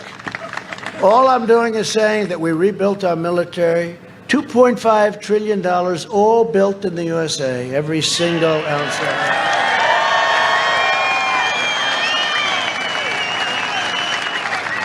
We have fighter jets, F-35, that are so good you can't see it. And I went to see the program, and I met some of the pilots, and these guys are better looking than Tom Cruise. They're tougher, they're stronger, they're bigger, they're more powerful, they're smarter. And I like Tom Cruise, by the way, because, I mean, you can't get much better than Top Gun, right? Great movie, right? You can't get better. I like Tom Cruise. But these guys are better looking than Tom. They got the crew cut, they got the crap under their eyes, they got the whole deal. They're smart as hell. So I said, so Captain, let me ask you, how good is the F-35? Real good, sir. Best plane we've ever had. Oh, great. I said, how do you compare that with what Russia has? Well, ours is better for a specific reason, sir. You can't see it. What does that mean? Well, when we fight, they cannot see us, sir. We are so stealth. Now, that doesn't mean in 3 years that it won't be obsolete, because that's what happens. That's the problem with that business. You come up with a new computer, and 2 weeks later, it's obsolete. That's why I always like real estate, you know? You have a piece of real estate. But no, it's true. I wouldn't be good in that business. You gotta work, and then you start on the next one because the last one is gone.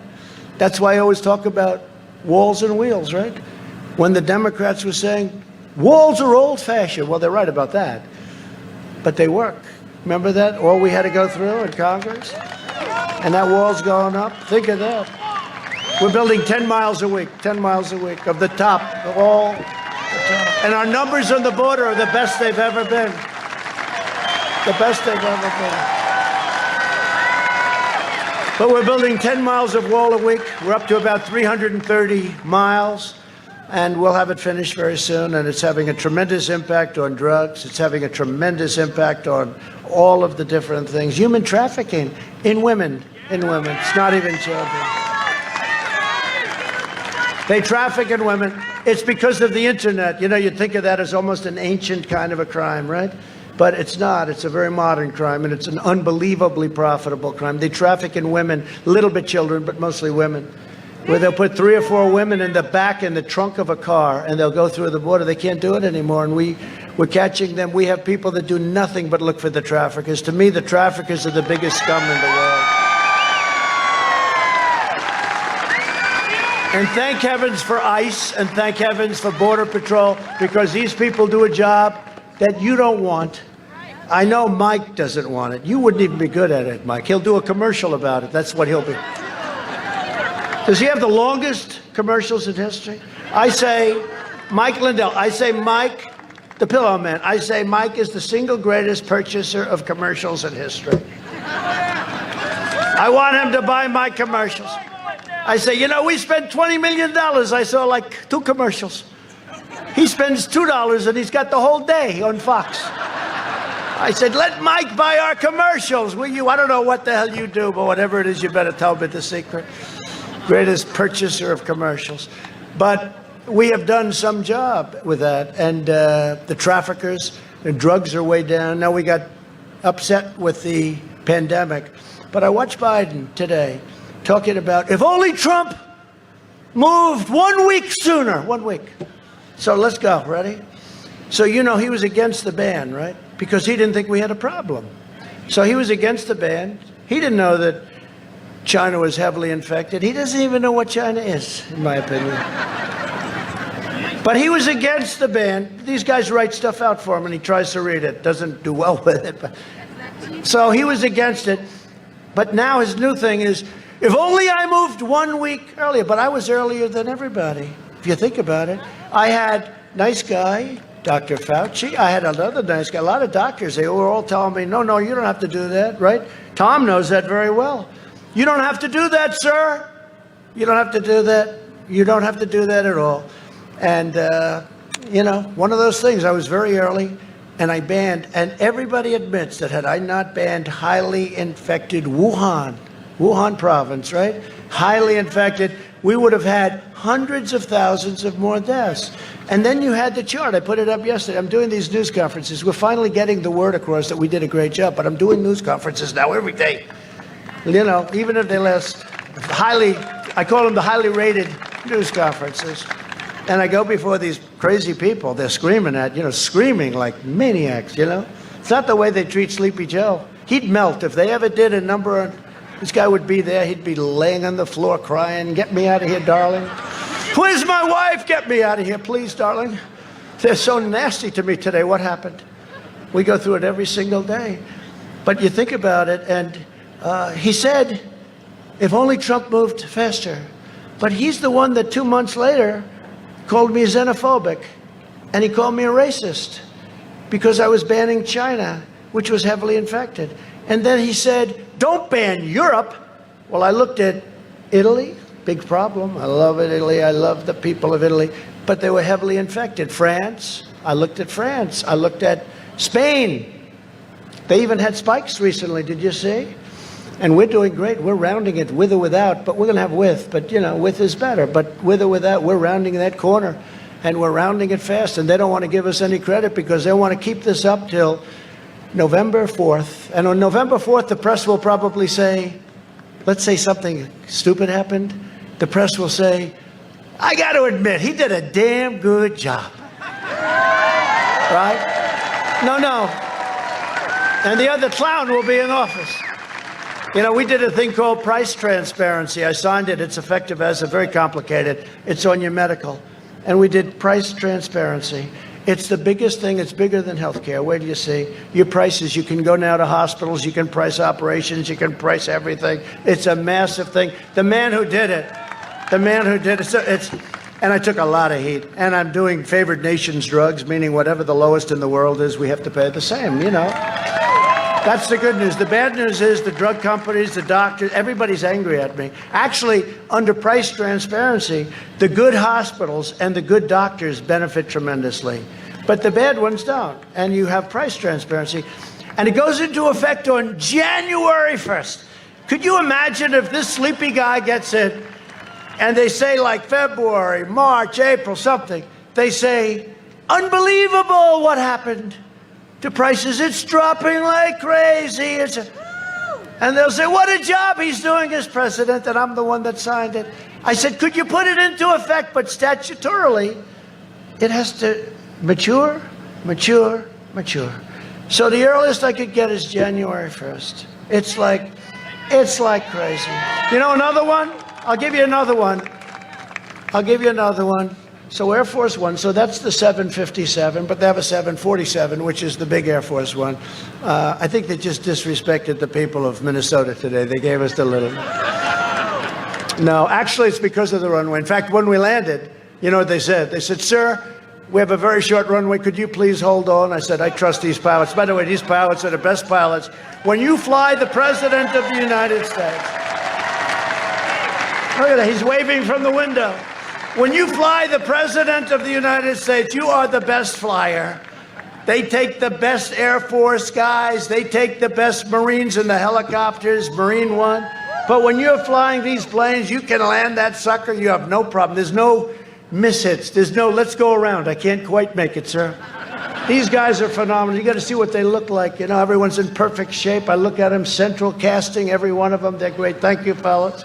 Thank you. But I'll tell you a little story. So Air Force One is a very old plane. It's beautiful, but it's an old 747, right? 31 years old. And other people didn't want to do it, but it was time to get a new one, right? It was time. You got to get a new plane. And actually, Air Force One, I'll give you a little secret, it's actually two planes, okay? They get two. It's a hell of a way to travel. You know, if one's not working perfect, they use the other one, okay? You know? But they get two. So Air Force One, they negotiated a price. And they had it down for $5.7 billion. Now, it sounds expensive and it's ridiculous, but that was done by the Obama administration, right? It was done by the Obama administration. And that's okay, but no administration, Obama, Bush, they didn't want to do it because it sounds luxury. But at some point, you got to buy a plane for the country. And these Arab countries would have their beautiful 747, 800s, 900s pour in, and they were gorgeous. And believe it or not, the new plane is a much bigger plane, much bigger wingspan. It's a much more beautiful plane. It's modern. You know, think of it, 31 years old. Air Force One is 31 years old. The main Air Force One, not this. This is a great plane, but the big one, 31 years old. So you're representing the country, but they didn't want to do it because it shows luxury. So I said, I get to the office. I said, whatever happened to Air Force One? How's it doing? Sir, we made a deal for a new one under the Obama administration. Oh, you did? Good. How much? $5.7 billion. I said, that's a lot of money, 5.7 for two planes, in all fairness. Now, it's very technical. It's very, you know, there's a lot of stuff. I won't talk about it because I don't want to give away any classified information. Just trust me, it's the most sophisticated sucker you've ever seen in your life, okay? Think of getting into a plane that costs $5.7 billion, right? But it's the most sophisticated, two planes. So I said, how much is it? 5.7. A general came in, an Air Force general, great guy, handsome guy. Well, we're all so good looking, these people. I said, so General, what are we paying? What's the price? Sir, it's $5.7 million and we're ready to go. Sir, could you sign it?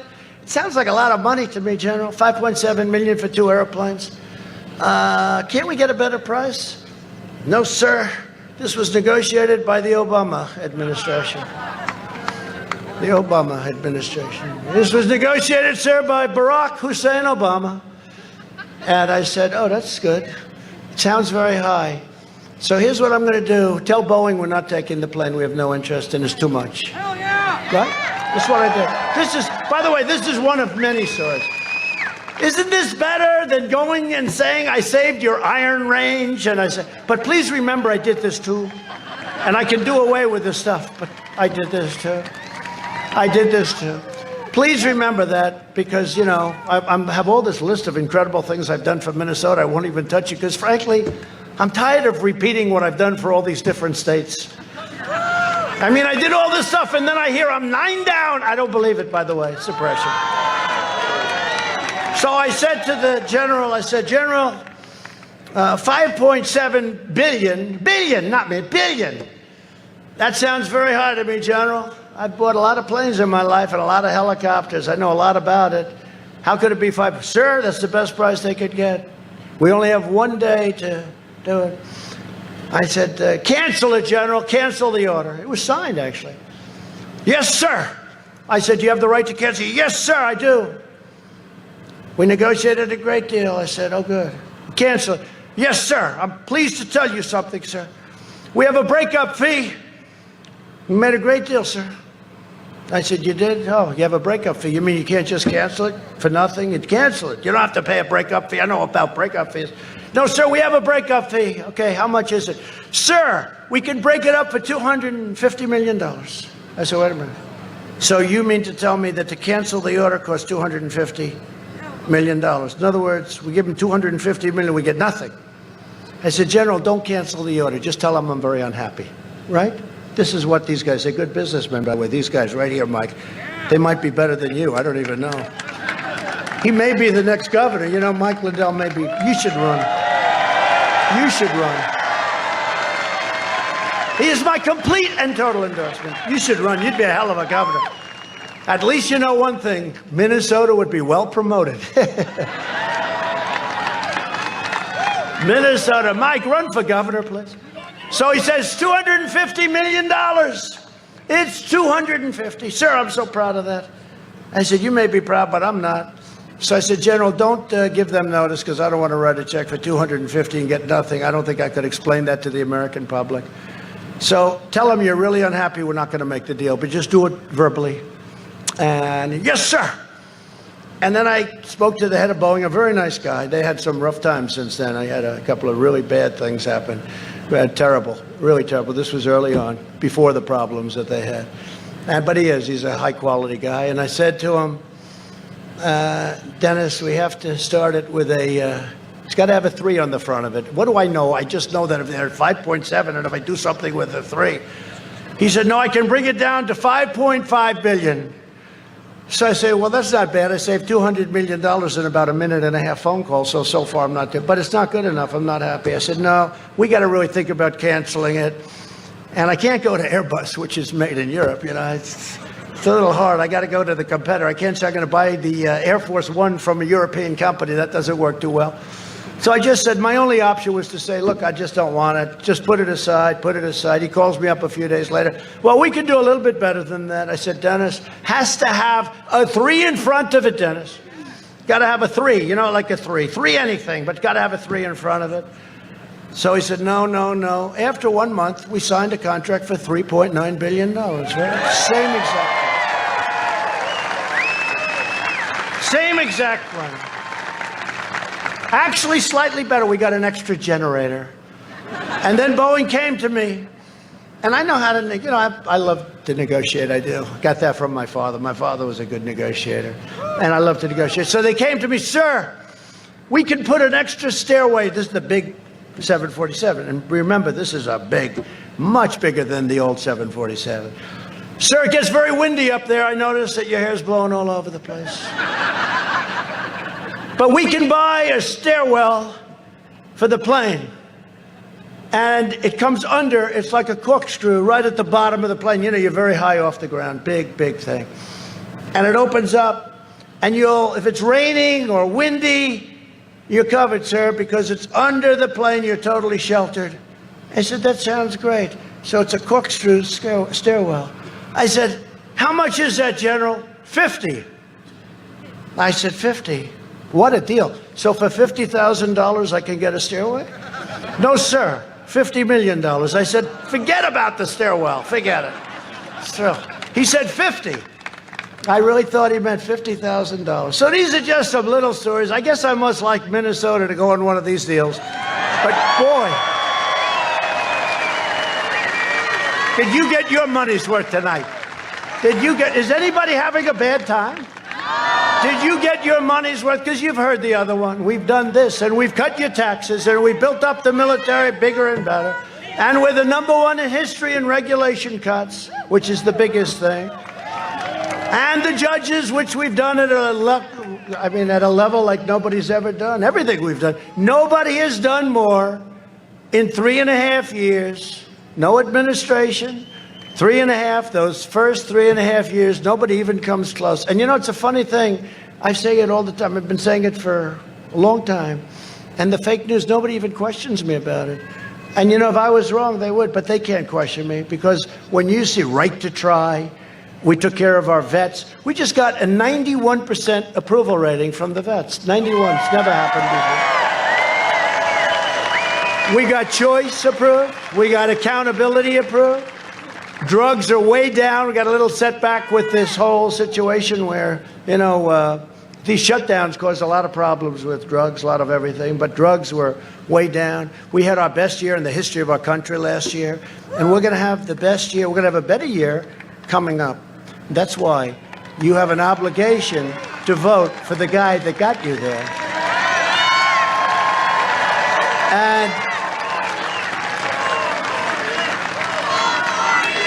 And remember this, and I really appreciate this.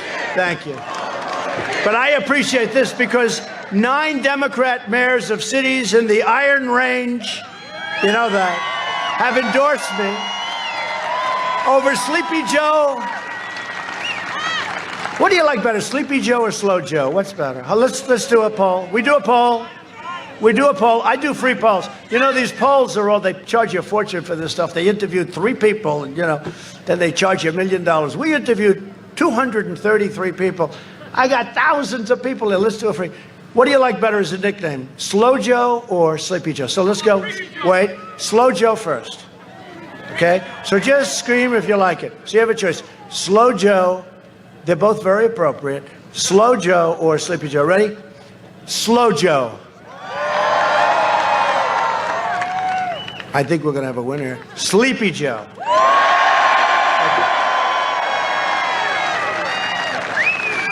Now, a lot of people say I'm too nice at Sleepy Joe, that I'm actually being too nice. I don't know.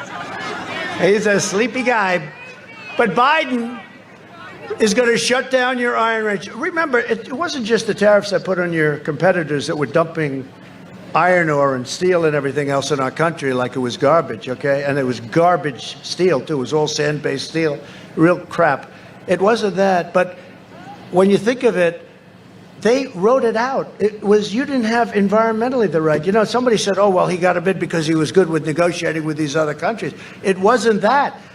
I opened it up. I signed an order. I signed an executive order because Obama took your Iron Range, and Biden took your Iron Range away. And I'll never forget the day I did it, and Tom was there, a man, I don't know who he is, he's probably in this massive audience, but he came up to me, and he was a rough guy, and he never cried in his life, including at childbirth. He didn't cry at childbirth, but he was crying. And he said, sir, you gave our life back to us because Obama took our heart out when he closed up the Iron Range. Said you gave our heart back. It's true. So I just want to thank those cities. I mean, you know, when a Democrat mayor, and we have now a lot of them, now we have additional. So these are Democrat politicians, and they came to, they not claimed, 2 weeks ago they endorsed us, and, you know, it's a great thing. We're finding that all over the country. Democrats for Trump. Politicians that got elected as Democrats, I don't think they changed their party affiliation, but they endorsed Trump. They're all in the Iron Range area. And Larry Cuffey is here. Larry Cuffey. Where's Larry? Where is he? Where? Larry, how are you? Why did you do that? Like, that's so nice. I appreciate it. Boy, are you good. I wish you had a mic. He said, because you're the best candidate we could ever hope. I love this guy. He said, you're the best candidate we could ever hope for. Larry. Thank you, Larry. That's beautiful. I appreciate it. We'll do a good job. We're not going to let you down. And they're doing a good job over there. They're digging, dig we must, right? Mine's going because of you. It's all going because of me. That's cool, man. Thank you. Of order, shutting it down, just shutting it down. And I hear it's got the best iron ore anywhere in the world. That's what I hear. The quality is the best. And it's like an unlimited amount. You know, we're not talking about a little. This is a massive operation with thousands of people and everything else. And for me, it was very easy. Andrea Zoponstich. Where is she? Where's Andrea? Thank you very much. That's really nice. I'm glad that at least you got a good location, right? That's great. I appreciate it very much. You're all friends, I guess. Chris Vreeland. Where's Chris? Chris Vreeland. Chris? Where's Chris? The mayor. Thank you, Chris. Thank you, Chris. Thank you very much. Kathy Brandow. Kathy Brandow. Thank you, Kathy. I hope you're having a good time tonight. We're not going to let you down. You know that. We're open. That sucker is open. We're not closing it. Well, think of this, though. If Biden gets in, it's closed. He said he's going to close it. How about this guy? No fracking. You're not going to frack. On stage with all these crazy people. and they don't want any energy. You know, they think everything's going to run by wind, which costs you a fortune, about 20 times more than what we have, and doesn't work. But think of it, all of these people, and they say, what about fracking? Fracking is the modern technology. And so they all said, no, we're all against, everyone's against fracking. What about you? Yes, I'm against it too. Now, he's against it for months. He gets it, now he's in favor of it. But he's sort of grandfathering it. You know, it's a very weak. Well, I'd like to grandfather fracking. If I'm a fracker, I don't want to be grandfather. I want to have it or not have it, right? He wants to grandfather fracking. Always go with their first statement, okay? So I was in Texas 2 weeks ago. We had crowds. Mike, we had crowds that went from the airplane to the well, to the drilling well, where we went to see a well. And we saved the industry because I got Russia and Saudi Arabia to cut back 10 million barrels. It actually was probably 18, ended up being, I think, 18.5 million barrels, and it saved the industry. And yet you're still paying very low gasoline prices at the pump, but we saved 10 million jobs, you know? But I'm in Texas, and let me tell you, Texas appreciated because that industry was in deep trouble because all of a sudden with the pandemic, there was no demand. There was nobody driving, there was no demand. Nobody ever saw anything like it. So I'm in Texas, and I said to the crowd, it was a great crowd, and we must have had 100,000 people on the road, on the highways and roadways waving, and they had the most beautiful Trump flags. I wanted to stop. Where did you buy that flag? The most beautiful flags of me and our great vice president. Is Mike Pence doing a good job, by the way? That's why he did such a great, he worked 29 hours a day. I mean, this guy works day and night. He worked not the 24, he worked 24 plus at least 5, okay? This man is a worker, and he's a wonderful human being. And when they try it, a guy like Biden that can't carry his jockstrap, when Biden goes, oh, they should have closed 1 week earlier. And here's a guy that said, I made a mistake when I banned China, that nothing's going to happen.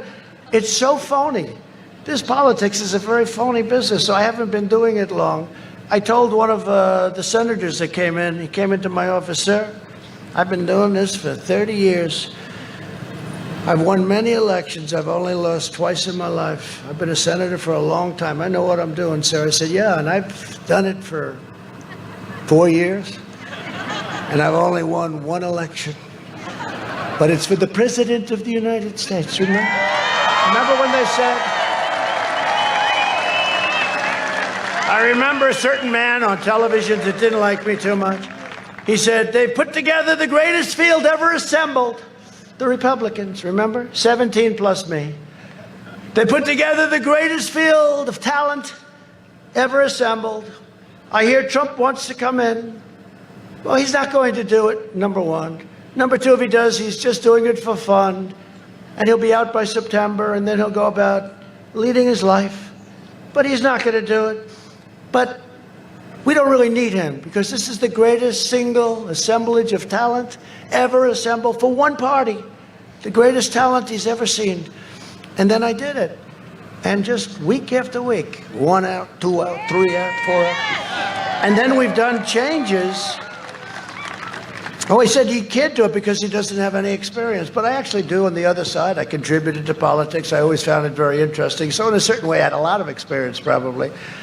Maybe I had too much experience. That's why I can tell you about AOC. Check out the $2 million, please. Check it out. Check it out. Check out Omar. Check out Omar. Get to that great writer. He should get, so the New York Times won all these Pulitzer Prizes, right? I was going to tell you before. All these Pulitzer Prizes. These people, and they all got it wrong, right? They got, for Russia, Russia, Russia. We give the Pulitzer Prize. I won't use names.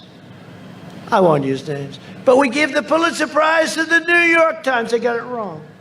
We give the Pulitzer Prize to the Washington Post. And all of these real sleazebags, I have to be honest with you, very dishonest people. Very dishonest. I call it the Amazon Washington Post. He uses that as his lobbyist because he owns the Washington Post. He gets crap that other people wouldn't get, okay? That means it's a lobbyist deal. But they got the prize, right? They got the Pulitzer Prize.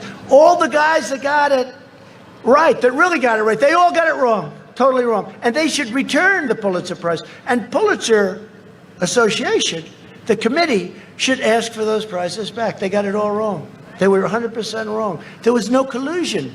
They couldn't believe. Remember the day when it was announced?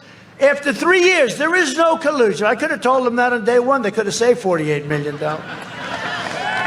Right? They got the Pulitzer. And then you take guys, so many, Solomon, Sarah Carter, Bongino. How about Dan Bongino? So many, so talented guys. How about the great gentleman who wrote The Witch Hunt? Remember that? That was the first, right? You know who I'm talking about, and he's fantastic. All great. These people should have won the Pulitzer Prize. Now, I would say Sean Hannity and Lou Dobbs and Laura and Tucker, in all fairness. Tucker was very good. Tucker was great. But these are all people that got it right. Now, they don't do, I guess, the Pulitzer Prize for that stuff, but they probably should. But these guys all got it right. And all they did is get a lot of money because they're very successful. And that's okay, I guess. But they should give the Pulitzer Prize to the people that got it right, and they should withdraw it from all of those writers, many of whom are back there right now. All of those writers, they should do that. So, just to finish up, I want to just say that we have some great congressmen here. I'd love you guys to come up here because I just want to have you come up. Would you come up? They deserve it. Because, you know, I told them they're busy guys and they're big warriors and all that. And I told them, I'm going to introduce you right at the beginning. Be here and then you can get out of here.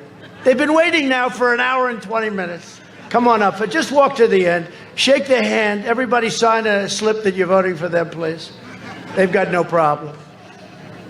But you have members of Congress here. Jim Hagedorn, Tom Emmer, Pete Stauber, great hockey player. And hopefully your next U.S. Senator, who's a man who's done a fantastic job, run a great campaign, Jason Lewis.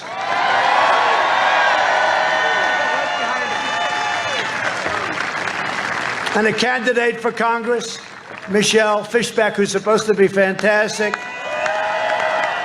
And Michelle has my complete and total endorsement. But Jason, you're in good shape. Wow. You're in better shape than these congressmen, Jason. By the way, Jason's fantastic, and he's doing a fantastic. Where's Michelle? Is she there? Be careful. It's not worth the broken legs. Look at her. Oh, she's a warrior. I can tell. Come on up.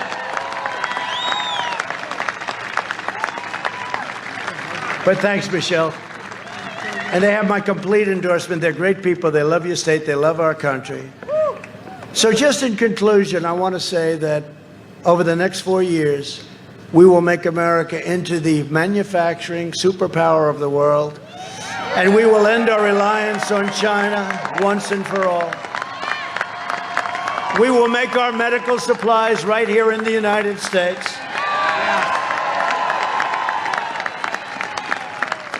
And you probably heard me today. You know, it used to be Puerto Rico did tremendous dollars in medical supplies, and then what happened? They made a lot. They did a good job.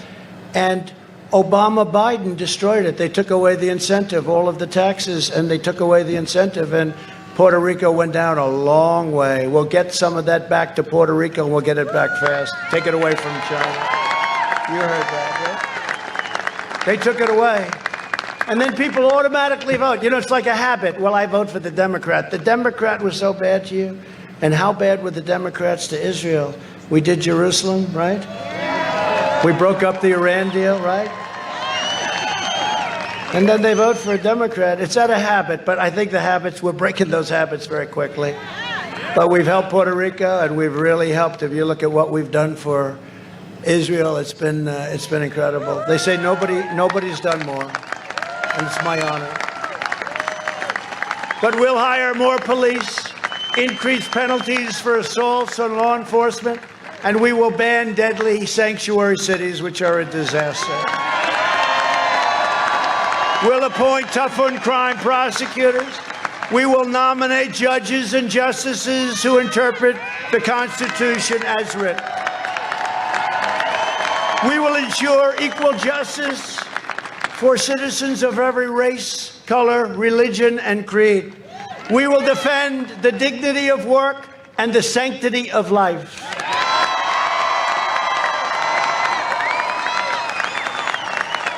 And that's why the Supreme Court is so important. The next president will get 1, 2, 3, or 4 Supreme Court justices. I had to. Many presidents have had none. They've had none because they're there for a long time. They tend to be appointed young. They're there for a long time. But the next one will have anywhere from 1 to 4. Think of that. That will totally change when you talk about life, when you talk about Second Amendment, when you talk about things that are so important to you. You're going to be stuck for 40 years, 35 years, a long time. So this is going to be the most important election, in my opinion, in the history of our country. You got to get it right. Because if you don't get it right, we will not have a country anymore. You're not going to have a country, not as we know it. You won't have a country anymore. We will uphold religious liberty, free speech, and the right to keep and bear arms.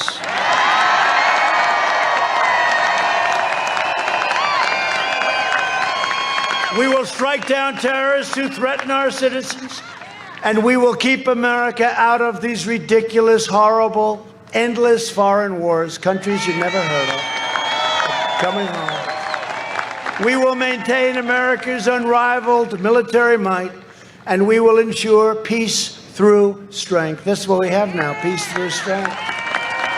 Remember what I told you about those weapons. We don't want to use those weapons. We will end surprise medical billing, require price transparency January 1st. He doesn't even have to do anything. I'll be so angry if they'll say, what a job he's done on transparency. Can you believe it? And he won't even know what transparency is. And it's complex. And further reduce health insurance premiums and the cost of prescription drugs. We've done that already. We will strongly protect Medicare and Social Security, and we will always protect patients with pre-existing conditions. Right?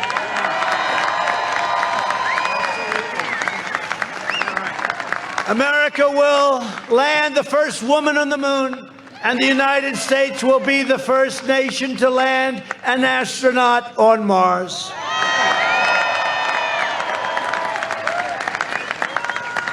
And we brought NASA back. NASA, when I got in 3.5 years ago, grass was growing through the cracks of the runway. It was over. It was closed. It was nothing. Now it's the #1 space center in the entire world by a factor of 5. We will stop the radical indoctrination of our students and restore patriotic education to our schools. Big deal. We will teach our children to love our country, honor our history, and always respect our great American flag.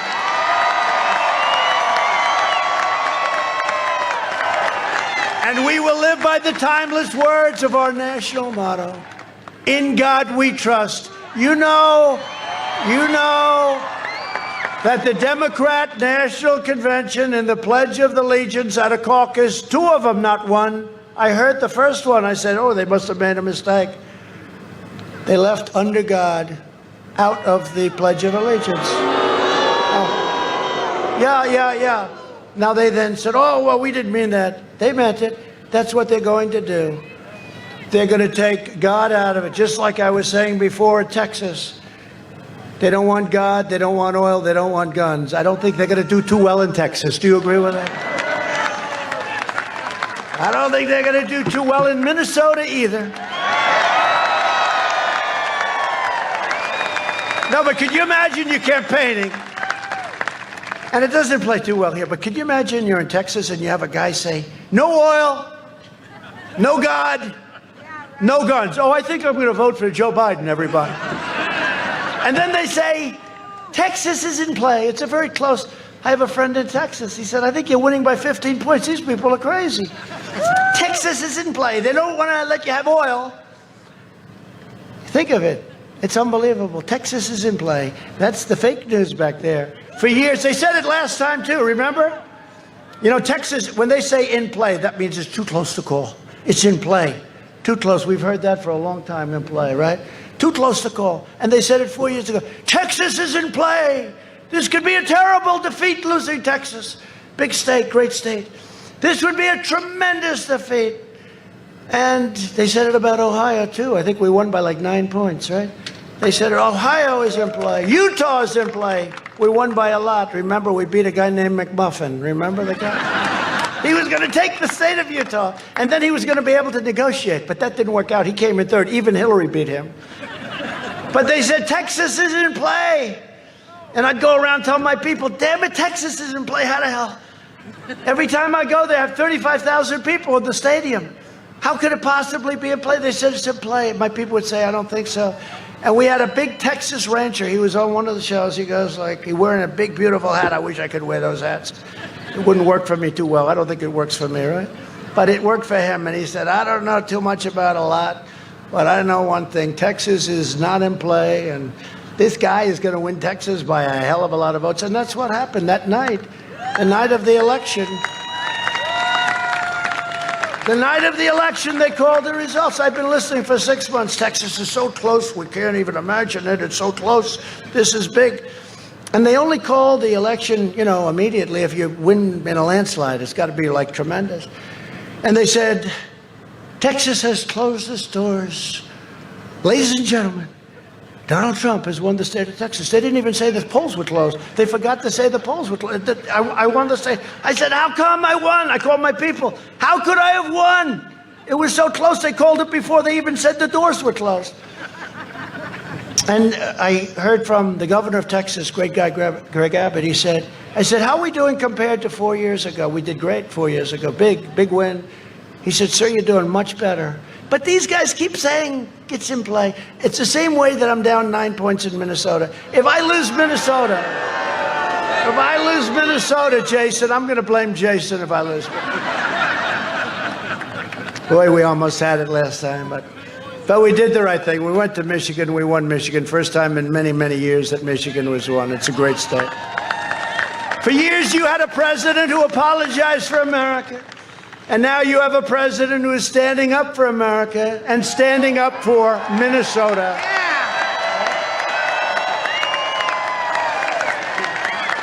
So get your friends, get your family, get your neighbors, get your co-workers, and get out and vote. And you know, it started today in Minnesota. That's why I'm here. It started today. Go out of here. You know what? If they're closed, what the hell time is it now? If they're closed, just stand in line like you do. You know, people were here 2 days ago trying to get in here. It's crazy. So do the same thing at the voting booth, please.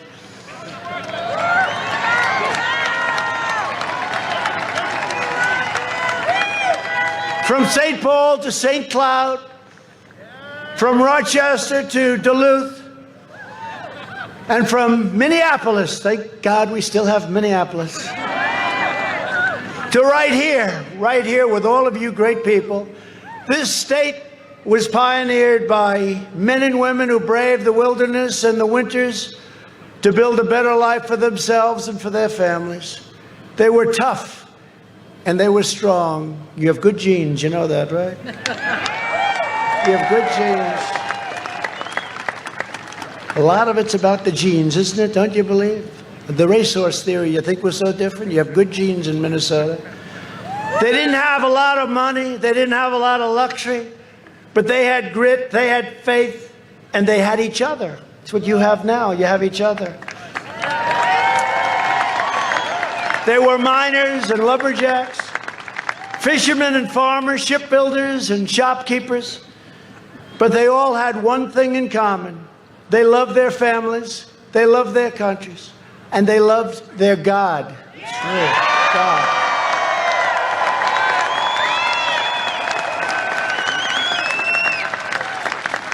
Proud citizens like you help build this country, and together we are taking back our country.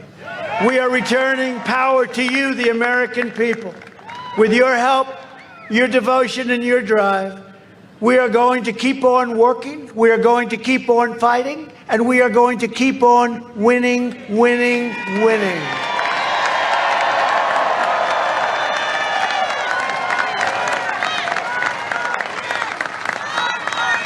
And don't forget, you went through years where you weren't winning, right? Years and years. They closed down, even with Obama, he closed that iron ore. I think he just wanted to get even with you. I don't know. He wasn't good. Not a good. We've knocked out about 84% of the things he did. Then you say, I wonder if he likes me. But you're getting used to winning, and you're going to see winning like you've never seen before. You had your best year. And you're going to win so much. You've heard this, right? I haven't said it in a long time because we've been doing a lot of winning. But you're going to win so much, and you're going to send Jason to the U.S. Senate. And you're going to keep winning and winning and winning. You're going to win on trade. You're going to win on the military. You're going to win on everything you touch. Minnesota's going to keep on winning. And you're going to get tired of winning. Because Minnesota doesn't want to win all the time. Your football team is going to win in the Big Ten, they say, right? No, we're going to keep on winning in Minnesota, and you're going to get so tired. You're going to say, Jason, please, Jason, go to the president. See him in the Oval Office. Stop him from winning. We're winning too much in Minnesota. We can't stand it, Jason. Please, Jason, stop him from winning so much for Minnesota. We can't take it. We're not used to it because we went through years and years and years where it was tough, right? The mayors know that. That's why they all endorsed the president. And I'm going to look at Jason. I'm going to say, no, Jason, I'm sorry.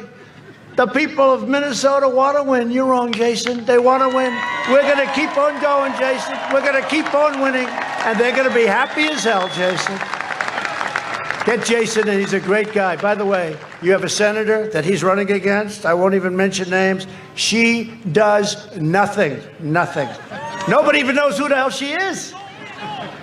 She goes to a meeting the other day. Everyone's trying to figure out who is she. This guy, he even looks through Central Casting, right? You know, if you can get the look for free, that's good too, right? But he's going to be fantastic, tremendous guy, really successful, and he loves your state and he loves our country. So, Jason, please. Knock him out. But you're going to win. We're one movement. We're one people, one family, and one glorious nation under God.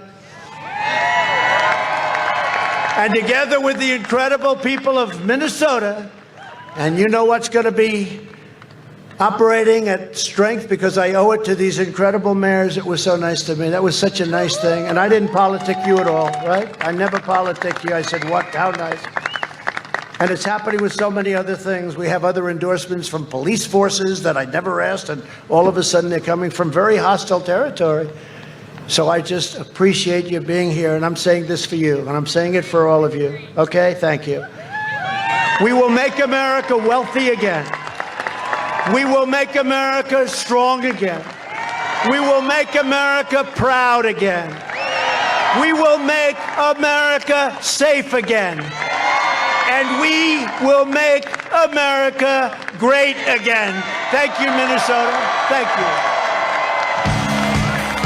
The President of the United States, Donald J. Trump, wrapping up his remarks in Bemidji, Minnesota, probably at this point still unaware of the news that we have received that Supreme Court Justice Ruth Bader Ginsburg has died at the age of 84. We learned that early on in the president's speech. He is about to probably find that out, and we expect that he'll probably make some kind of a statement tonight, which we'll bring to you if we are able to get that. I want to thank all of you for tuning in to RSBN's coverage tonight. Don't forget that we have tomorrow another one of these in Fayetteville, North Carolina. We'll be live about 3 p.m. Eastern. Liz Willis and Grace Saldana will be live from Fayetteville. Listen, folks, we need your help. I know we say it a lot. We need your help. We have a crazy schedule. We have, I believe at this point, there are 6 more rallies over the next week. We'll be going to Pennsylvania after North Carolina. We'll be going to Ohio for 2 rallies. We're going to head down to Florida and then back to Pennsylvania, and more will continue to come in. We'll be at some point doing 2 and 3 of these per day. So it's crucial that we have your support right now. And if you're able to do it, we're asking everyone to donate at rsbnetwork.com/donate. That is the best way to help us Every cent goes into our PayPal and our travel fund so that we can, on the road, continue to get to venue. It really helps us a lot, and we can't thank you enough. So rsbnetwork.com/donate. I would also like to say that even though we disagree politically, we extend our thoughts and prayers to the family of Ruth Bader Ginsburg, because that is how good people are. That is what we do. The left, many of them would be celebrating the death of Justice Clarence Thomas. We don't do that here. We disagree politically, but we extend our warmest condolences to the family of Ruth Bader Ginsburg, and we wish and pray for peace in our nation today. And the president, we pray for him that he will be able to make the right decision for the path of our country going forward, and that he may be able to be in office for 4 more years. This is such a crucial point, a crucial time right now in our country. As you know, the instability right now, we need to elect President Trump for 4 more years. It's so important. So we want to be there on the front lines for you, fighting for you, showing you what the mainstream media won't. Fox News obviously didn't cover this speech in full tonight. We need your support so that we can continue to do it. And how about a hand for Mike Nificent and Justin Wilson, our 2 news correspondents here at the Minnesota rally. We're going to go live to them right now in Bemidji so they can give their closing remarks for this one. But God bless all of you. We'll see you tomorrow. I want to say thanks to the moderators. Thank you so much for all the work you do. Thanks to Diamond and Silk, Father Frank Pavone, all of you. Thank you so much. We're going to have some surprises for you with guest hosts coming up. Guest hosts coming up soon at future rallies, so stay tuned. But back to Justin and Mike. God bless.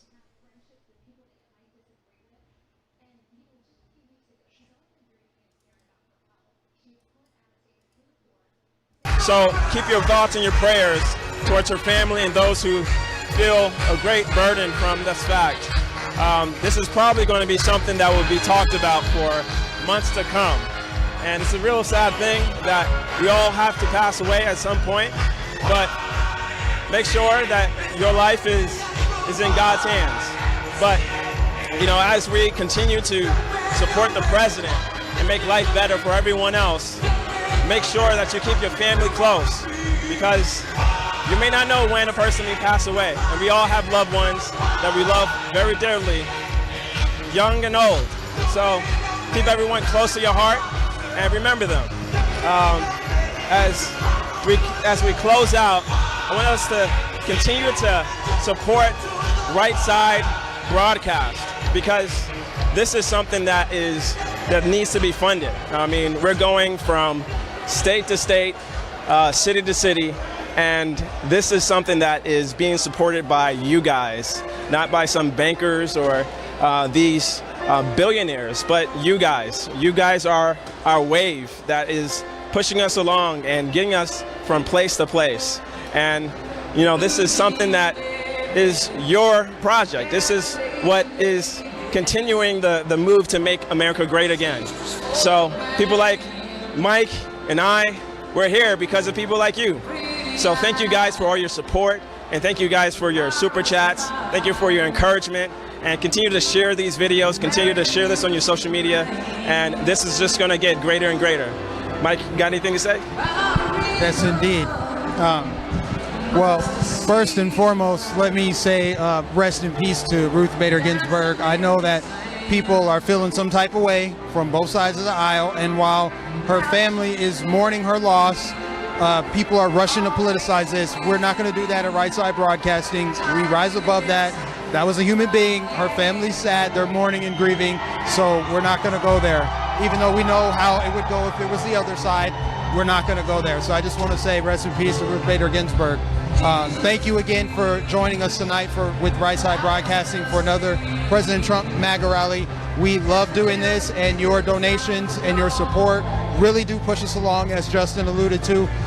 One thing I want to do before we let you guys go and we wrap is I want to plug our partner for the night once more, Disney. If you go to Disney.com, you can get a coin. They do They have 20 new coins. Sorry, guys, I'm new reading this. They have 20 new patriotic designs, and they release 2 new designs each month. They are 100% America made, made by Americans. It's manufactured here. It's genuine copper, silver. They have several different coins, and 10% of their donations, 10% of their sales revenue goes towards conservative causes. There's also a discount if you type in RSB in and at the promo code checkout screen, you'll get a discount there. So please go to dismecoins.com. That helps us go a long way, and you're supporting an American business. So please do that. Also, you can go to rsbnetwork.com/donate to support us directly. We have 5 events coming up in the next 4 days. Liz will be in Fayetteville, North Carolina on Saturday. And then we have 2 rallies on Monday in Ohio. And then we're going to Pennsylvania Tuesday. And then there's another rally in Florida on Thursday, which unfortunately I won't be there. I wish I could be there, but I won't be there. Florida. And then there's another one in Pennsylvania. And there's going to be another one and another one. Minnesota, where we're just wrapping up, is a huge state. It's critical that President Trump gets reelected. In Minnesota, the 10 electoral votes up for grabs go a long ways to getting him reelected. So with that said, thank every last one of you for tuning in tonight. God bless you for watching. God bless President Trump, and God bless the United States of America. You guys have a great night.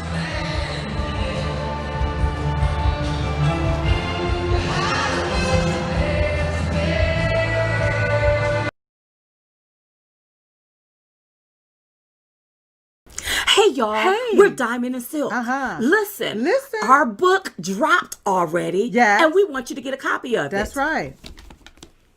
Uprising, who the hell said you can't ditch and switch? The Awakening of Diamond and Silk. That's right. Now you can get the book at diamondandsilkbook.com or anywhere that books are sold. And I want you to continue to support RSBN. That's right. Why? Because they've been here since the beginning. And they will be here to the very end. That's right. And guess what, y'all? What? We gonna win. That's right. You all get out and vote. Vote red. RED. Remove every Democrat. And make sure you vote for Donald J. Trump. We love y'all. Bye-bye. Hi friends, I'm Father Frank Pavone of Priests for Life, and I thank our friends at Right Side Broadcasting for the great job they do bringing you these rallies. You know, when the president has these rallies, he summarizes his accomplishments. We have a website called prolifepresident.com where you can read those accomplishments in detail, not only on pro-life, but on every issue. I invite you to join us there. You can also order a comparison piece of the party platforms and some prayer cards for the election. So thanks, and again, God bless Right Side Broadcasting.